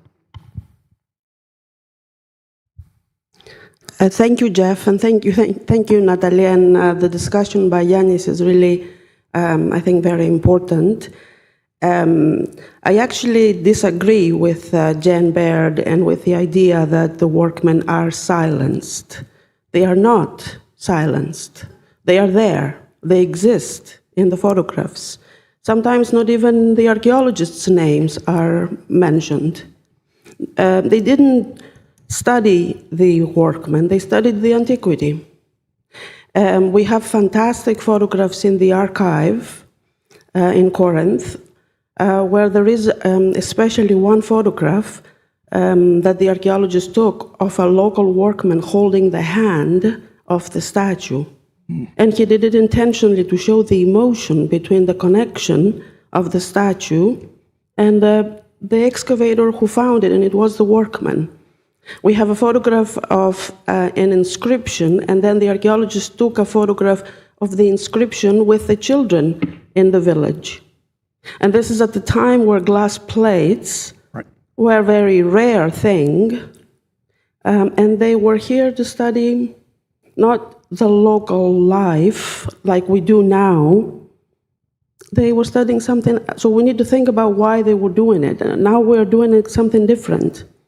And exactly for the reason of putting the names to the people that we now know, and exactly because we do want, in ancient Corinth, the local community to take an interest in the archaeological site, because it's not for the tourists, and we do have a fence around the site. Exactly for that reason, we did the crowdsourcing. It was very interesting for us in selecting the photographs, how we select the photographs. We thought AI was going to help us, but AI failed because AI cannot distinguish people from statues at this stage. Right. So we ended up selecting the photographs ourselves. What was exciting for me was that I didn't know how far back we could take it, like the local families, how far back could they recognize relatives. But we did recognize a priest from 1899. So we do have a wealth of information. I hope we can continue doing that, because there is a lot of information in our notebooks, especially by Oscar Brunier, who was involved in the Red Cross, and there's a lot of stories about how the archaeologists helped in the Civil War. So there is a lot of information, because the archaeologists who went there became part of the life of the village, like Jack and Jim. I mean, Jim knows all of the people in Nemea. So I think creating this divide may be us rather than people in the past. Okay, I saw many hands, but including Jack's. If I could respond very quickly? Yeah. Okay. Michaela, At Troy, for example, in the late 1980s, when the University of Cincinnati returned there, they actually gathered a number of the workmen who were still alive, mostly the ones who had been young boys who were then, still exist. And they invited them to a dinner, and they talked extensively. And they recorded none of that information. So I think that is part of one of the issues, is that especially when you were able to crowdsource and identify a priest from, you said 1899, we definitely need to have that written down, and we definitely need to have that sort of presented publicly, I think, so that we can eliminate some of these silos.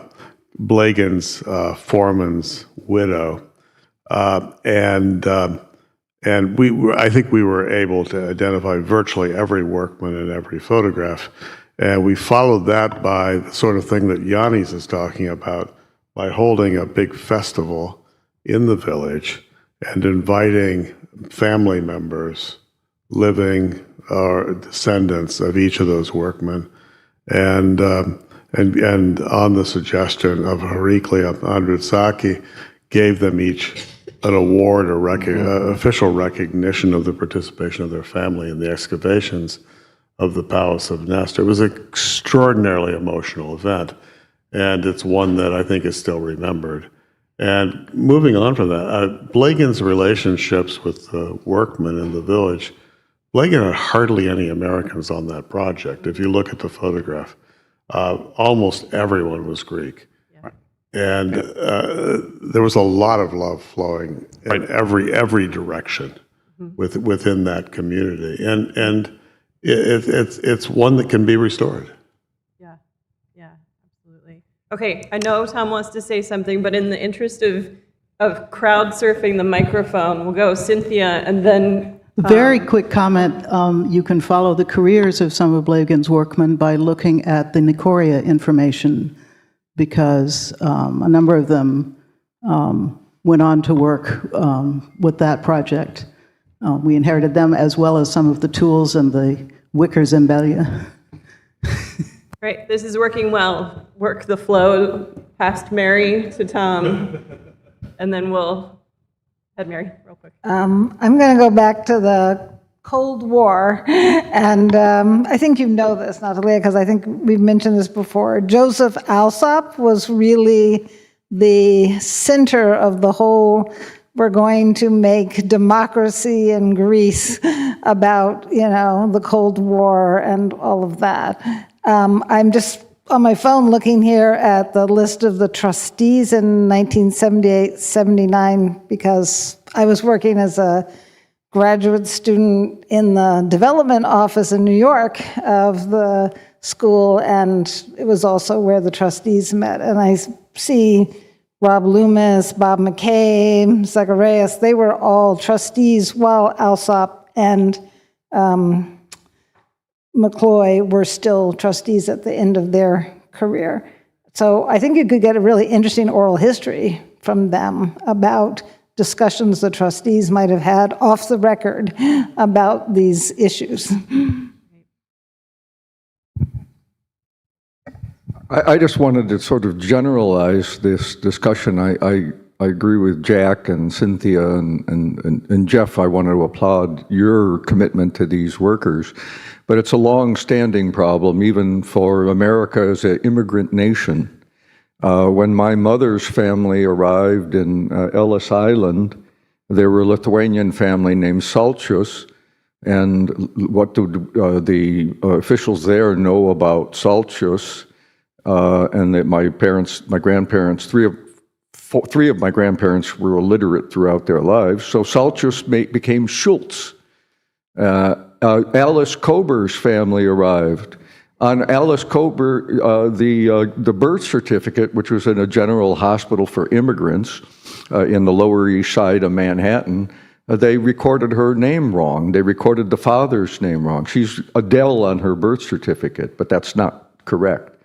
But to generalize it, when the Reuben James was sunk during the Second World War, one of the big battleships that went down, 100 Marines were lost, and Woody Guthrie's first populist instinct was to write a song in which he sang every name.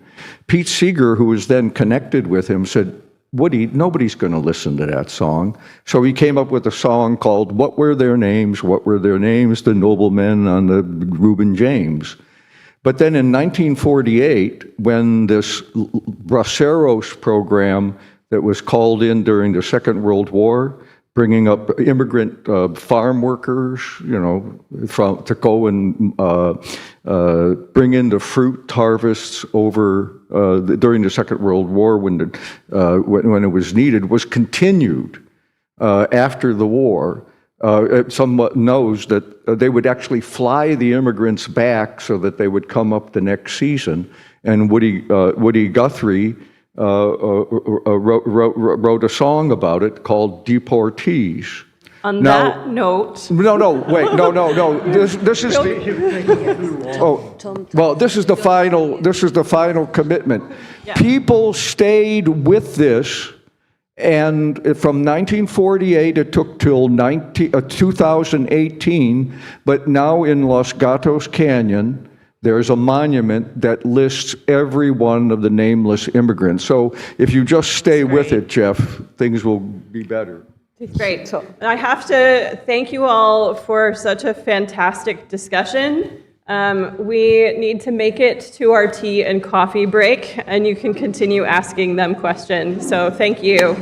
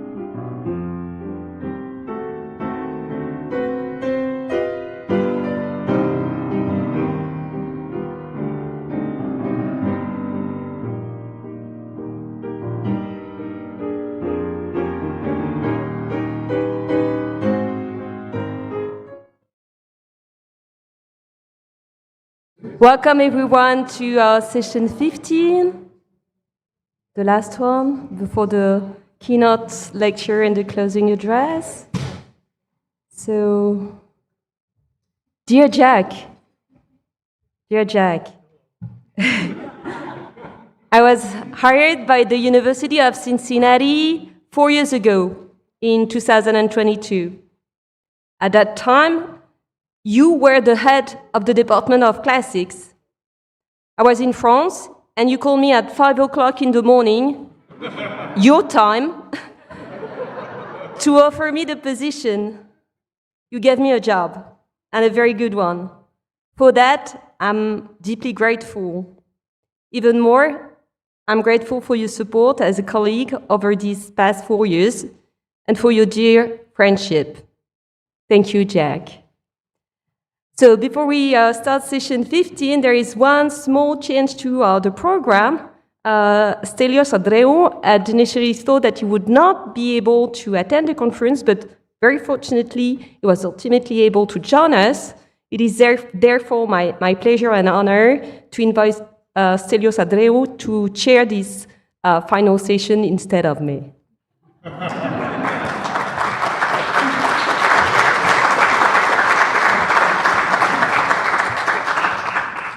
Well, thank you very much, Florence, for this very kind invitation that I couldn't really resist. During the conference, at some point, I was just traveling to the past, and I looked around and I realized that I was probably the longest acquainted to Jack person in the room, and I beat Gerald by a semester.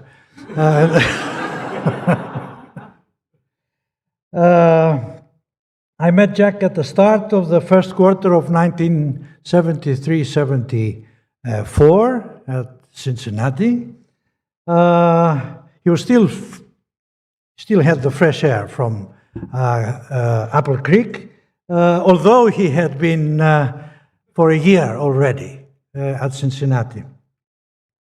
When I arrived, I was given a desk just in front of him in that very dark corridor that led to the toilets. But it proved that I was lucky. At the start, Jack looked a bit too serious to my taste, but the little I knew. It only took a couple of seminars and discussions in the corridor and in the tea room to discover that we shared several common ideas and common interests and common questions, particularly since at that time one main issue was the isolation. I mean, and an issue that bothered us both: the isolation of Aegean archaeology from the huge changes that were happening in the archaeological field all over during that period. And we even decided at some point, I think Jack mentioned it, I think we, or maybe not fully, we even decided at some point to visit the anthropology department to see if we could take some courses there. But the department thought otherwise, so we started. But I was very glad to learn that later, after we left, well, Gerald was there, that this was initiated and there was an exchange of courses between the two departments, which was really very good.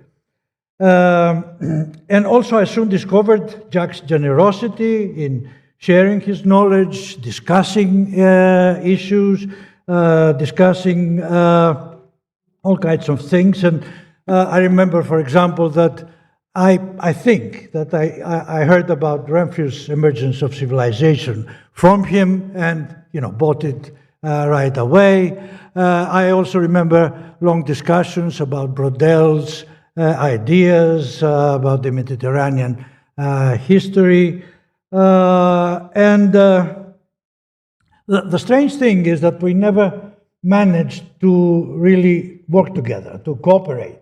With one exception, we prepared one seminar paper together for Kashki's seminar, on the thalassocracy, or sort of, yes, like that, something like that. Anyway, as you all know, Jack loves stories. The story he loves to say whenever I'm around, and I heard it yesterday for, 100th time,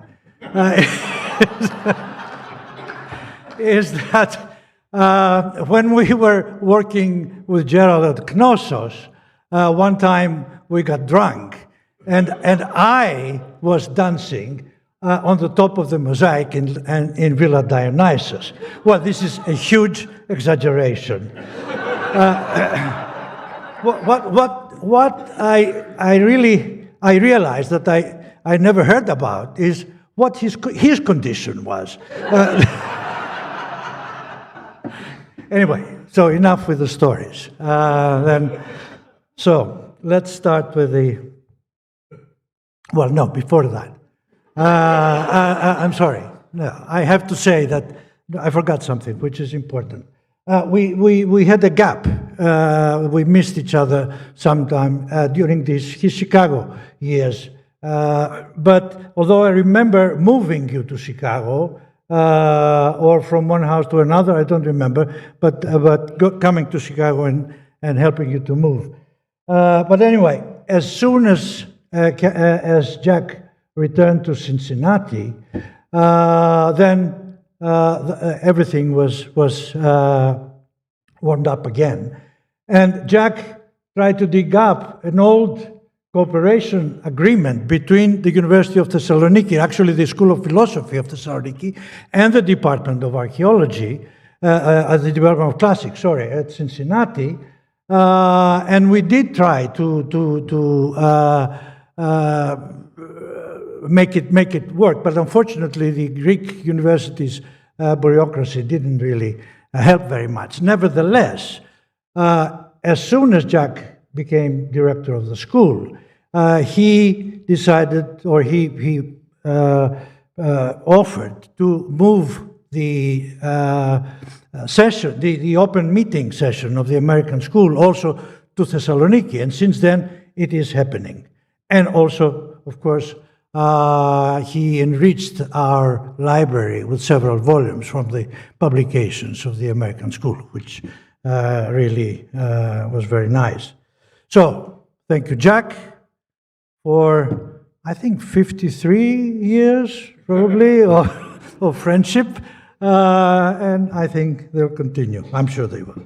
Anyway, so...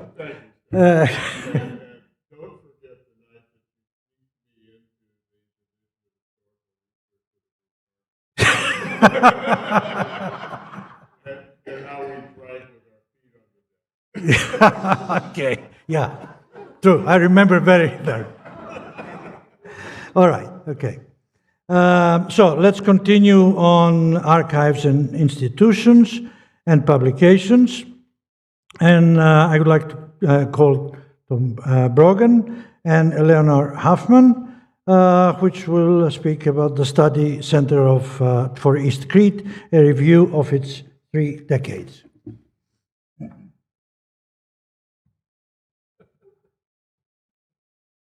Well, it's going to be tough to beat that.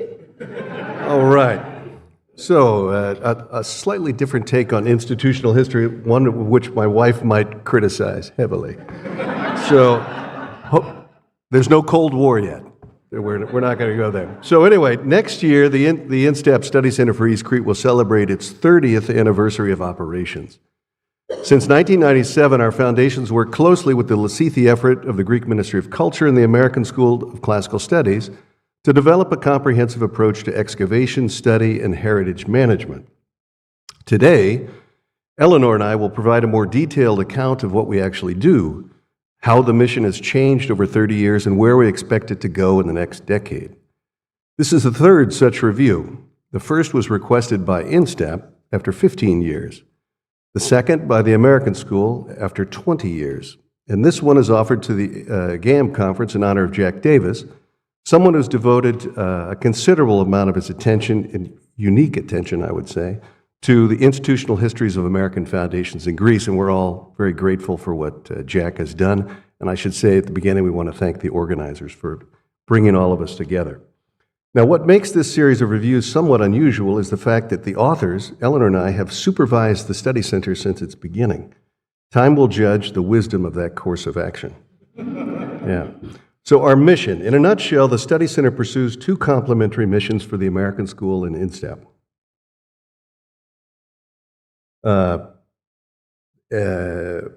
So from the outset, the Study Center served as a storage facility for the research, for the affiliated projects and Greek American projects of the American School in East Crete.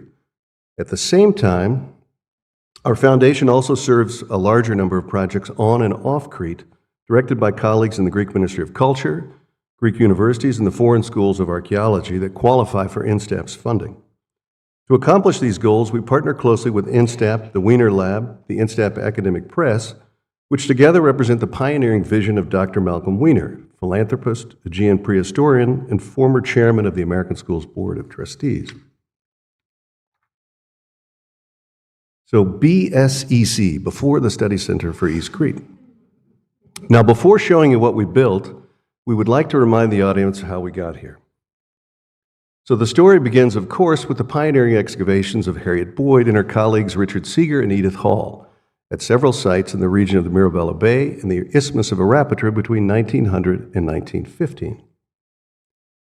Beginning in the 1960s and 70s, a second generation of scholars returned to Crete for new projects. For example, Jerry Gazelle's work on Minoan religion or Joe and Maria Shaw's excavations at Komos, while others resumed work in East Crete, for example, Jeff Souls, who you see on the right, at Moklos. In the 1980s and 90s, this work expanded greatly with renewed excavations at Kavousi, Psira, Moklos, Halasmenos, Chrysokamino, and surveys at Psira, Kavousi, Gornia, and Frokastro.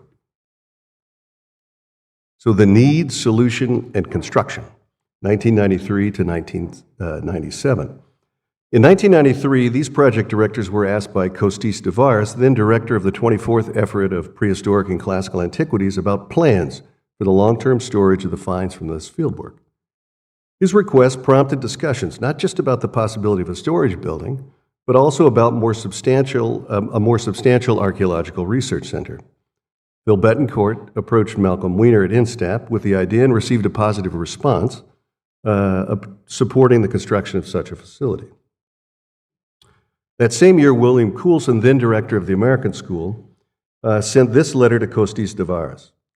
On behalf of the American School and its archaeologists involved, I'm writing to ask you for support and approval of the Kappa Delta Effort for this project to build a research center for the American School's projects, for example, Kavousi, Psira, Moklos, and Vrokastro, following the model of the BSA at Knossos and the EFA at Malia. It would be a great benefit for scholars far into the future. So an affirmative response from Kostis Devaris arrived within weeks, which he later recalled in a letter to me in 2019. And I'm going to read it in Greek, but you can read it in English on the slide. Για πολλά χρόνια ως έφορος αρχαιοτήτων υπόγραψε χιλιάδες έγγραφα και πάντοτε είχε την περιέργεια τι θα ήταν το τελευταίο, όταν θα ερχόταν ο καιρός να φύγω. Φανταζόμουν ότι θα ήταν κάτι πεζό, παραδείγματος χάρη η κατάσταση μεσοδοσίας του προσωπικού. Είναι απίστευτο, αλλά αυτό το τελευταίο ήταν ούτε λίγο ούτε πολύ το έγγραφο της ελληνικής πλευράς για την ίδρυση του κέντρου του INSTAP. Και έτσι πάντοτε υπήρχε μια εσωτερική σχέση, μια συγγένεια ανάμεσα στο κέντρο και για μένα. Υγεία επιτυχία για όλους σας. So with Kostis' support, the school received a positive answer for the project in July 1994, signed by then Minister of Culture Thanos Mikroutsikos. Oh, I forgot, I'm one slide behind. All right.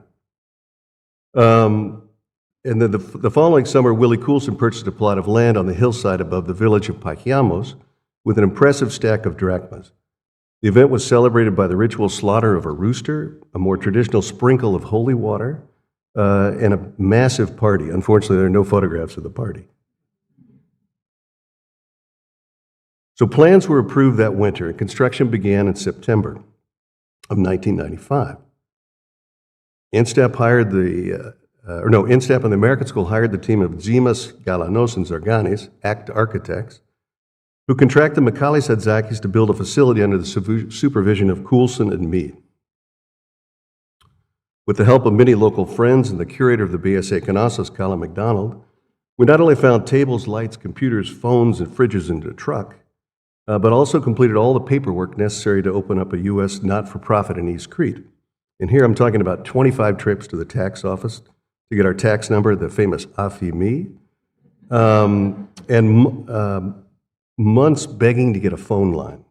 The period of 1995 to 97 also witnessed wider changes in Greece and our village. That's our office. So we installed the first fax machine in 1996, and the internet and email followed shortly afterwards. When we started the building, no one had a mobile phone. When we finished in 97, everyone had the latest Ericsson flip phones. I don't know if you guys can remember that. Another distinctive feature of life in the village was migrant labor, legal and illegal. Mostly Albanians, Serbians, and Bulgarians, and me, with whom I stood in line at night to make phone calls from those little card phones. Do you guys remember those? So moving day finally arrived in late June 1997. Trucks and police escorts brought 3,000 crates of fines and more than a few mice to the basement from several apothekis in Moklos and Pakiamos. The official opening day came a month later on July 19th. More than 1,000 guests gathered to hear speeches by Malcolm Weiner, the U.S. Ambassador Tom Niles, Phil Betancourt, Willie Coulson, and Jim Muley, then director of the American School, and Nikos Papadakis, who was the effer of East Crete. This was followed by a dinner prepared by 10 tavernas, serving what I would argue was the largest buffet seen in these parts since the last days of the nearby palace, when Gornia threw its last feast 3,500 years ago. So the study center. Before showing you what we built, I wanted to remind you where we worked before, because the contrast is significant. Until 1997, the projects refitted schools or rent rooms into conservation, cataloging, and storage rooms, while rooftops and small courts provided indoor and outdoor study spaces. You could never lay out more than a few bags of pottery, let alone a full floor assemblage, and bathrooms doubled as dark rooms for film processing. You cannot overstate how much things changed with the opening of the new facility. So the first 30 years. Today, the study center overlooks the village of Pakiamos in the Mirabello Bay. The main building occupies an area of 1,200 square meters. The rooms on the ground floor are organized around a central court that resembles a Minoan prototype. They include a study hall, which is divided with partitions into smaller units, used by offices from the different projects. A drafting room, which also hosts the petrography lab. A conservation lab, a computer lab, a photo studio and darkroom, a library, and a small kitchen. Additional outdoor installations provide spaces for washing and sorting pottery and processing soil samples with the water flotation system, while rooms, equipment, and extensive comparative collections inside support work by botanists, zooarchaeologists, physical anthropologists, and geologists. Now, our recorded lecture in 2020 here at the American School provides a much more detailed account of the growth impact, as well as many milestones by our staff and members, and we'll put those into the written version of this. So here, think of 100,000 soil samples processed just for the Patras excavations, and I'm very glad to see Metaxia Tsipopoulou here today. Restoring 1,500 objects for the tombs at Poros for Nota Dimopoulou, photographing 3,000 to 8,000 objects, or drawing 2,000 to 4,000 objects a year. And finally, studying 11,000 petrography slides from 140 projects on Crete alone. So in 2016, we developed a model that neatly summarizes the scope and framework of the operation. Put simply, the study center pursues data collection, analysis of artifacts, preservation of sites and objects, and finally, publication and outreach. And for this last, we target the wider field through our lecture series and publications, and the general public through our newsletter, website, and Facebook page, which touch on all aspects of our work and provide a diachronic and institutional history of the various departments and services. So in conclusion, we would like to review the growth of the mission. Phase 1, 1997 to 2007. So in this phase, our primary objective was to serve as the base for the affiliated projects of the school in Eastern Crete. These projects included the study of material from the surveys at Syra, Kavousi, Gournia, Brokastro, in the American and Greek American excavations at Moklos, Syra, Kavousi, Vranda, Castro, Azoria, Halasmenos, Chrysokamino, and Ios Haralambos. Most of the material from these sites is now published, with the remaining volumes expected in the coming decade.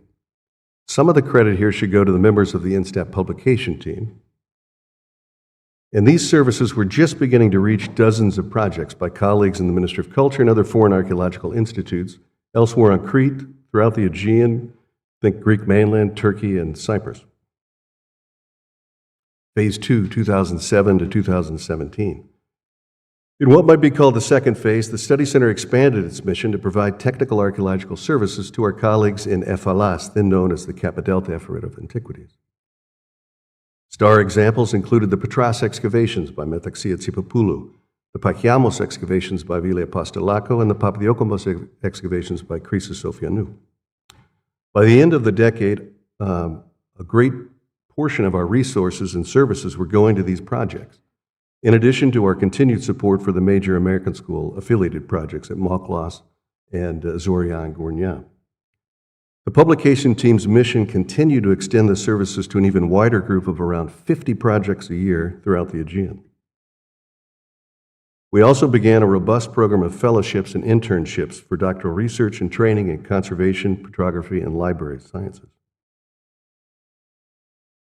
So phase 3, 2017 to 2026. Over the last decade, the Study Center's mission continued to serve the same variety of projects in East Crete, while also extending the support to colleagues in the Cretan efforts in foreign schools across the island. The list includes excavations at Anatakis Konossos, study of material from the Neoplacial tombs at Poros, the Peak Sanctuary at Euktas, the Palace at Monastiraki, and major site conservation initiatives like those at Jim Wright at Komos. In more recent years, we've also helped teams processing material from foreign schools. Just this year alone, we helped projects by the Italian, Polish, French, Belgian, British, Irish schools, and the University of Athens.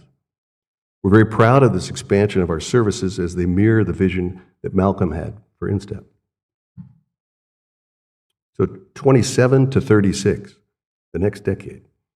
We hope to continue all of this in the coming decade while paying particular attention to two emerging needs. The first is the support for the next generation of excavators directing affiliated projects of the American School on Crete. I think a few of you are in the audience. We're actively approaching American School members in tenure-track positions at universities in the U.S. who might be interested in starting new fieldwork on Crete. The other challenge is the curation and organization of the legacy material from published projects of the American School stored at the Study Center.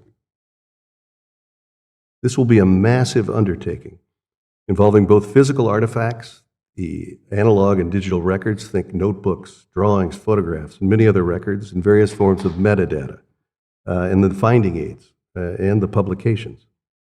The Greek Ministry of Culture has recently begun prodding the foreign schools to improve or create such systems, and is doing so itself. While working in the Heraclea Museum last week, and I'll be back next week, I spoke with several senior staff members who were doing the exact same thing, cataloging and uploading information for some 55,000 objects into a national database.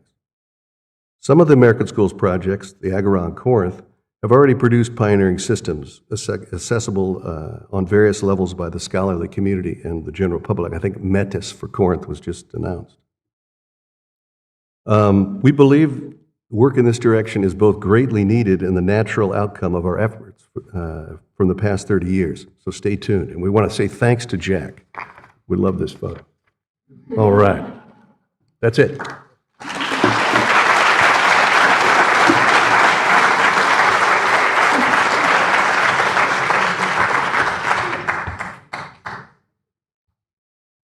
Thank you very much, Tom.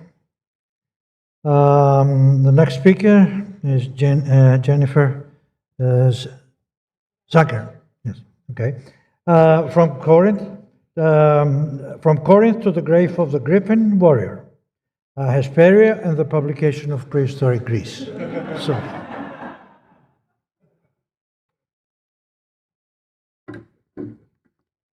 You'll see it's already changed. Nothing like good editor's marks here. As we all know, Jack has a love for archival material.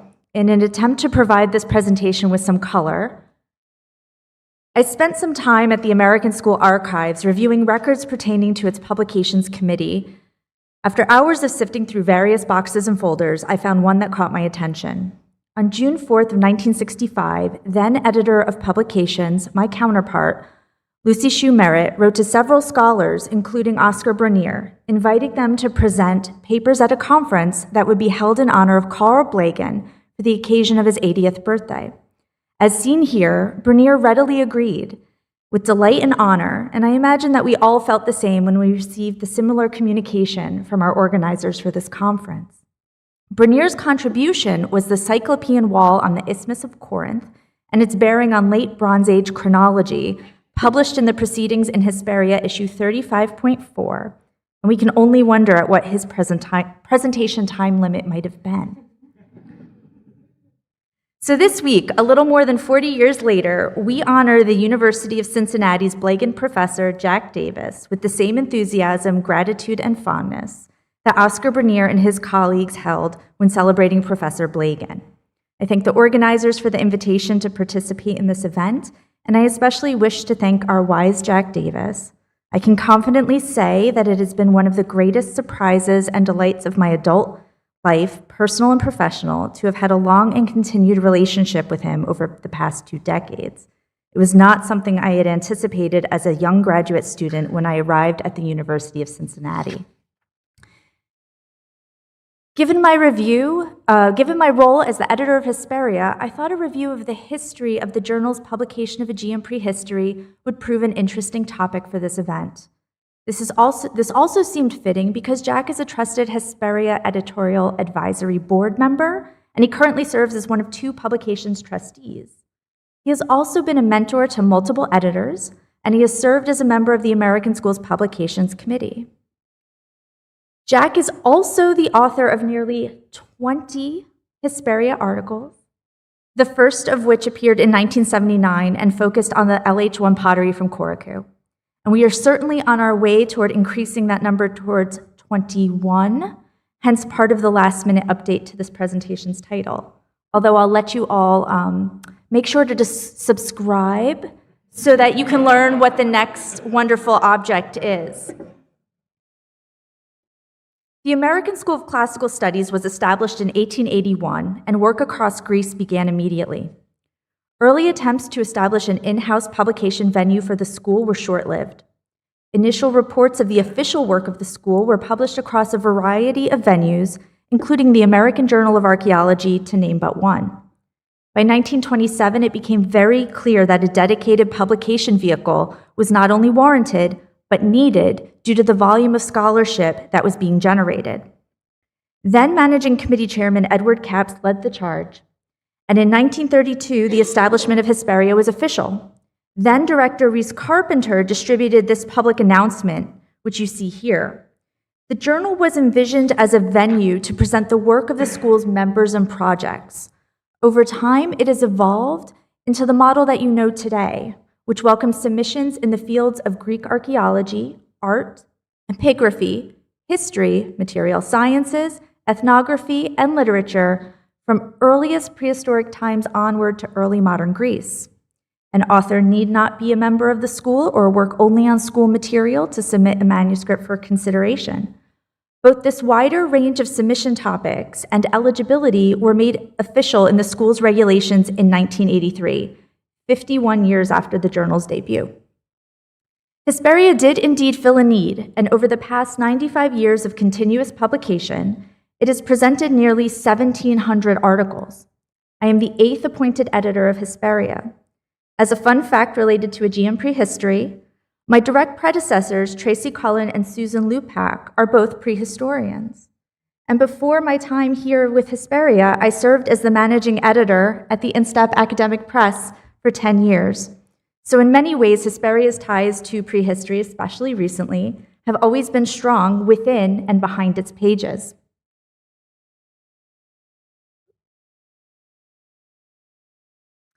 I drafted my abstract for this presentation months ago, and later, once I looked more closely at our publication history by reviewing every single issue published, I was pleasantly surprised to find that prehistoric material first appeared in Hesperia from the very beginning in Volume 1, which was published in 1932.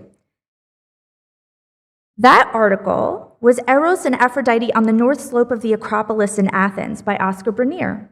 On page 35 of that volume, the discussion focused on a fill deposit that contained prehistoric sherds, including Minion and Mycenaean ware. The school's work in Athens at the time of Hesperia's establishment revealed much relevant material. Aside from this material found on the North Slope, prehistoric deposits were frequently found at bedrock levels from the very beginning of excavations at the Athenian Agora. The first expanded and dedicated discussions of prehistoric material for the Agora appear as early as 1936 in issue 5. There, T. Leslie Shear outlined the discovery of prehistoric burials found in the 1935 campaign, which included a Middle Helladic well burial located in front of the Metrone. No, we're back one. I'm sorry. Homer Thompson detailed more prehistoric burials and associated goods in the report for the year from 1951, but the first Hesperia article explicitly dedicated to prehistoric material from the Agora is Emily Townsend's A Mycenaean Chamber Tomb Under the Temple of Ares, which appeared in 1955. In the very first years of the journal's existence, mention of prehistoric material largely belonged to Athens. But in issue 6.4 from 1937, we see the first article from Corinth dedicated to a prehistoric topic written by Saul Weinberg. Just as at the Agora, prehistoric material was found at Corinth from the very start of official excavations, which began in 1896. Formalized dedicated investigation of prehistoric Corinth began in 1914. By 1959, Henry Robinson and Weinberg were able to outline clear evidence of activity for the site dating back to the Neolithic period. Since then, the presentation of relevant material from both Corinth and the Athenian Agora has continually appeared in Hesperia, as well as in the monograph volumes of their respective excavation series published by the school. Of course, in the early decades of the journal, relevant articles covered material related to sites such as Lerna, Isthmia, Mycenae, Haliaeus, and others in western Messenia and the island of Crete, many of these locations where the American school was conducting active field projects. Material from Chaea is added to our pages in the 1960s. The mid-60s is also when we start to see the beginning of more synthetic studies that look at material and trends across sites rather than more focused field reports detailing the work done for X year. Of course, the needs of a site will play a factor in a project's publication plan, and indeed you can see a number of different areas of focus among the titles that I just posted. But most recently, we have had the honor to aid the Grave of the Griffin Warrior team in publishing their exceptional discovery through a series of articles that have released their detailed and multidisciplinary results quickly. Analyses of publication trends have always proved interesting since they might provide information on the past, present, and future state of a discipline. Over the last 20 years, scholars such as John Cherry, Lauren Talalay, and most recently Dimitri Nakasis have examined various data from the past 45 years related to the publication of articles on Aegean prehistory that appeared across a range of highly ranked journals, including Hesperia. My analysis here looks at the full range of data from Hesperia alone, from Volume 1 in 1932 through Volume 95, Issue 2 in 2026. Thus, we are adding 50 years of material to the data set. This reveals information not just about trends in publishing, but it also illustrates some of the history of the American school and its evolving role in facilitating excavation research and publication. To date, 199 articles out of the total of 1,687 have been related to Aegean prehistory in some substantive way. This is roughly 12% of the total if we account for all articles over 95 years. Aside from the 1940s, when Hesperia was not immune to the effects on scholarship caused by World War II, we see that the representative percentage of prehistoric articles per volume year of Hesperia is, I believe, rather steady and on an upward trajectory. If we look only at the years of 1982 to 2025, given that this is the subset explored in part by Cherry, Talalay, and then Nakasis, prehistoric articles represent an average of 15.5%. What might account for this rise? Well, one possibility is that the Institute for Aegean Prehistory was established in 1982, which generally supported research projects. This rise in dedicated funding does not seem to explain completely the rise in the representative percentage of prehistoric articles since the 2010s. But granted, Hesperia has also seen a great rise in the number of its annual submissions on any topic since the year 2000. Some years as high as a 200% increase when compared to the submission numbers in the 1990s. It is beyond the purview of this paper to account for this change, but factors such as sustained funding from organizations such as INSTAB, the widening of our authorship pool, and trends in graduate study and academic interest may all play a part. We can also categorize articles by their subject type. In order of quantity, these include synthetic studies at 50%, field reports at 41%, single object presentations at about 7%, and archival studies at 2%. Field reports are included if a multi-phase report dedicates a substantial portion of discussion to prehistoric remains. I use the term synthetic studies as a catch-all for articles that consider data across historical, regional, or topical lines. Some synthetic studies are object-based, looking at a class of objects broadly. These represent 40% of all synthetic studies that we have published, and so actually those synthetic studies are number 100, so 40 of those look at an object class. From 2000 onward, I tracked a higher proportion of articles dedicated to object studies, either synthetic overviews or these single object presentations. This is 31% of the total of prehistoric articles published since 2000 to the present. For the years 1932 to 1999, 67 years in total, object studies, synthetic presentations or otherwise, were only 23% of the total. This is a noticeable shift. Again, perhaps this can be considered against the trends in research interests and/or funding opportunities. We can also see a shift in the breakdown of authorship by gender over time. Over the course of its history, Hesperia authorship for prehistoric articles is roughly 35% female and 65% male. Indeed, since we started tracking this data in the late 1990s, we have typically had submission rates that fall roughly at 40% female to 60% male, with some drift either way. These numbers actually remarkably are the same for the numbers of authorship of the papers that make it into our final pages upon publication. Yes. If we look at the breakdown of authorship for prehistoric articles published only from 2000 onward, female authors have a greater representation at 43%. A quick look at the Hesperia publications dedicated to Pelos show an authorship that is 30% female to 62% male, which falls right in line with this trend. So good job, guys. Due to the institutional history of Hesperia and the growth of its purview over the decades, additional avenues of exploration would include a look at the proportion of members to non-members, American school to non-American school projects, and the breakdown of authors from North America to authors from other regions. Regarding the information on membership, the school is currently compiling whole historical lists, and I would really like to see where that data lies. I believe it's certain that we would see the effects of changes in academic interest and publication modes, and also the real-time results of the school's evolving policies.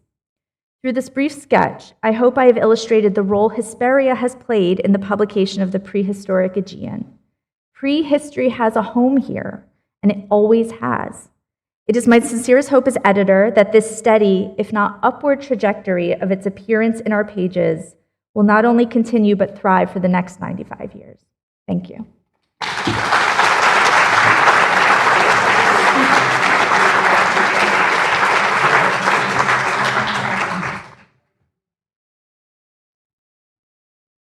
Okay, and we're coming to the last paper of this fantastic conference.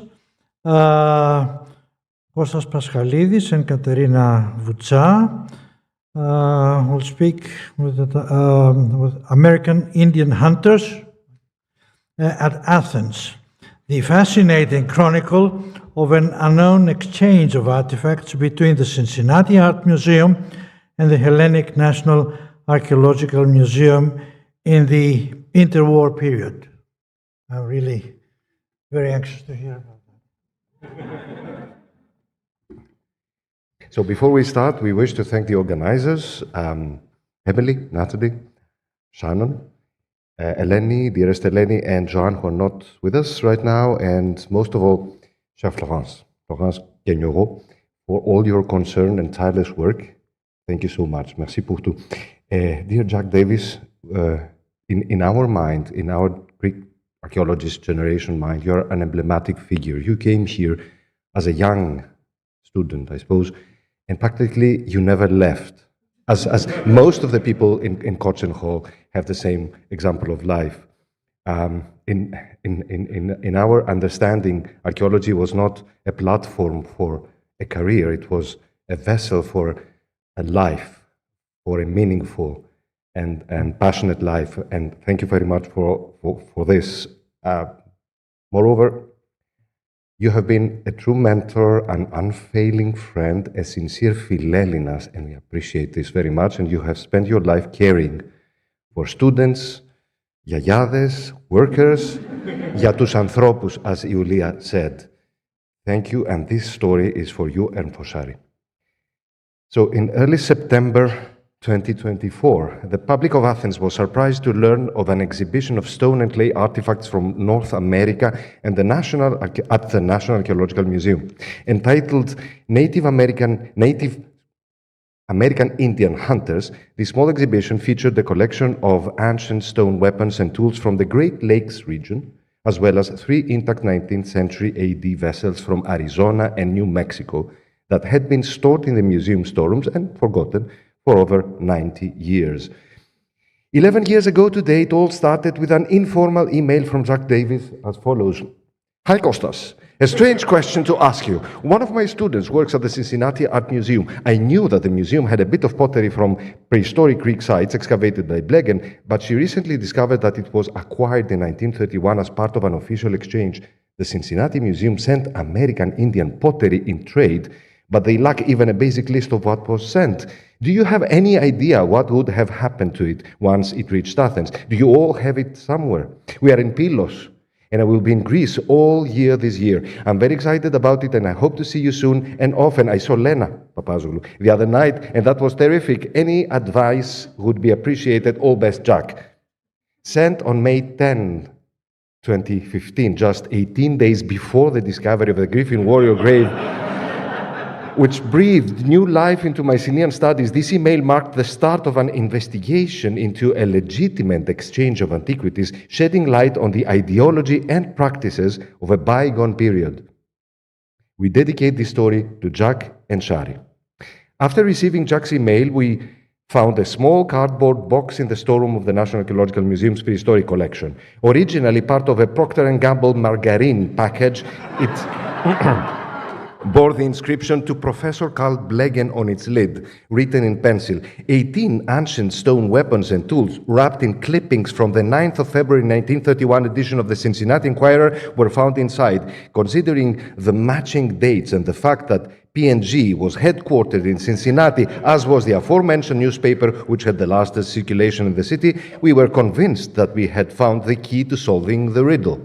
In April 2023, Jack Davis and Shari Stoker requested permission to examine the stone artifacts. A few days later, they sent us an initial identification and dating of the artifacts prepared by Professor of Anthropology and Archaeology Nick Kardoulias, with whom they had been in contact. In turn, the Greek-American expert consulted with Professor Emeritus of Anthropology Nigel Brash, recorded his conclusions as follows. The spearheads numbers 5 and 8 belong to types of the early archaic period and date from the mid-8th to the early 7th millennium BCE. The spearhead number 4 dates to the Middle or Late Archaic period from the beginning of the 3rd millennium BC to the beginning of the 2nd millennium BC. The spearheads number 6 and 9 date to the Late Archaic period. The adges numbers 16 and 17 also appear to belong to the Archaic period. Professor Kardoulias identified the double-edged striking spearhead number 14 as belonging to the Rocheville type of the Late Archaic or early woodland period, that is from 1000 to 500 BC. Spearhead number 7 has been identified as the Snyder type of the Hopewell culture of the Middle Woodland period. This was one of the most prominent archaeological phases in Ohio, during which many earthen mounds were constructed.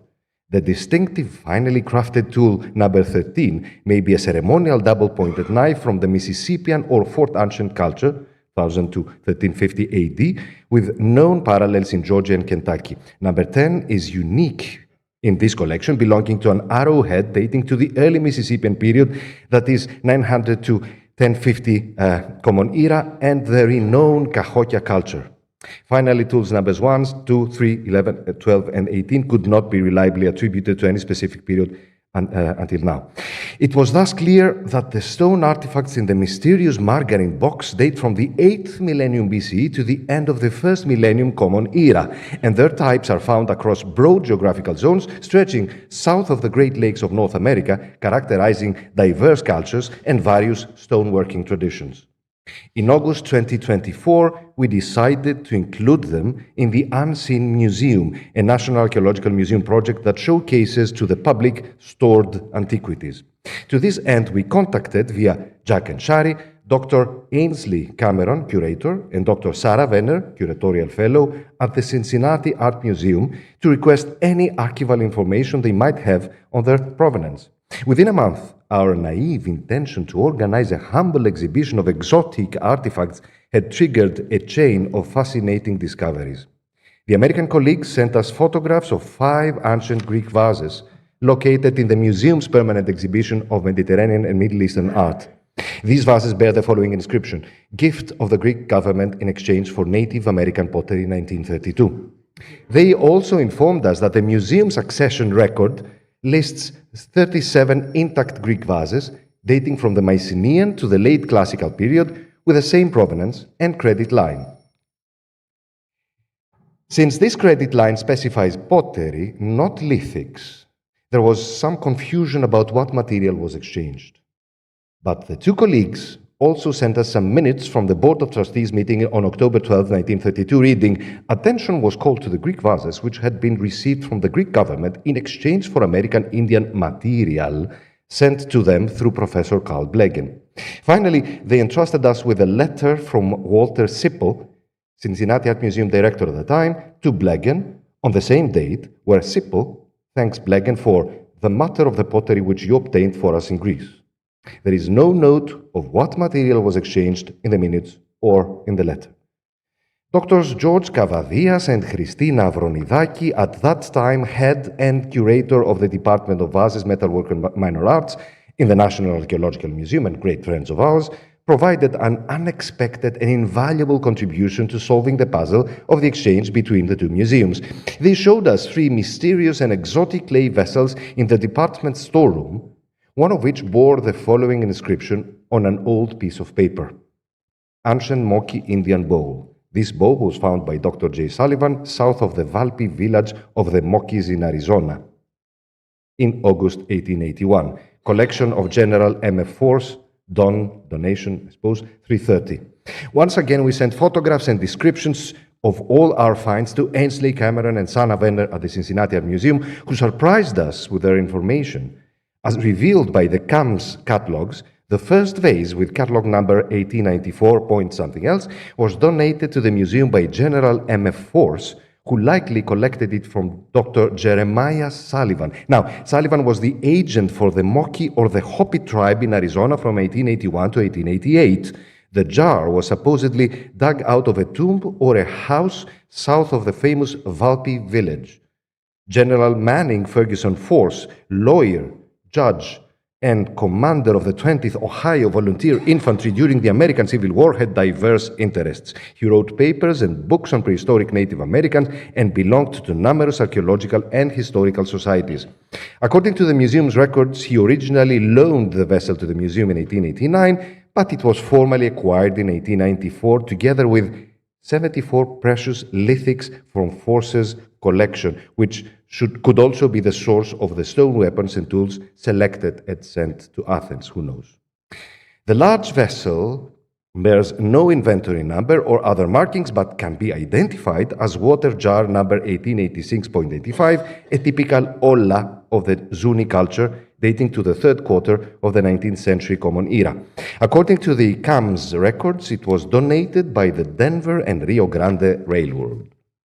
However, the most striking discovery was the vessel decorated with 3 deer, each bearing the characteristic heart line, a red line piercing the mouth and extending like an arrow to the animal's heart. This motif, also known as the breath of life, symbolizes the hunter's wish for the animal's soul to pass on peacefully. Inscriptions on its base reveal that it originates from the Zuni tribe in New Mexico. It was collected by Matilda Cox Stevenson, a renowned American anthropologist from the Bureau of Ethnology, who repeatedly visited and studied the Zuni settlement between 1879 and 1897. She recorded and photographed valuable information about the tribe's intangible culture and sent thousands of clay vessels and other artifacts to the National Museum of Natural History at the Smithsonian Institution in Washington, D.C. The vessel bears the Smithsonian's inventory number 111879, as well as the Cincinnati Art Museum's inventory number 1885.552, to which it was transferred through an exchange. In the summer of 1885, the museum's board of trustees and officers exchanged 32 carefully selected Zuni, Moki, and Acoma ceramics from the Smithsonian for prestigious rookwood vases valued $50. Among the trustees and officers that year was Frances Dabney Horton, wife of the collector General M.F. Force. The question was now how this exchange of antiquities between the National Museum and the Cincinnati Museum was arranged. Was it an unusual act, or did it form part of a wider international tradition at the time? Katerina and I searched for answers in the National Archaeological Museum's Administrative Archive, the Historical Archives of Antiquities and Restoration of the Hellenic Ministry of Culture, and the General State Archives, where we found valuable evidence relating to the exchange. The first document, dated May 11, 1931, was sent by the Minister of Education and Religious Affairs, Georgios Papandreou, to the Hellenic Ministry of Finance. It requested duty-free clearance for a crate containing Native American artifacts to be sent from the Cincinnati Art Museum to the National Museum. Papandreou noted that the recipient of the box was Carl Blegen, the former director of the American School, whose name was also written on the margarine carton containing the stone artifacts. We also found a series of documents concerning actions by the Greek state in return for the American donation. On July 11, 1931, the ministry's Archaeological Council commissioned Kourouniotis, Ikonomos, and Orlandos to select some antiquities useless for Greek museums to be, no, it's the phrase and it's a legal term at the time, to be donated to the University of Cincinnati. The committee was officially appointed on July 31 and completed their work within the following months. On April 6, 1932, the Archaeological Council again reviewed the list of selected ancient vases and sherds, approving their shipment to Professor Blegen for the use in teaching at the University of Cincinnati. No museum here. On April 15, Minister Papandreou authorized the export of the selected antiquities, and on April 20, the head of the Piraeus Customs Office requested that the Ministry of Education send him an export order for a crate of ancient vases to be sent to the Cincinnati Art Museum now. However, things did not go entirely smoothly. Dr. Jeffrey Kramer, the University of Cincinnati Department of Classics archivist, located 2 letters from H. Barthelemy, the manager of the American Express Company, to Professor Carl Blegen, dated June 8, 1932. In them, Barthelemy reports that the crate containing the ancient vases destined for the Art Museum of Cincinnati, as well as 5 additional crates of samples of clay addressed to the ceramics laboratory at the University of Cincinnati, are experiencing delays in obtaining the export permit issued by the Bank of Greece due to the recent change in government. This refers to the turbulent period following the resignation of the Eleftherios Venizelos government on May 25, 1932, and the subsequent formation of the short-lived Alexandros Papanastasiou government, which ended on June 5, after which another Venizelos government was formed. Nevertheless, it seems that the mission was accomplished at some point in the following months, as the antiquities from the National Museum had arrived at the Cincinnati Museum by October 1932. In short, this is the story of the exchange. However, there are certain points that deserve our attention. A few minutes more. The Greek documents are inconsistent regarding the intended recipient of the selected antiquities. In some cases, the Cincinnati Art Museum is listed as the intended recipient, to whom the Greek ministry was supposed to reciprocate the donation. At other times, however, it is stated that the antiquities are intended for the University of Cincinnati. According to the archival material, the 1932 export was not limited to the crate containing 37 vases for the Cincinnati Art Museum, but also included a rich collection of sherds. These sherds arrived at the Department of Classics, where they still form the core of its educational antiquities collection curated by Karol Hershenson and, of course, Professor Kathleen Lynch. Professor Carl Blegen plays a central role in almost all the documents, rather than the American school, as we would expect. Having been at odds with the school's director, Edward Capps, it is well known that Blegen acted independently and successfully, basing his actions on the friendship and trust of prominent Greek archaeologists at the service. This was not the first time that he had facilitated the shipment of Greek antiquities to American institutions. In the summer of 1921, for example, he secured permission to send hundreds of sherds from the National Museum to universities such as Harvard, Johns Hopkins, Ohio State, Princeton, Smith, Yale, and Wellesley. Although the export of antiquities had been prohibited from the beginning of the Greek state, the 1834 archaeological law permitted the export of double, that is, similar objects upon obtaining the relevant permit. Additionally, the 1899 law permitted the exchange of stored antiquities that were deemed unnecessary to the Greek museums, in Greek perita diatamusia, with museums and cultural institutions abroad. This practice appears to have peaked during the interwar period, particularly before the introduction of the new archaeological legislation in 1932. According to the National Museum's archive, in 1931 alone, the Greek government donated hundreds of pottery sherds from the storerooms of the museum to universities in Neuchâtel, Marburg, and Prague, to the Copenhagen Museum, and also 5 intact vases to the Japanese prince. Having secured valuable information on the chronology, key figures, and ideological context of the Greek-American exchange era, only one thing remained before we could hold the exhibition entitled American Indian Hunters. In late August 2024, Katerina requested approval from the Native American Graves Protection and Repatriation Act, NAGPRA, to exhibit the clay vessels. Melanie O'Brien, manager of the NAGPRA program, kindly invited us to reach out directly to Professor Kurt Dogonske, Principal Investigator, Tribal Historic Preservation Officer. He forwarded our request to the councilman of the Pueblo of Zuni, Edward Vemiteva. Receiving approval from the Zuni people was a truly significant and deeply moving moment for us. Shortly thereafter, the American artifacts were displayed in the heart of Athens for 2 months, completing an initiative that began with Carl Blegen and was revived by the wise Jack Davis. Thank you very much for your attention.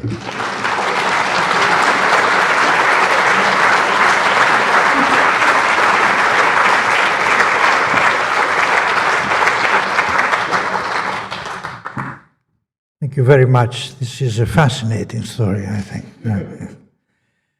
So, now, we have very little time for a short discussion, perhaps due to my introduction. Any questions for Tom's and Eleanor's paper regarding the history of Instap? Please. Sherry.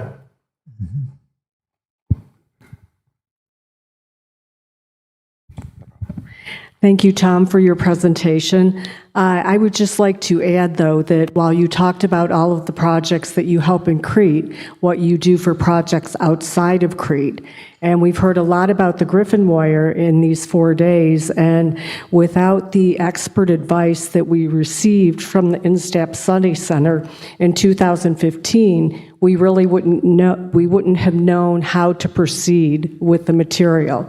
So I'm very grateful that you sent Kathy Hall to us then, and you continue to send her to us to help with the conservation of the material. So thank you. I mean, really, your work extends outside of Crete and all over Greece, and it's really wonderful that you've been so generous. Any other questions for the first paper? No. Any questions for Corinth from Corinth to the grave of the Griffin warrior?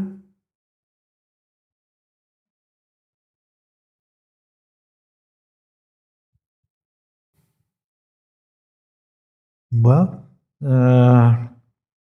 and finally, any questions for the last paper? Of course. Jack, yes.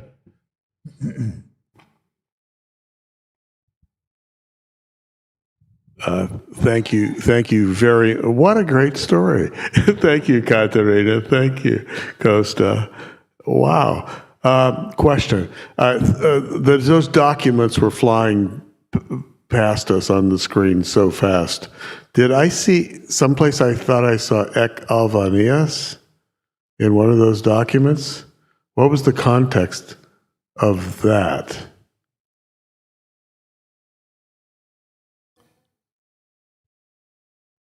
The Central Archaeological Council. Oh, that was a topic. Yes. Okay, because I was. We didn't pay much attention to it. Okay, yeah, I just saw it, caught my eye. But one thing I always wondered is how many. Well, you don't need to answer this question, but there must be a lot of artifacts from Vorios Epiros that came to Greece during the essential the occupation of northern Epiros. Yeah, we don't have it. No, you don't have any. Okay. All right. Well, that was interesting. It was also mention of Rookwood in there. Did I see? Yeah. What's that about? Okay. The Women's Association who founded the Cincinnati Art Museum, actually, they were. I think one of the few board of ladies in the world who ran a museum at that time, and they decided in summer 1885 to obtain American vases from the Smithsonian, the National Museum at that time, and they had to pay back somehow. So they selected the beautiful vases they wished to have, and in exchange they said, instead of giving money, or better than giving money, let's send them Rookwood vases, the prestigious, already prestigious ones. But you don't have any Rookwood.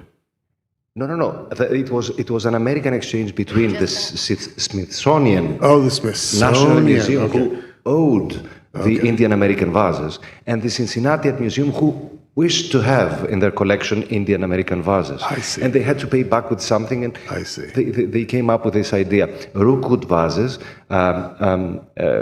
costing $50. That is, we have the sum of money they paid for this American. Okay. Yeah, I only ask that. Sherry and I have this fantasy that someday we're going to walk into Paliatsidico in Athens and find a good stash of Rookwood. But I guess not. Any other questions? Yes, but pues είναι κάποιος εδώ μπροστά.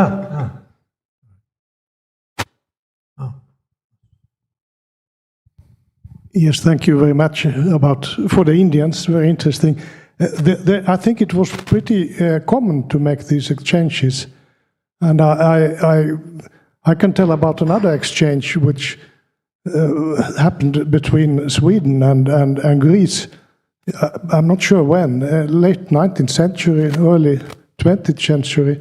I've heard this story from Berit Wells, who is not among us anymore, but she was then director of the Swedish Institute, and the Greek authorities contacted the Swedish Institute and wanted to have a catalogue of all the shirts that were given to Sweden. And they had been in Sweden divided between the different universities for study collections, and nobody really knew where the shirts were anymore. And so it caused some kind of panic, and they asked for more time to find out about the shirts. But then the Swedes realized that it had actually been an exchange, and the Swedish authorities had sent lots of axes, prehistoric axes to Greece, so they asked for information about them. And according to Berit Wells, the whole story died there because nobody knew where the Swedish axes were after 100 years. But that's another example. There must be lots of examples like that. I think it was common. There are, and it's now starting. I mean, we now start to go through the archives, where we shall have elements and answers. Concerning Sweden, there is the Assini deal, which is in detail described in Petrakos's Prohistory Archaeologicon, that is the 2-volume record of the history of the Archaeological Service, and one can have all the chronicle there. But also there are some, let's say, two-sided exchanges or one-direction shipments, which had to do with the archaeological diplomacy in the mid-war period, very much encouraged by the Venizelos' governments and Georgios Papandreou as a Minister of Education. That's an impression we can have before studying deeper. And lots of study collections in European and American universities who are now kept in silence because nobody knows if they're legitimate. They may come out tomorrow as being fully authorized, and this is the case of the State Ohio University Study Collection, where we went with Carol Hershenson and Jeff Kramer, and we had been shown the sherds. I could tell that the sherds were from Dimini, Neolithic ones. They were selected from the apotheques of the National Museum, and thanks to Carol, who found the publication mentioning that in 1921, Blegen was powerful enough or successful enough to persuade Stais to select sherds and distribute to the universities, the American universities, and many American, at least a dozen American universities, so many crates and many sherds. We know that these, the core of these collections is authorized, or was authorized at that time at least. So in the future, if you happen to curate such collections in your institutions, you may ask for access to the archive of the Ministry of Culture, and also apply to the archive of the National Museum. You may never know which answer you may get for that.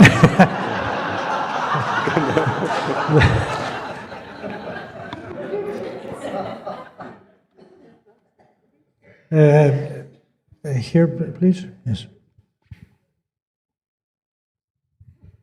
It's not really a question. The paper of Kostas Paschalidis was very interesting. I think about these exchanges, because we have in the Archaeological Society an excellent collection of publications of the Smithsonian Institute. I don't know when they came. It's about by the end of the 19th century until the beginning of the 20th. Was it a donation or not, an exchange, something? And it is interesting to, maybe they are related with this pottery. It's interesting maybe to find out later. I just wanted to inform you about this. Thank you. Thank you. We didn't know about it. Thank you very much. This is a very nice information. Okay. I think. Okay. Well, one last question, please. I have some information to impart about some of the Neolithic sherds that were sent to America by Blegen. There are also some at Mount Holyoke, there's some at Stanford University and University of Missouri. I've seen the Stanford ones. The ones I saw were all from Ayurvedica. Oh, and then Cincinnati has some sherds from Ayurvedica. And I think he was in the habit of sending little, sherd collections, not necessarily from excavations, but, picked up on the surface. But he was also interested in Native American and Mesoamerican archaeology and culture, and there are letters in the archives in Cincinnati of him writing to a professor who was working, an American who was working in Mesoamerica on frescoes, and trying to start some kind of conversation about the fresco techniques there and in prehistoric Greece. Anyway. Thank you very much. Okay. All right. Thank you very much. And thank you all for thank the speakers. Yeah.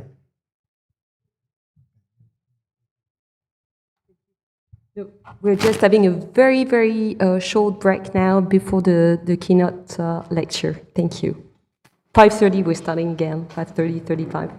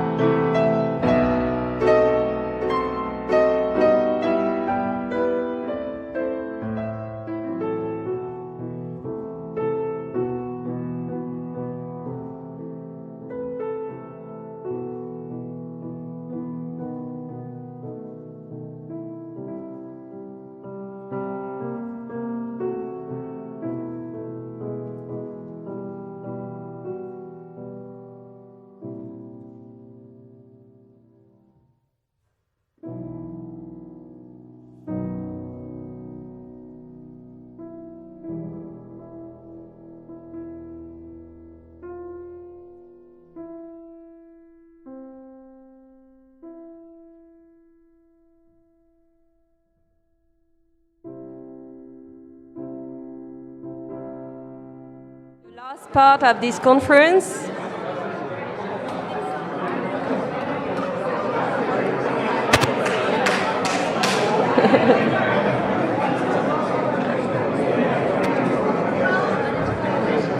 Thank you all for being here. It is now time for us to invite our keynote speaker, Professor John Bennett, University of Sheffield, who very kindly agreed to deliver this keynote lecture for us and for his close and dear friend Jack Davis, The Tyranny of Text. John, please.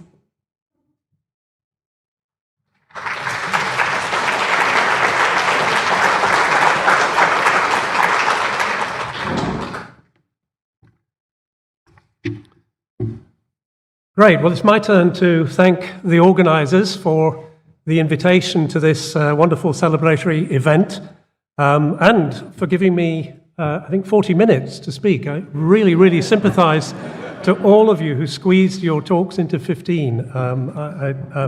Well done. I've known Jack since 1982. I met him first in person in Cambridge in that year, and in the following year worked with him in the field in Kea. He was a great and valuable colleague when I was in the States from 1986 to 1998, allowing me to sort of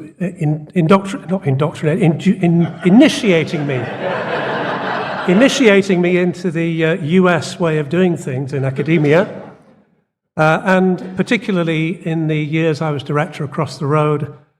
He had been there before. He was a great advisor.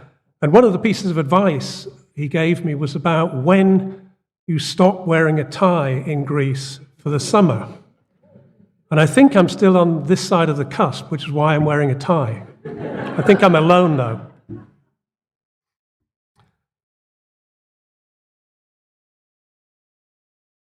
So these quotations that you can see on the screen, one might argue, mark the two most significant events in the development of Aegean prehistory as a discipline. The first, now well over a century old, reveals two prejudices. One, that archaeologists' role is to recover stuff, for others to interpret. And secondly, that interpretation takes place in the text-led environment of the historian. Experience suggests that these prejudices are still present in some places in the archaeology of the Aegean. Schliemann's discovery of Troy and his exploration of Mycenae and other sites in mainland Greece are commonly cited as the dawn of Aegean prehistory. However, we should be in no doubt that Schliemann's theoretical framework was not intrinsically new. It was essentially the same framework that guided classical archaeology from at least the 18th century. And in this respect, I think he differed very much from that other significant figure in our discipline, Arthur Evans, whose academic approach was formed in the disciplines of prehistory and anthropology as they were crystallizing in the late 19th century. Texts from the ancient Greek tradition played a minimal part in Evans's discoveries at Knossos or in his invention or creation of Minoan culture in his monumental palace of Minos.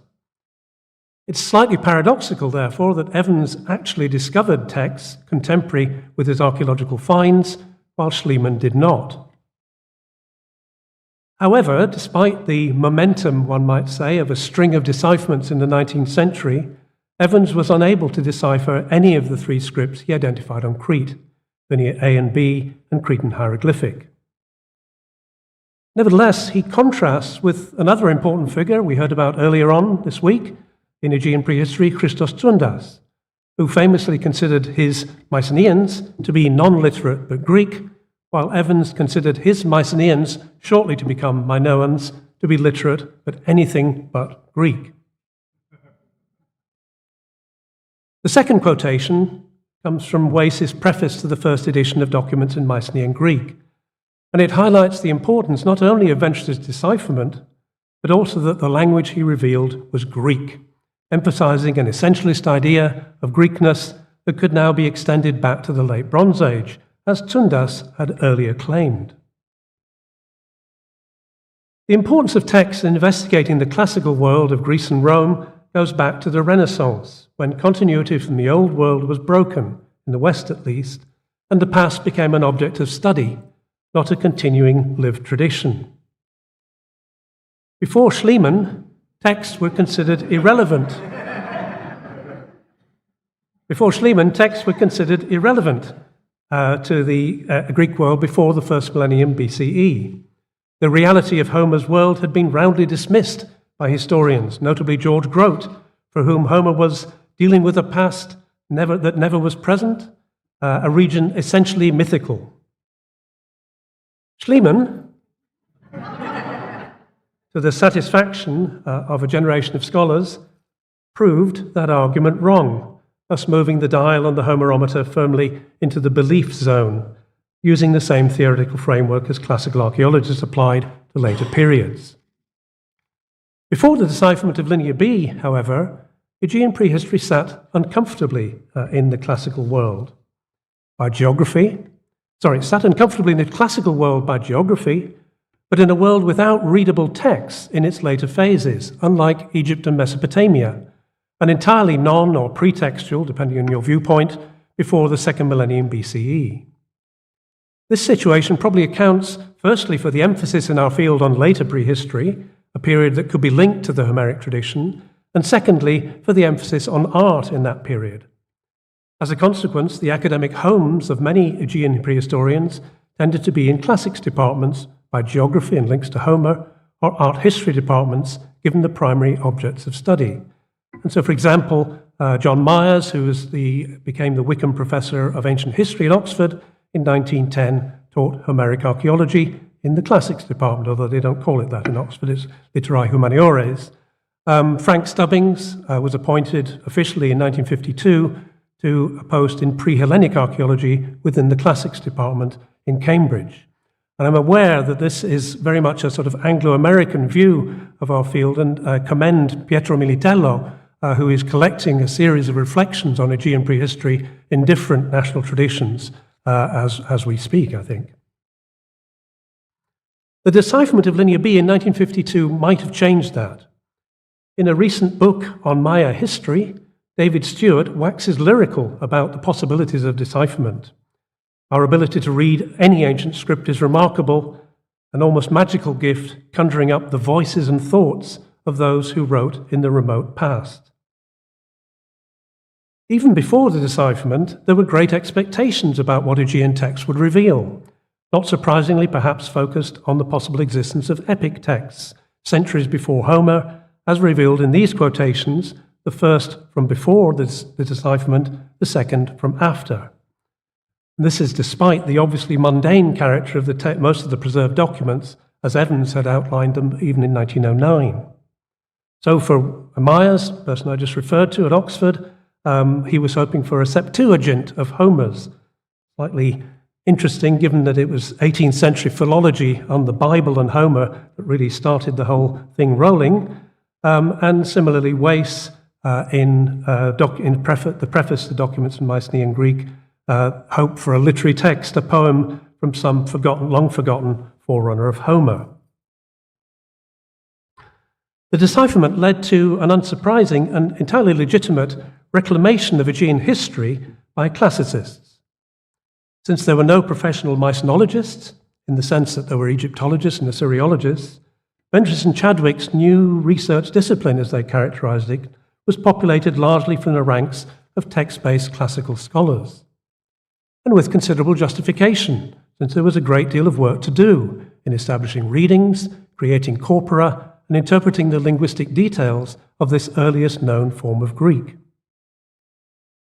Very quickly, too, the content of Linear B swung the Homerometer in the opposite direction, particularly after the trenchant criticisms of Moses Finley, whatever you think of them nowadays, among others. Emily Vermeulen, in what must be, I think, the first textbook of our field, published first in 1963, while accepting Homer's rejection, took a slightly more nostalgic view than Finley. One could also argue that, somewhat ironically, the decipherment and the swerve towards textual study isolated Aegean prehistory, despite the rejection of Homer as a source of evidence. Some Aegean prehistorians charted a course much closer to contemporary prehistoric archaeological developments, particularly those in the USA. And this trend is exemplified in Colin Renfrew's The Emergence of Civilization, first published in 1972, which applied then-current archaeological theory to explain the appearance of complex societies in the Aegean in the 3rd and 2nd millennia BCE. This great divide, as Renfrew termed it in 1980, separated classical archaeology, the great tradition as he put it, from prehistoric archaeology. And similar sentiments were expressed by Anthony Snodgrass in a paper called The New Archaeology and the Classical Archaeologist, published just 5 years later.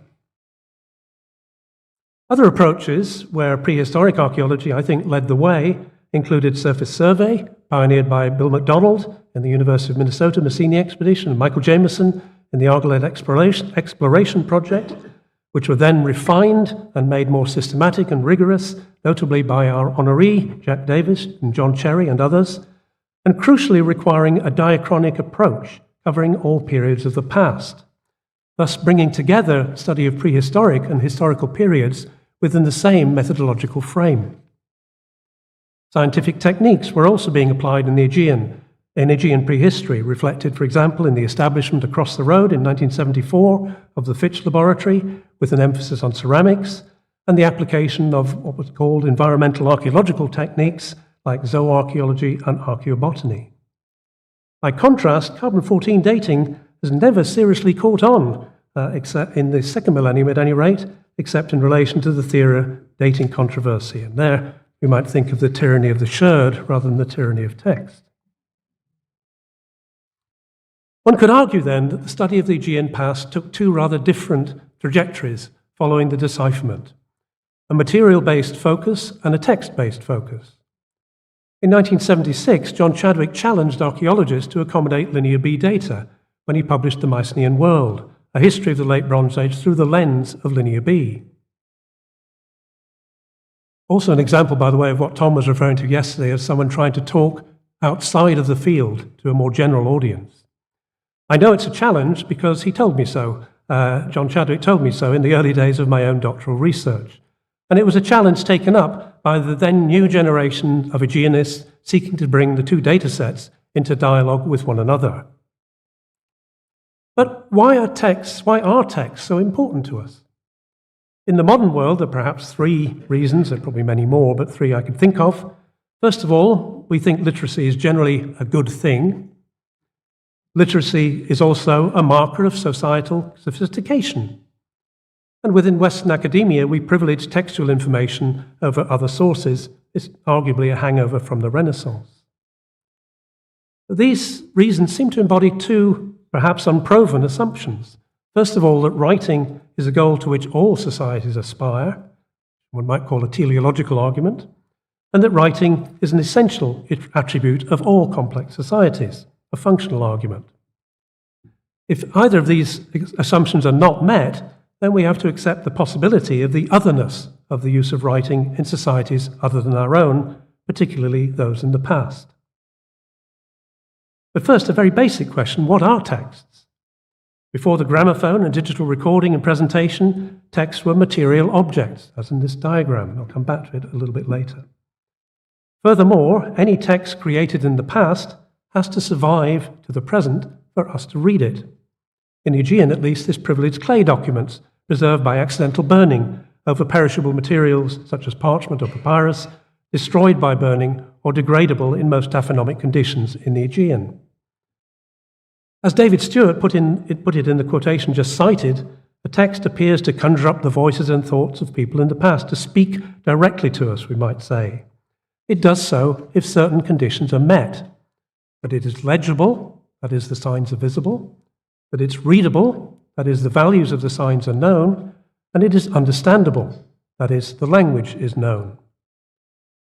In the Aegean, only Linear B fulfills all those criteria so far, while Linear A only fulfills the first two, and Cretan hieroglyphic arguably perhaps only the first.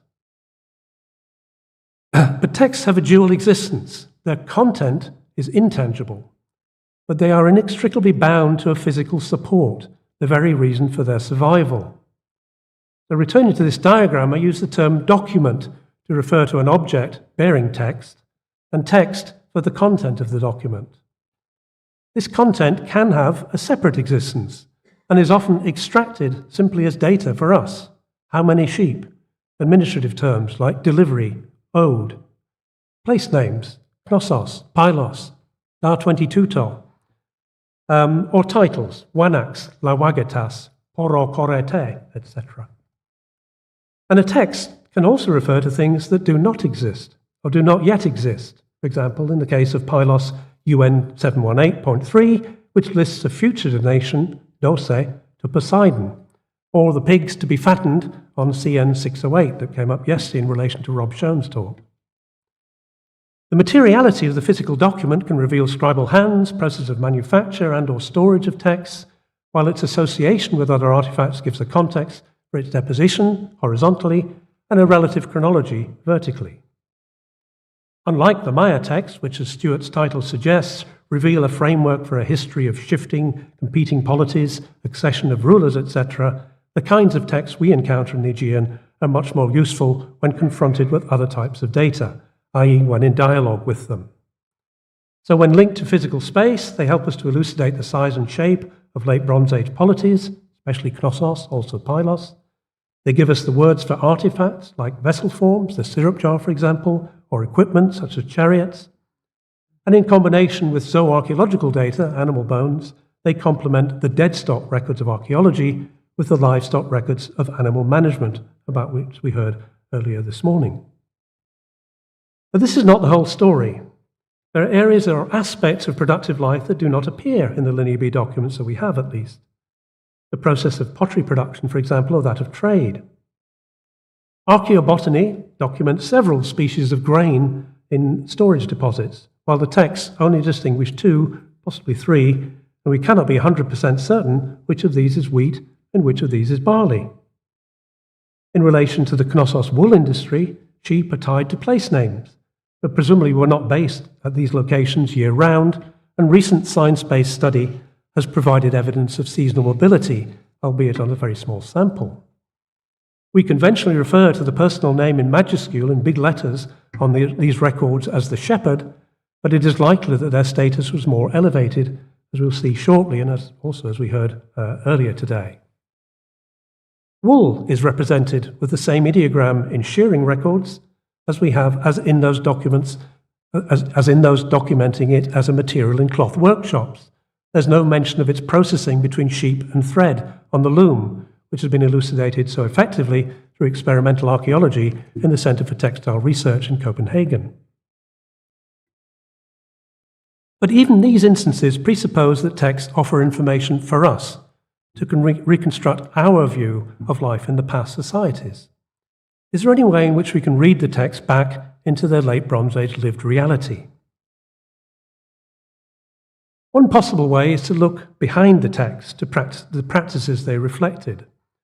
And one aspect of such looking I like to think of as implicit orality.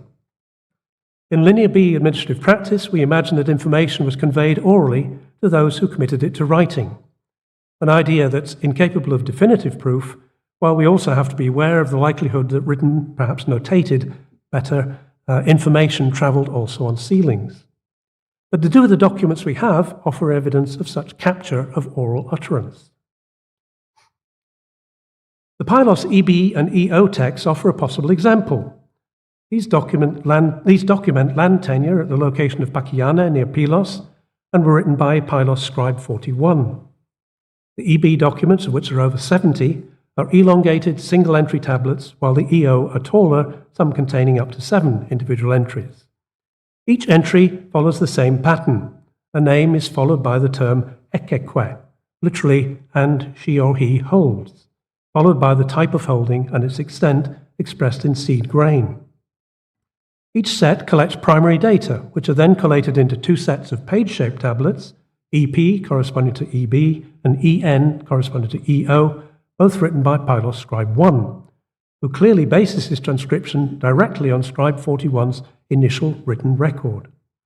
Scribe 1 almost always uses the formula X eke, she or he holds, only writing ekekwe in 13 instances, apparently a case of blind copying from scribe 41's initial text. Much effort has gone into identifying a special usage for the positive que in the string ekeque that scribe 41 uses throughout both series. But it seems most economical simply to translate the que here in its conventional sense as a connector, and she or he holds. John Chadwick many years ago proposed a scenario for this usage, imagining a landholder identifying themselves to the scribe administrator and then declaring their holding, while more recently Ivo Heinal has proposed a solution based on oral pragmatics for the usage, arguing that it reflects an oral style of composition. If he's correct, then the EB and EO series each reflect an oral exchange, which we can observe, with a degree of irony, through our written texts. Ekeque is a feature of primary data capture in oral form and is generally not used in the written recension of those data, but was occasionally copied automatically within the written medium. Heinal suggests other such oral features might appear elsewhere among our surviving documents, and it's possible that a similar logic lies behind the 800 or so Knossos documents that collected information about the composition of sheep flocks. Conventionally called shepherds, their appearance first in majuscule in these documents implies that they're the primary source of the information being gathered, and being gathered orally by the scribe administrator. Logically, you might expect these documents to be filed by the large signs at the beginning of the left of each document, but Richard Firth has suggested that when they were arranged in storage at the palace, they were actually organized by place name, the thing in the bottom in small letters, and also they were summed, totaled by place name on another series, the DN records. So you have information being reworked within the written medium again. Carlos Varias has recently collected terminology that reflects, that implies oral practice. Among verb forms, the first two appear in the same context, the famous land dispute between the Pylian priestess Eritha and the Damos, the landholding community of Pylos. Farsi, she or he says, on Pylos EP 704, and euketoi, she solemnly declares on EB 297 and EP 704. Since there's no reference to an existing document confirming the land's status, the assumption is that these documents record an oral dispute in which Eritha uses the formal term solemnly declares, while the Damos simply states its disagreement. The fact that there is a written version of this dispute parallel to its oral realization and presumably resolution is noteworthy, and I return to it later. Possibly related to this verb form is the nominal form ooka, a vow of delivery, according to Varias, though there's some doubt about its interpretation. Varias also identified further nominal forms linked to oral practice, listed here, among which ruratae, a dual form of lirastas, lyre player, attested at Thebes, strikes us and immediately reminds us of the Pylos lyre player wall painting, of which more later. Another area in which looking behind the text can deliver insights is the Pylos TA series.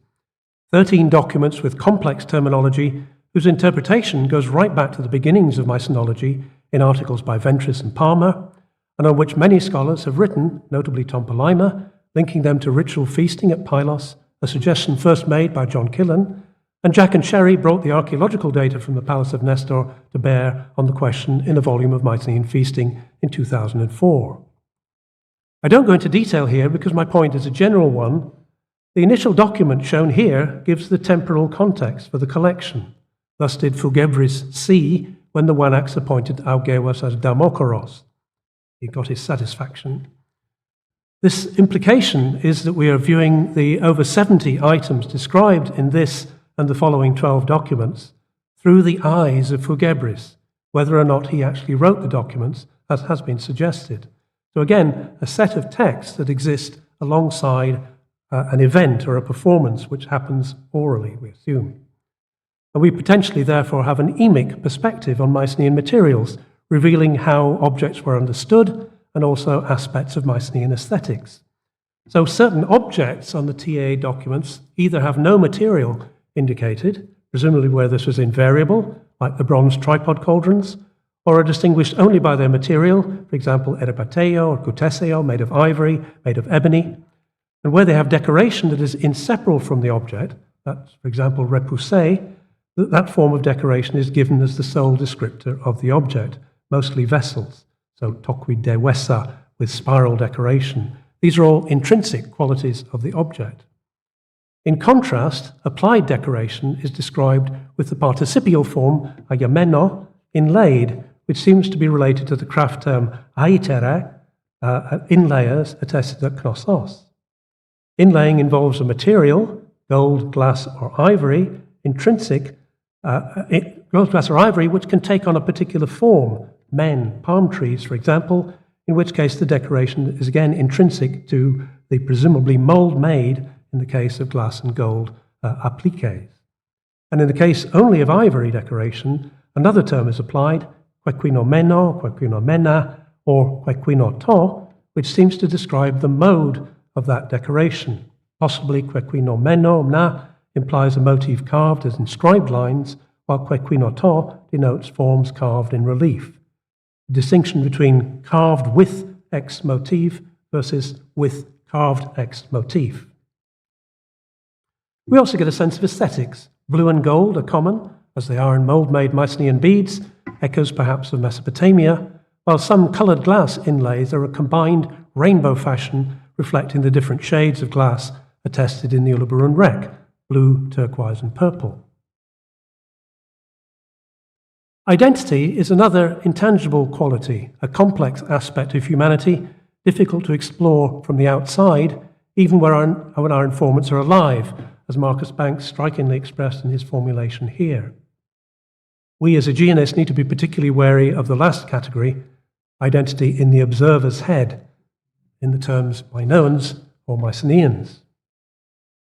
Linear B offers place names and so-called ethnic adjectives derived from them. At Knossos, it seems, those are largely used to express the origin or location of people or commodities, as we see on these examples. Location on the left, location and origin top and bottom on the right. Pylos, however, might offer a more intriguing possibility, since there are a number of instances of apparently ethnic adjectives which are recorded against a specific location.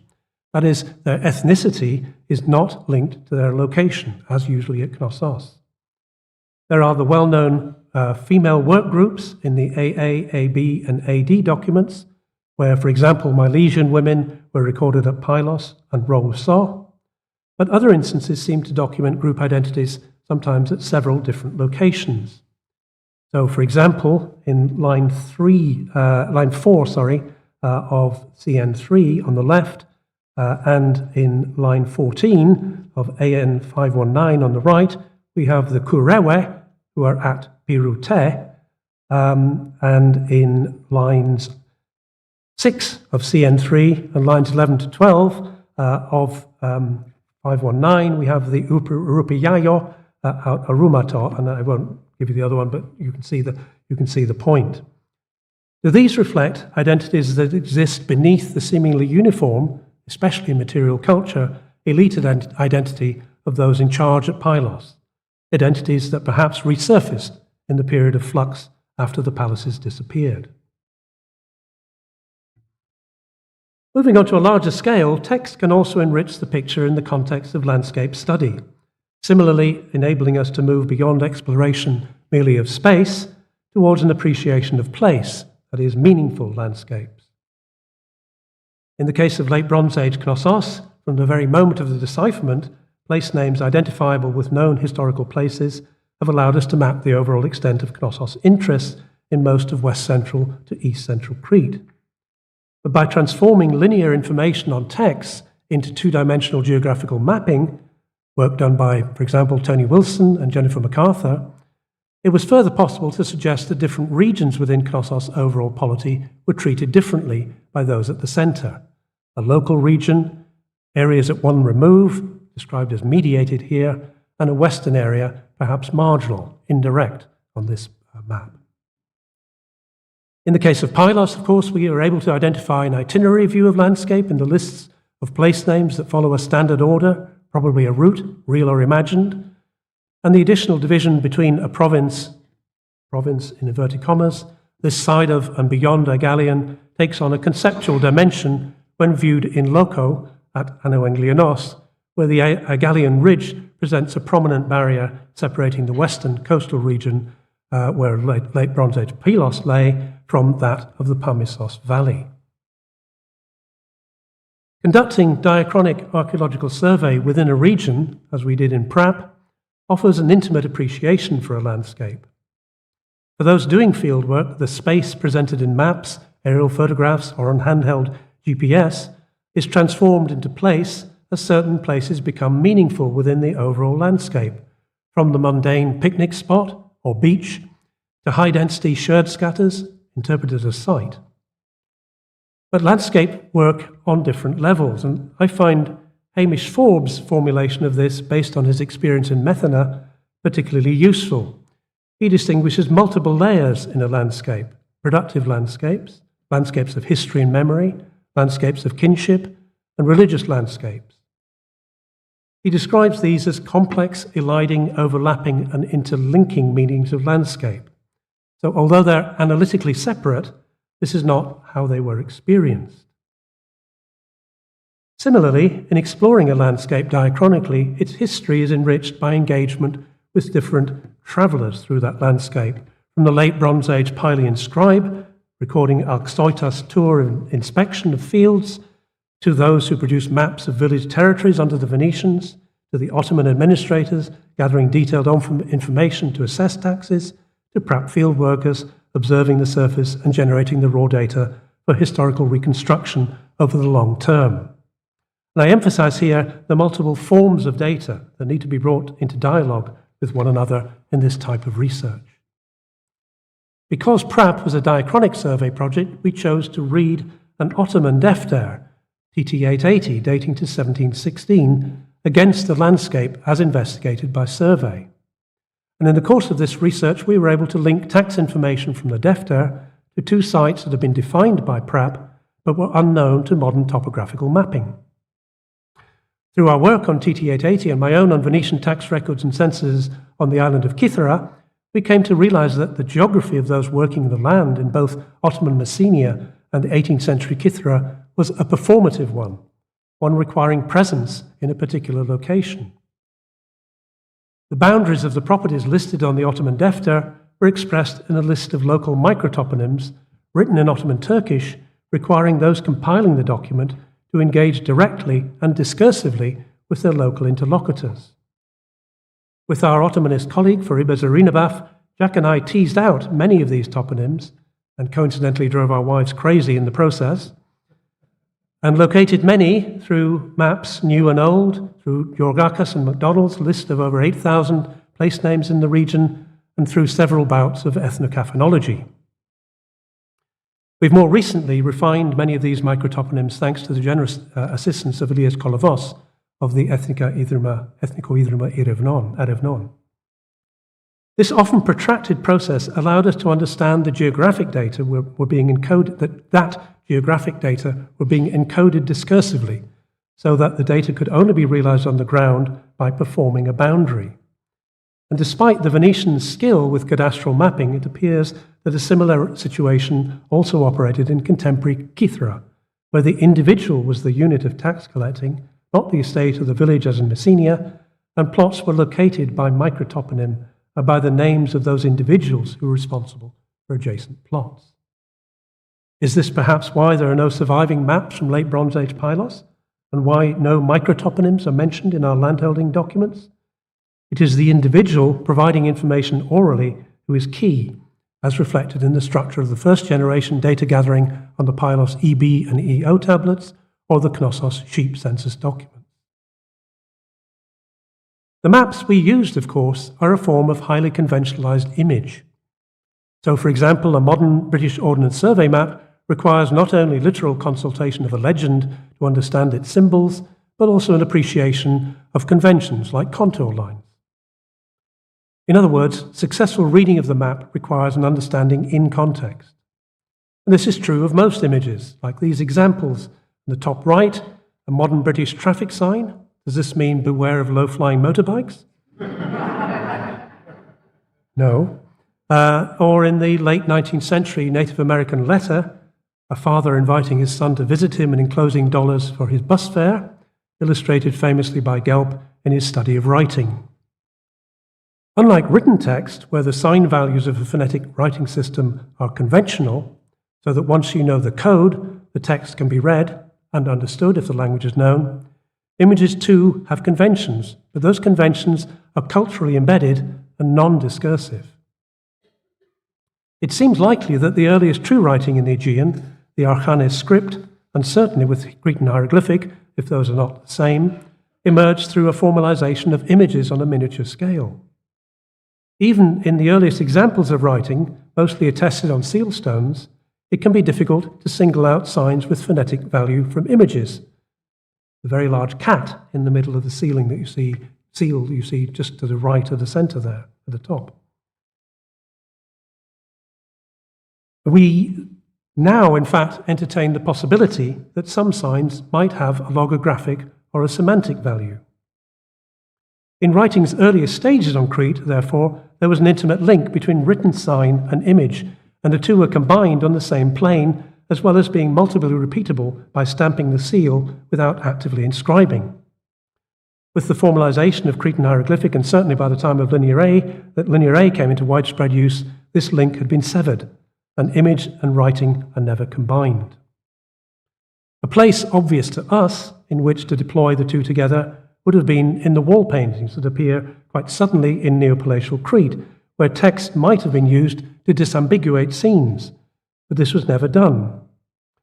I think it's now generally agreed that some scenes in both Minoan and Mycenaean wall paintings embodied narratives. Think of the work of Dawn Kane, Van Swatras, Sarah Morris, etc., which make the absence of text as a marker the more noteworthy. Most narrative scenes in wall paintings are of the type I've termed panoptic, that is, they could be taken in at a glance, even if that was a moving glance, as would be required for the long frieze in the West House at Thera, for example. Similar scenes appear at a miniature scale on seals.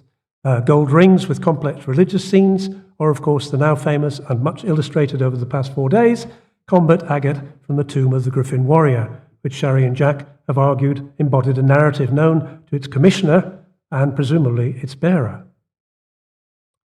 Such scenes could only be appreciated at close quarters, so were presumably for elite consumption within a small group. And Homer, in the 19th book of the Odyssey, offers a possible parallel here in the gold pin that was worn by Odysseus, where the depiction of a hound bringing down a deer comes to life as he looks at it. And Jack and I argued something similar on a larger scale for the battle wall paintings, now considerably enriched by the addition of new fragments, including naval vessels, as Robert Lafineur talked about the other day. Those in Hall 64 at Pylos, these would have been specific and made specific and enlivened by a parallel oral performance. Larger scale representations, life-size or near life-size, were either heraldic, like the Lion Gate at Mycenae, which could be reproduced legibly in miniature because of their simplicity, or were positioned within architectural frames to echo or guide people moving in or through them, as you see in the bottom right. And I've termed this mode of representation participatory. A feature of Minoan Mycenaean imagery that, to my knowledge, hasn't been considered is just how it was thought to affect people. Ancient theories of vision, from the pre-Socratics to Aristotle and the Epicureans, were fundamentally materialist. The eye saw either because it was struck by emanations from the objects it was viewing, called intromission, or it sent out beams which returned with information about what they had encountered, extramission. And theories like these supported iconoclasm in the Byzantine world and underpin the superstition of the evil eye even today. We've no way of knowing for sure, short of finding a Linear B treatise on vision, about as likely as a text of a precursor to the Odyssey, but the association of life-size images with spaces of performance might suggest that the relationship between person and image had more to it than merely an optical relationship between viewer and object as we might think of it today. The rare and peculiarly Cnossian phenomenon of relief wall painting might indicate a way in which the materiality or reality of an image was enhanced. Images like text could also depict identities that do not exist, such as griffins. They could also encode information about relative scale within a scene.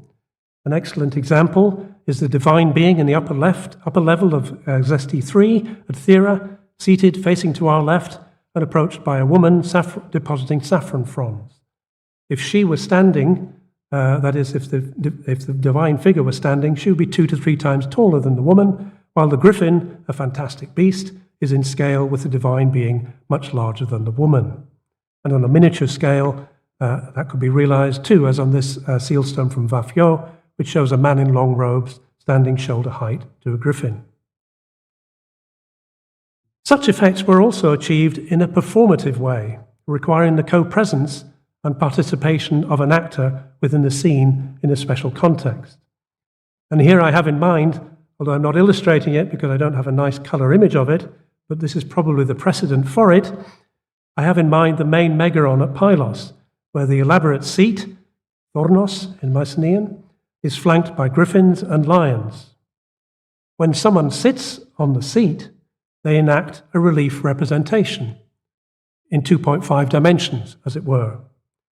The frame associates the individual with a likeness, an iconic representation of griffins and lions, with their power, symbolic representation, and with their size, indexical. They artificially increase the size of the person seating on the chair. That's using a Persian semiotic scheme. If the seat were occupied by the Pylian Wanax on specific occasions, then it creates a ruler iconography, but a performative one, or as I've termed it, a first-person iconography that exists only at the moment of the Wanax's presence in the frame. It is effectively an oral visual performance without text. To the right of the frame, as one faces it, is a representation of feasting with an oral performance. The lyre player, arurata, as we saw earlier.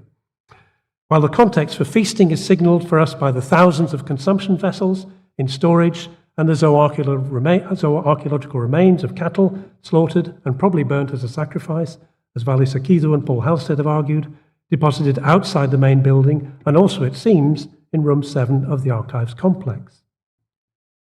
Operating in the background, more or less invisible, as all Linear B documents were to all but a few, are texts that note the supplies for such feasts and the occasion on which they were held. UN2, in this case, the initiation of the Wanax, TA 711 we looked at earlier, the appointment of an important official, both associated with actions by the Wanax, and again, a text that exists in parallel to an active event taking place orally, like Eretha's dispute. All of this suggests the staging of occasions designed to mark the palace as a special place and to create a bodily memory of the event through taste, smell, sound, vision, and probably touch. The palace's special status was also marked by the special materials, molded glass beads, specialized textiles, composite decorated furniture that emanated from it and from the practices associated with it, among which was writing. The materialization of oral text on clay and its dematerialization when read out aloud. The monumental aspect of the palace reinforced its permanence. Writing, while never itself monumental in the Mycenaean world, was nevertheless associated with a complex structure that existed in monumental as opposed to human time, as Angeliki Karayani suggested a number of years ago in her PhD thesis. Writing, we might say, bridged that gap and was a practice encountered, if not practiced, regularly and unavoidably by anyone interacting on a regular basis with the palace authorities. Now, this has been, I think, of necessity, quite a wide-ranging presentation, a big picture view. That's what what Jim meant when they drove the highway through the Nemea Valley territory. A big picture view, drawing in multiple strands, with many of which our honoree and his colleagues have been entangled over his long and wide-ranging distinguished career. In its multiplicity, however, I hope that my presentation reflects just how far Aegean prehistory has come from a late 19th century text-based discipline to the broad, inclusive, eclectic discipline in which we all participate in the 21st. But finally, by way of a brief text-based coda, the winged words of the pilot lyre player, seen in this new reconstruction by the harp team, if that is how we are to interpret the bird, or griffin, as Paul Rehak suggested once, in the scene, persisted after palatial practices of writing, etc., had disappeared. Indeed, after the palace itself had disappeared, as Jack and Kathleen Lynch argued 10 years ago.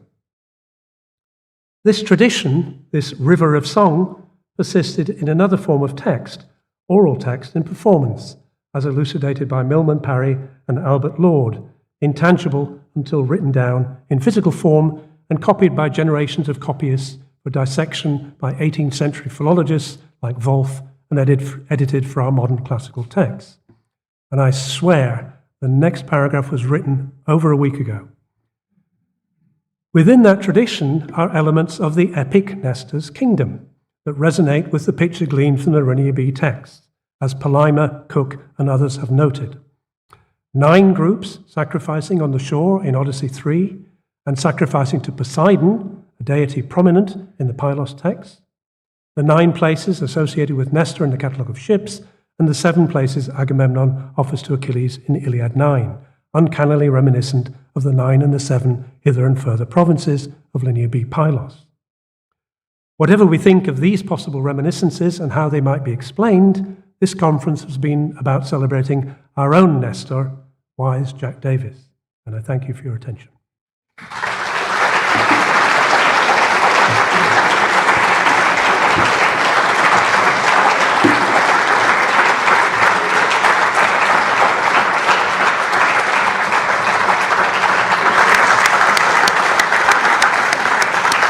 Thank you. Thank you very much, John. Do we have any questions for John? Who? We all need a drink. Oops. Where? Do we have any questions? No? Tom, is that a question or a comment? How long should we bargain for, Tom? You promise to, yeah, okay. Since we have, what is your name again?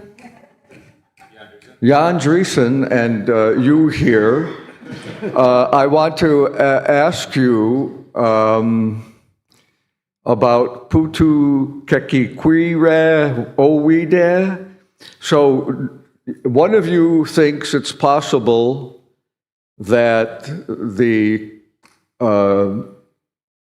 that an official is also the writer, and one of you doesn't. Is that not so? Or am I misremembering that? I think I once rashly suggested it. Yeah, I mean, we had the names for hand 1 and hand 2. Yeah, suggesting that. Gebris So, would be hand 2. do you have any further thoughts on that? In the interest of brevity, no.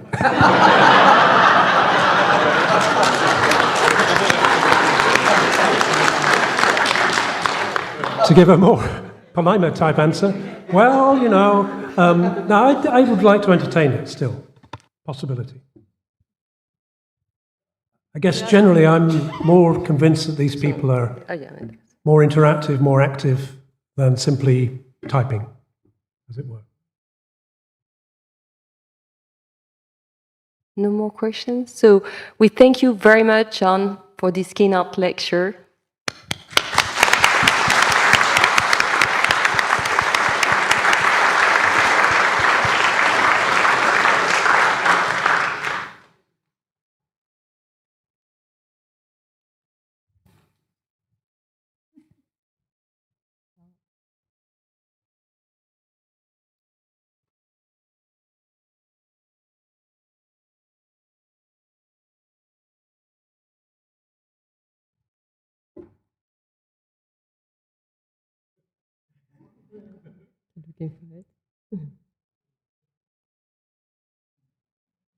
Where?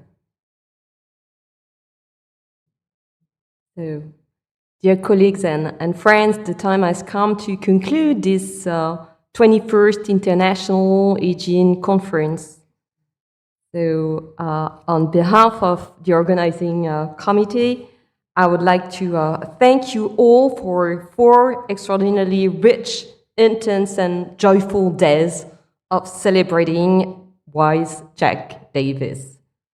We are deeply grateful to the Department of Classics at the University of Cincinnati and the Institute for Aegean Prehistory for their generous support, and to the American School of Classical Studies at Athens and the Irish Institute of Hellenic Studies at Athens for their warm hospitality.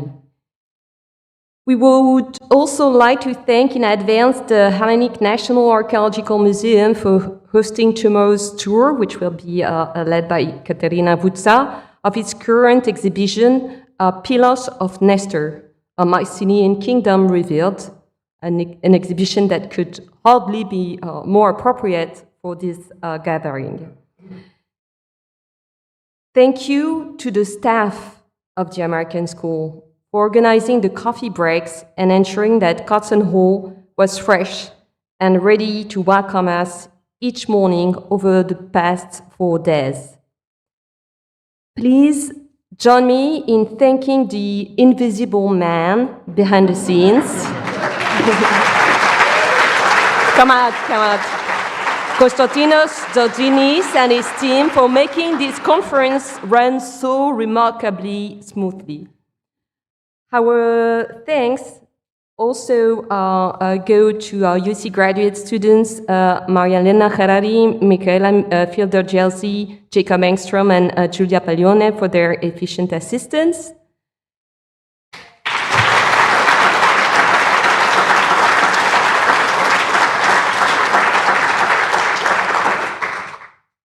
Thank you to the 105 colleagues and friends who authored or co-authored the 66 papers presented during these 4 days. Then thank you, Jan Driessen, for many photographs.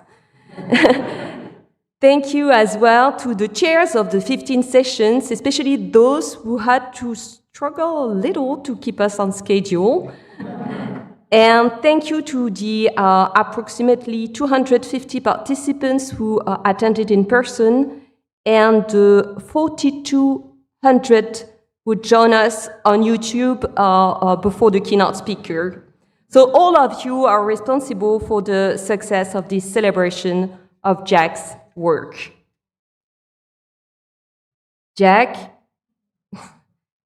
thank you for your scholarship, your generosity, your wisdom, your precious friendship, and the profound impact you have had and will have on our field and on our lives.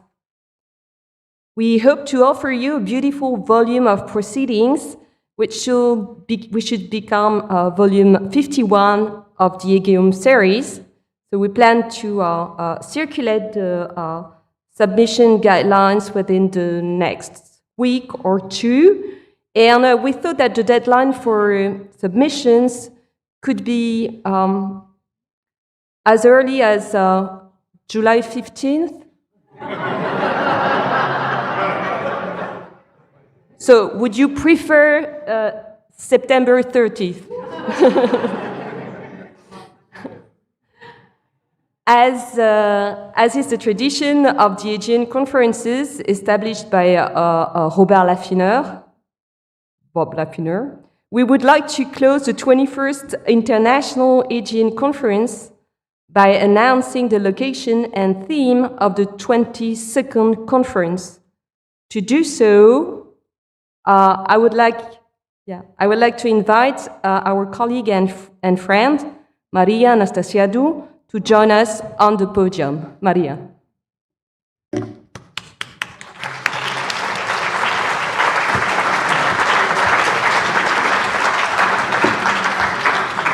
Good afternoon.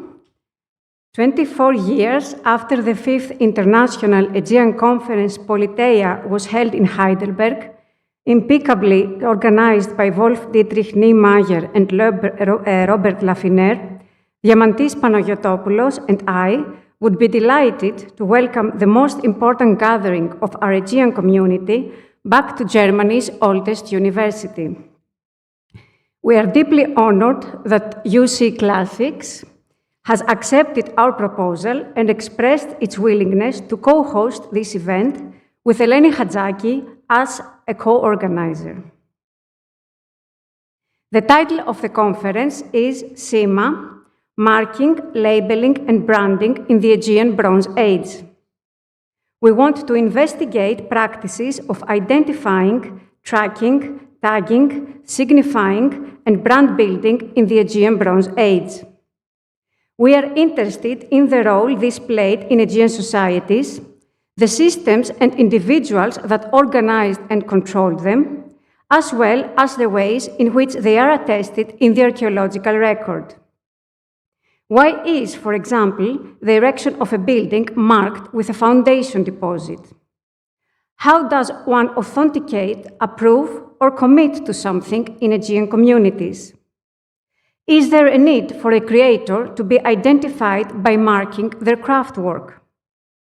How are the contents of a container, the purpose of a building, or the direction to a destination made known? What is the role of landmarks, architecture, attire, and ritual for creating identities of belonging? Contributions are invited on individual or combined aspects of material culture, for example, seals and sealing practices, scripts, foundation deposits, burial monuments and customs, settlement and religious architecture, road network, landscape marking, landmarks, and communication. Theoretical discussions on the role of, for example, signifying systems are also welcome. By choosing this theme, we pursue a twofold aim. First, we wish to highlight the current work of the Heidelberg corpus of Minoan and Mycenaean seals and celebrate, together with you, its new premises following the refurbishment of the Institute of Classical and Byzantine Archaeology, which is scheduled to be completed by then. Second, we seek to define the conference topic as broadly as possible, thereby encouraging a wide range of perspectives and approaches from across the Aegean scholarly community, with a hope that as many Aegeanists as possible will be interested to contribute to it. We will be very glad to see you all in Heidelberg in 2028, and we are already looking forward to exciting presentations and discussions on the topic CIMA. Thank you.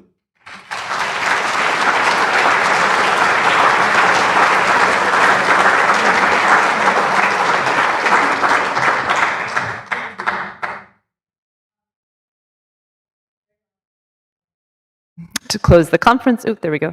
We'd like to invite everyone to join us on the stage for a group photograph, especially speakers and session chairs, but everybody is welcome who'd like to join us. Please join us. Please join us.